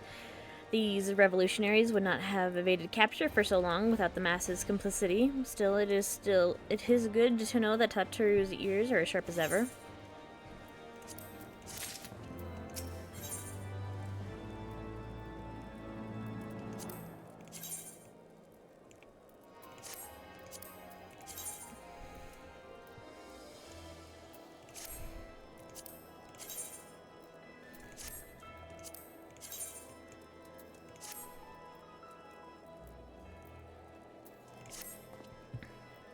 Frustrating though it may be, we must press on while I continue speaking with the people of the Broom. Why not go and see if Gilbron knows aught of value?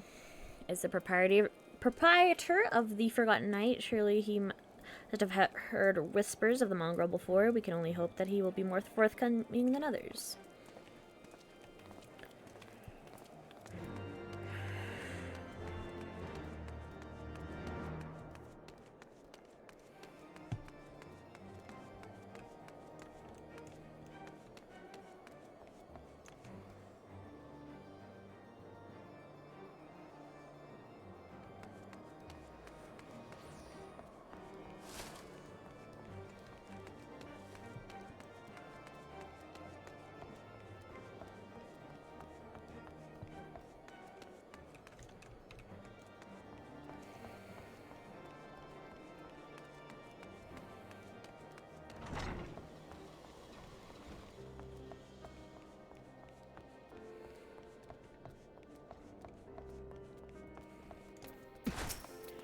Jesus.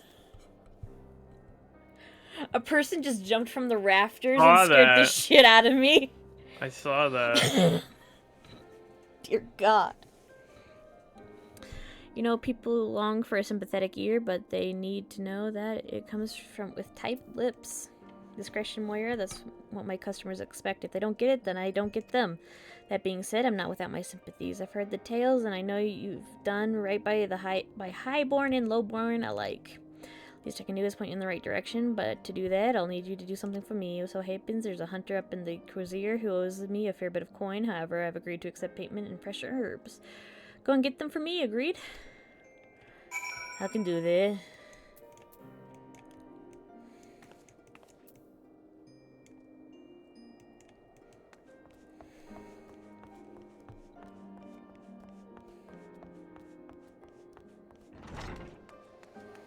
Damn, people really like getting me to do their chores in this game, huh?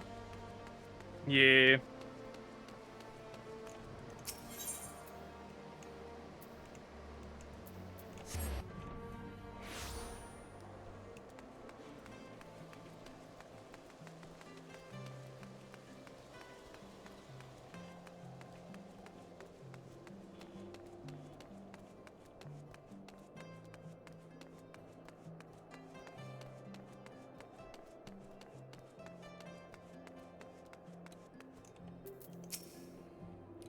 So you're Gillibrand's errand girl? Good, good. And how's he doing? Same as always, right?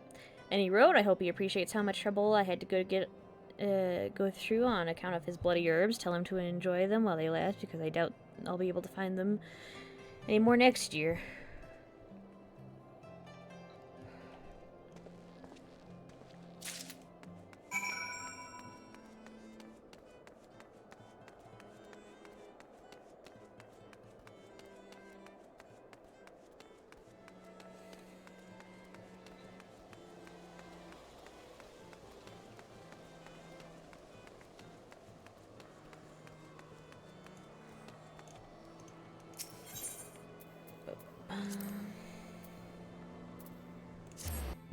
I'm officially on level 56 quests, so I guess I'm technically over halfway done now.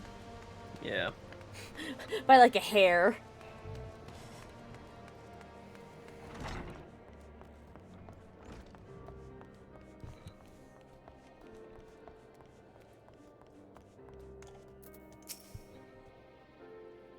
Says FNF, well, you going to hand them over or not?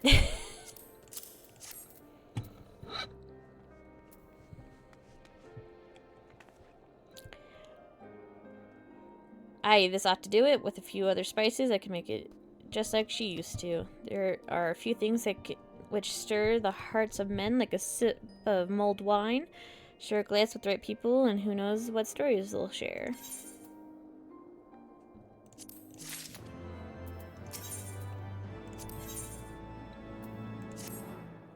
Now that I think on it, there's a woman I know who's rather fond of this blend. Theria is her name, and she resides in the Pillars. She's a maidservant to some noble house or another, I forget. Anyway, be a shame if she didn't get to try this wine. Why not give her a bottle? That's very subtle of you, sir. Very.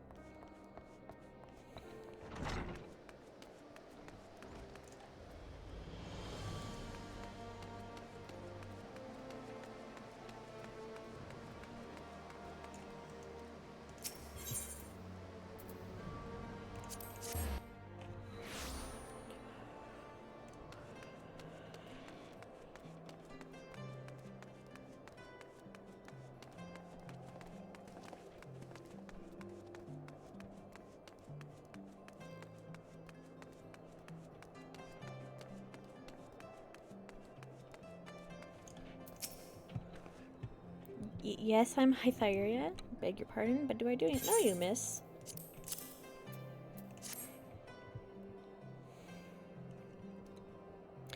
I know this smell. This is the wine that girl used to prepare, her special recipe. It must be decades since I last tasted this. Oh, the poor dear. Such a shame she was taken in by that baron.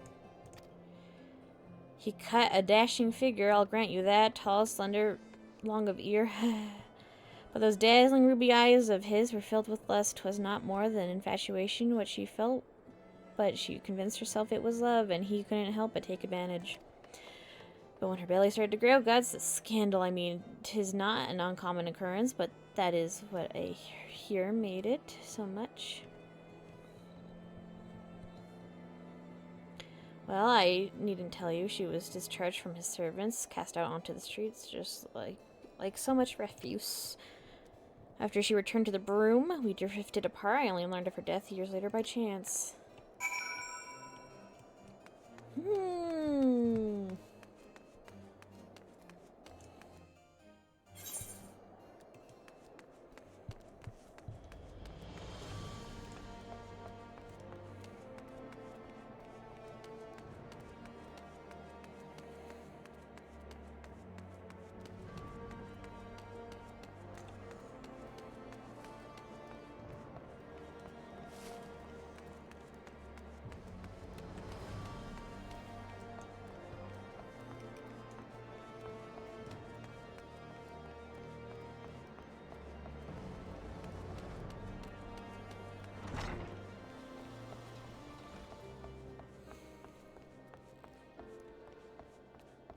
Oh!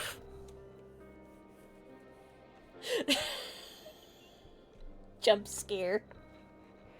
Oh, you saw me? Yeah, I saw you disappear. That's funny. Scared the crap out of me. So the amorous... Why am I so scary? Why am I so scary to you? It's more of the fact that you disappeared that scared me. So the amorous nobleman baits his maidservant, then casts her aside when she hit the sea takes root. Not the most original tale, is it? Cold comfort for the women and children who live it, though.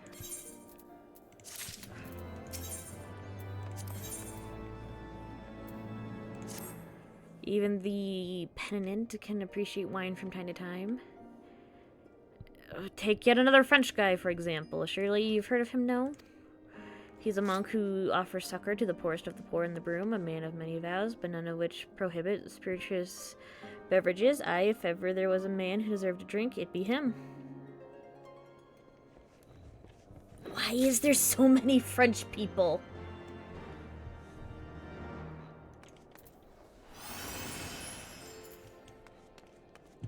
Too much French. Me when I go to France. I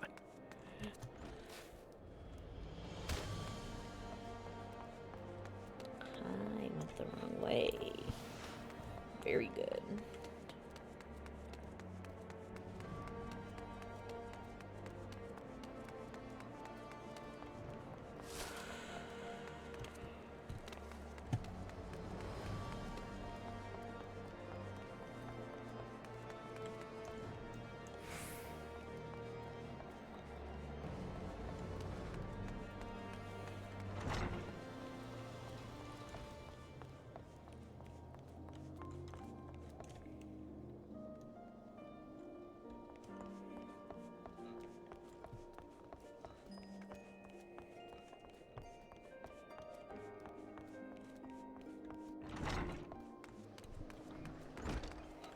Oh, I was supposed to go under, okay.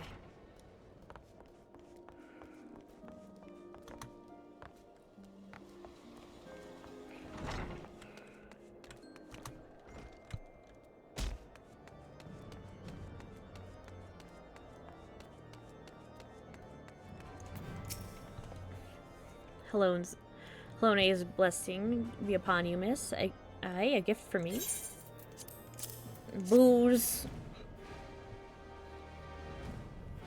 The scent, how reminiscent of a wine once made by a dear old friend. May her soul rest in peace. Forsaken by her family, she toiled tirelessly to feed and clothe her child, yet somehow she found time to help me tend to those in even worse circumstances. So compassionate she was, so full of love for her fellow man.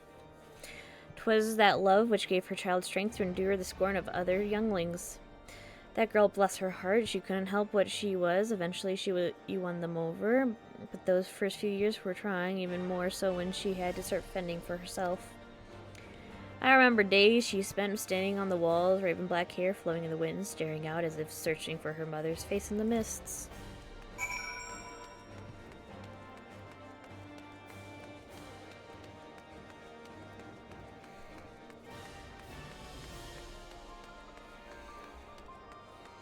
So black hair, red eyes must be a vampire we're looking for.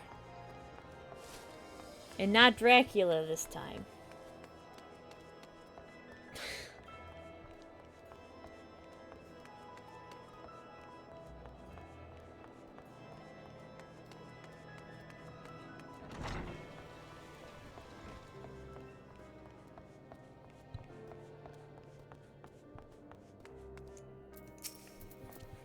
She was a remarkable woman, Moira. After everything she was forced to endure, she still remained hopeful for the future, for her daughter's future.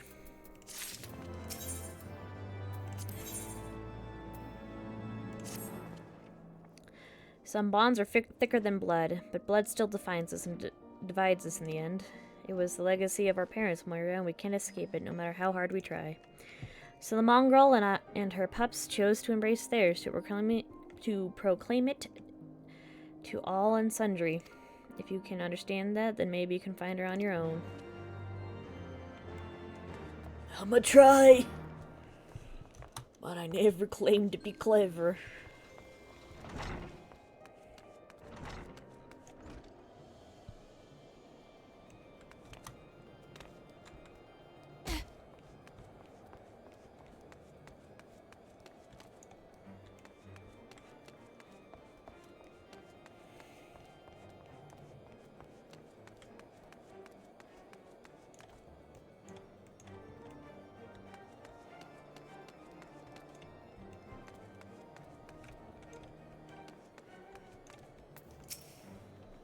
Still looking for your mongrel? Like I said before, take your pick. Plenty around if you know where to look, or did you fancy someone specific?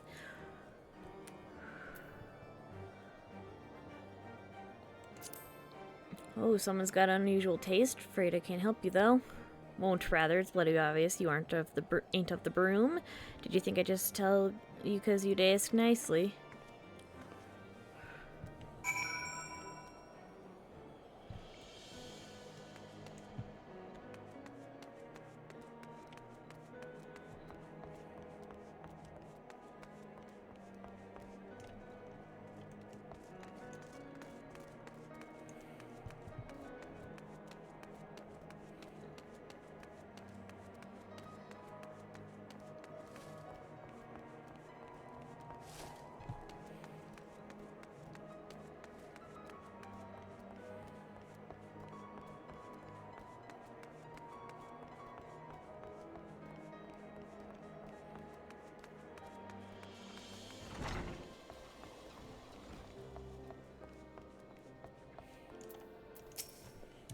Have you made any progress, Moira?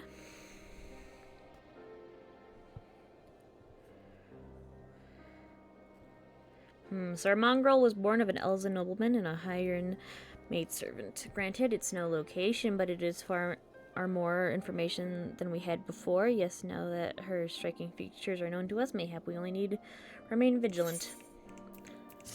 Gotta keep our eyeballs peeled.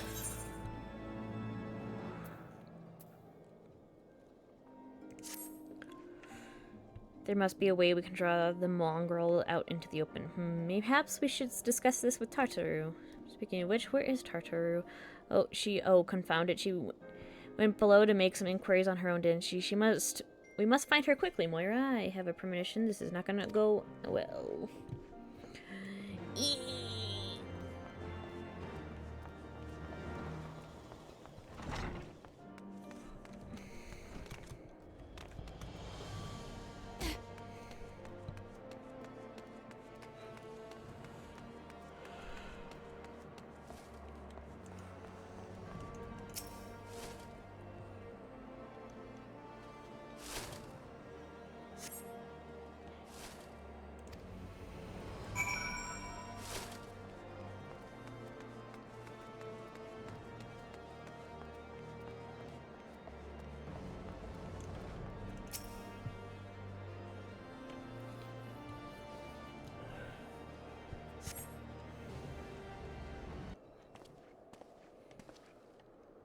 She must be around here somewhere. I take it you've had no luck either.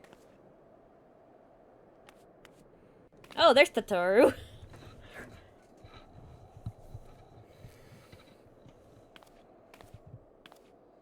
What? I'm sorry. I forget I said anything. Wait, down there, isn't that Tataru? Those men are chasing her quickly, Moira, after them.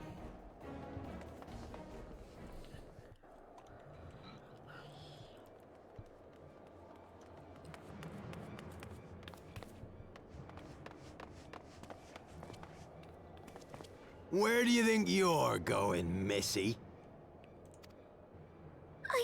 I'm sorry, I didn't mean to offend.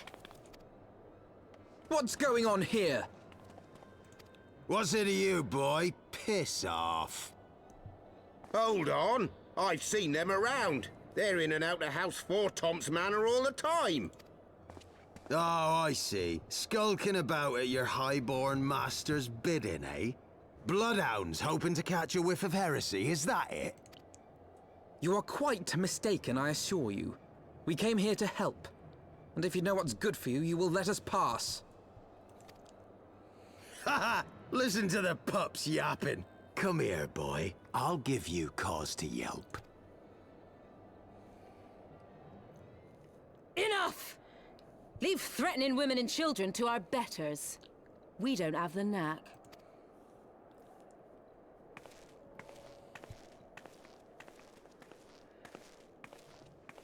Hilda!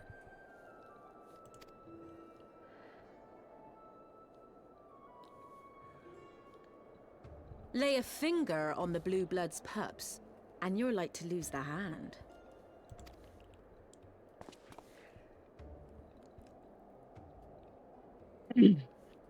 And often I get called on by glorious heroes like yourself.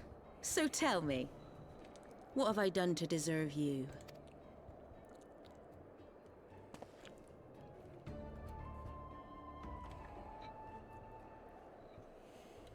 Gun-wielding biker mommy? It seems so. And she has a name I can actually pronounce. Before you start, let's go somewhere a bit more private, eh? The Forgotten Night, you say? You were saying something, Icy? I just saying, Just doing a giggle. Yeah. Having a giggle there, mate.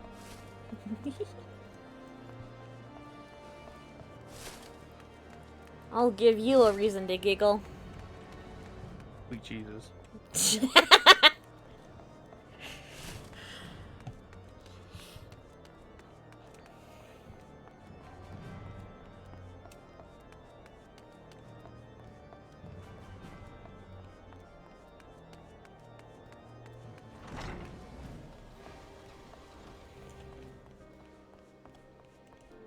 I'm on level 57 quests now, dear God.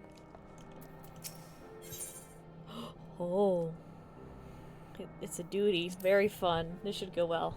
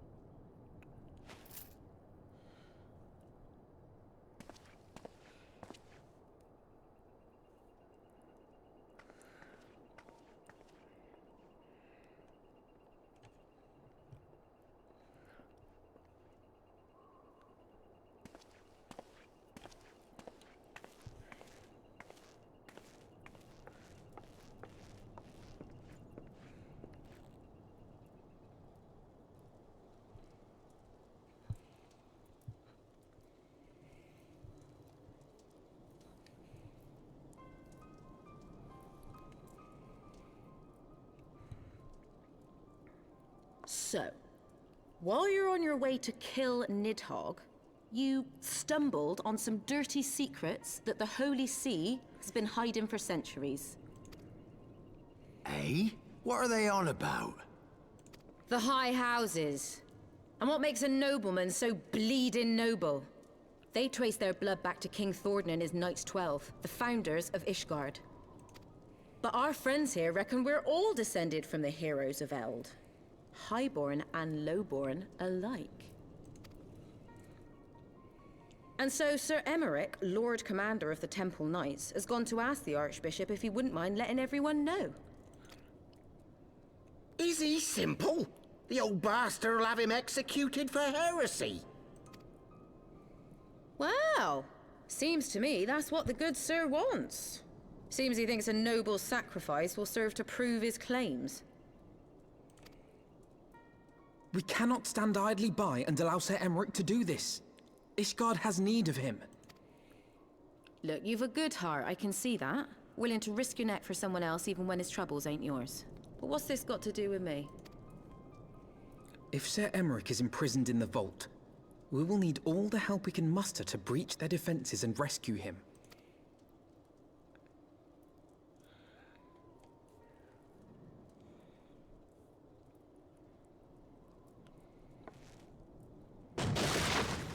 What in the hell's? Oh, Jesus.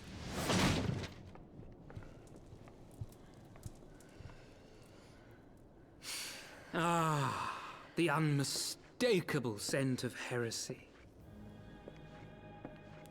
Oh God, it's a Frenchman. And what do we have here? The honored guests of House Fortom consorting with the Queen of Rats.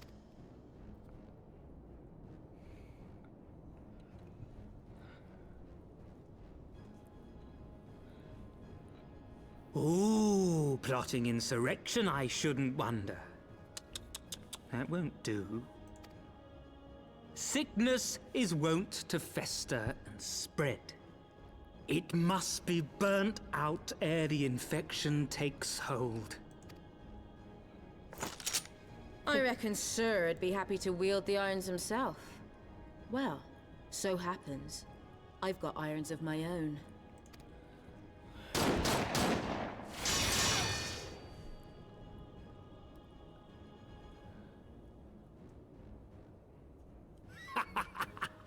Such simple creatures, rats. Certain to attack when cornered. Let us step outside, milady. In here, your toys could hurt someone.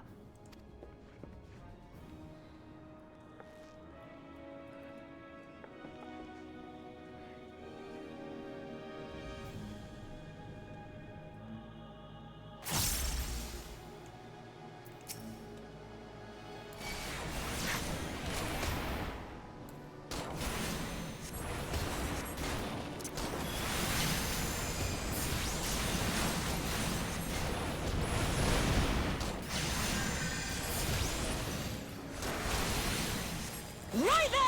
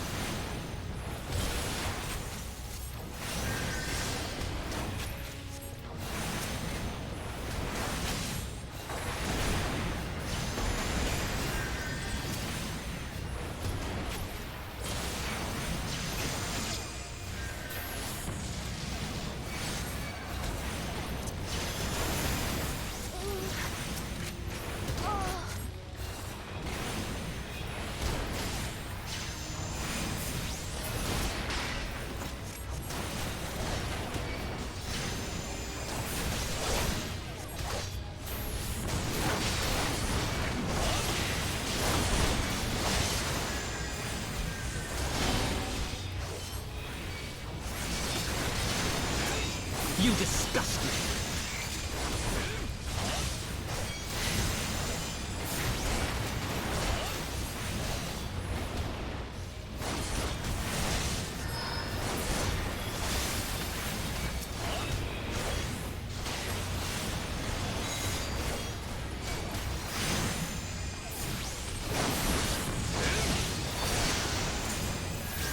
Fuck!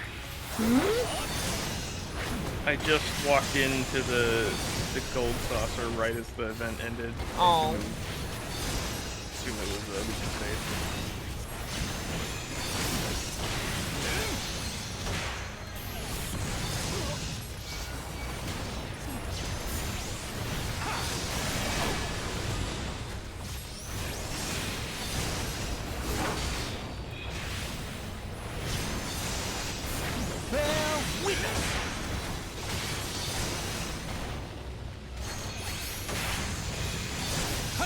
Guide my sword!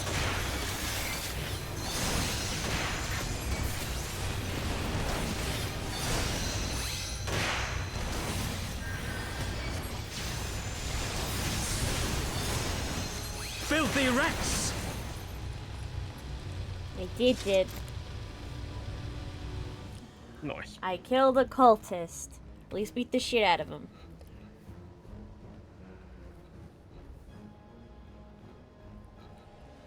There's no denying your gifts. A well-deserved reputation indeed. But Moira, that's not a cultist, Enough! that's a Catholic. What's the What are difference? you on about? Being a goofball.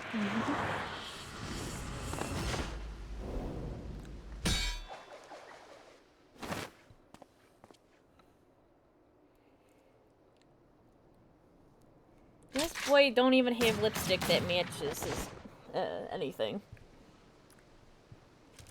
Ah, lucky bastard. Nay, 'tis we who are lucky. Had we fought on, 'twas but a matter of time before our conflict claimed the life of an innocent bystander.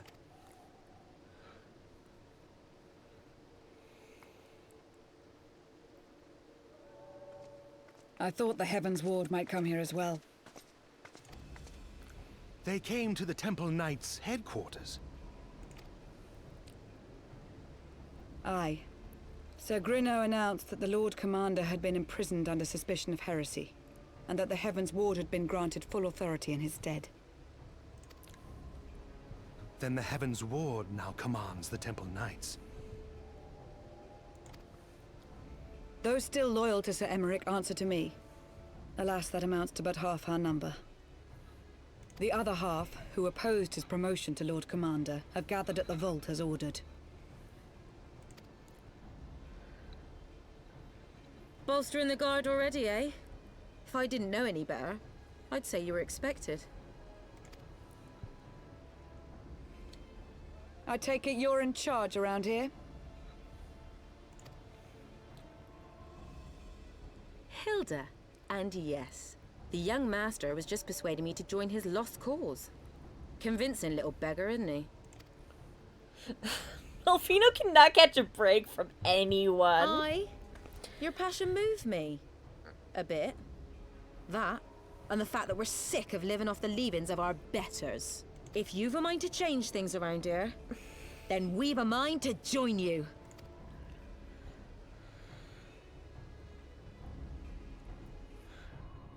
Alright, I gotta go to dinner. Okay. I don't know how much you're planning on streaming. I don't know. I also gotta eat dinner, so I probably should wrap up, honestly. Yeah. What's the next quest you gotta do? I'm wrapping up this one now. Let me guess, you're wondering why I chose the mongrel, right?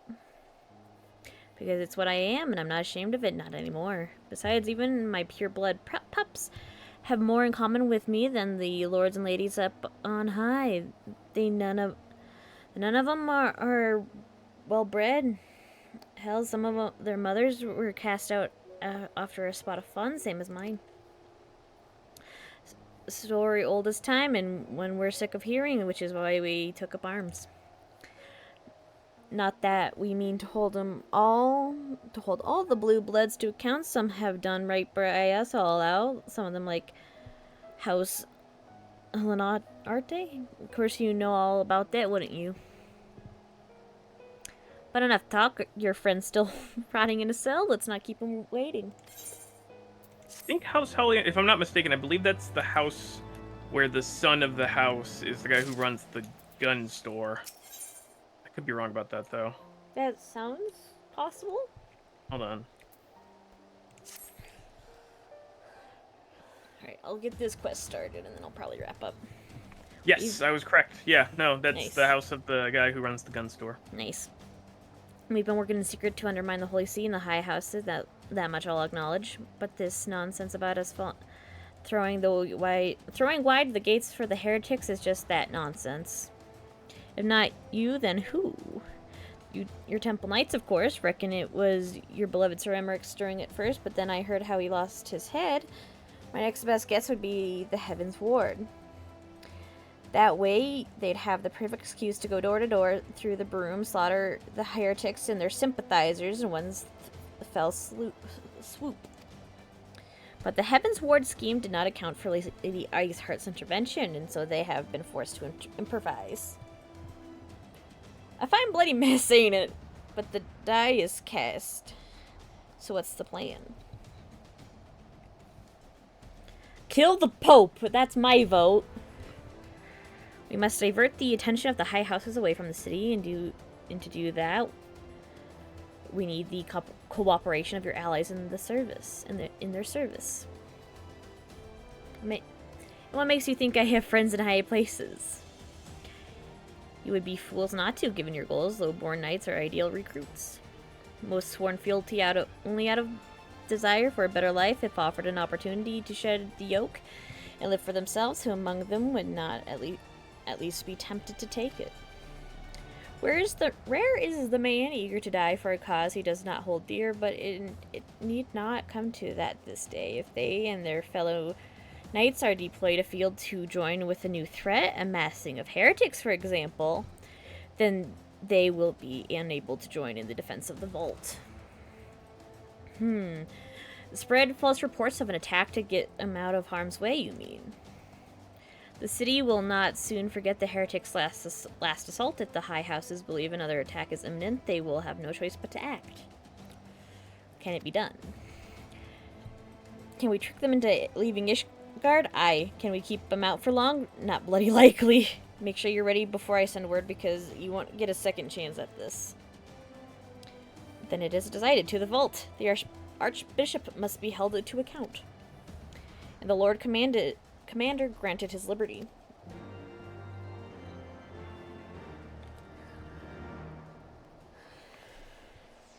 So the quest I just started is a Knight's Calling. Gotcha. I figured as much. That is a very good place to quit. Okay. For the day. Is Mono still streaming? Probably. Yeah. So we're gonna raid Mono Chat. Oh boy. Thank you for joining me, friends. Chances are I will be back tomorrow. With probably more MSQ because I have a problem. Yeah. That's okay. We forgive you. Alright, but for now, goodbye. And have a good rest of your day, chat.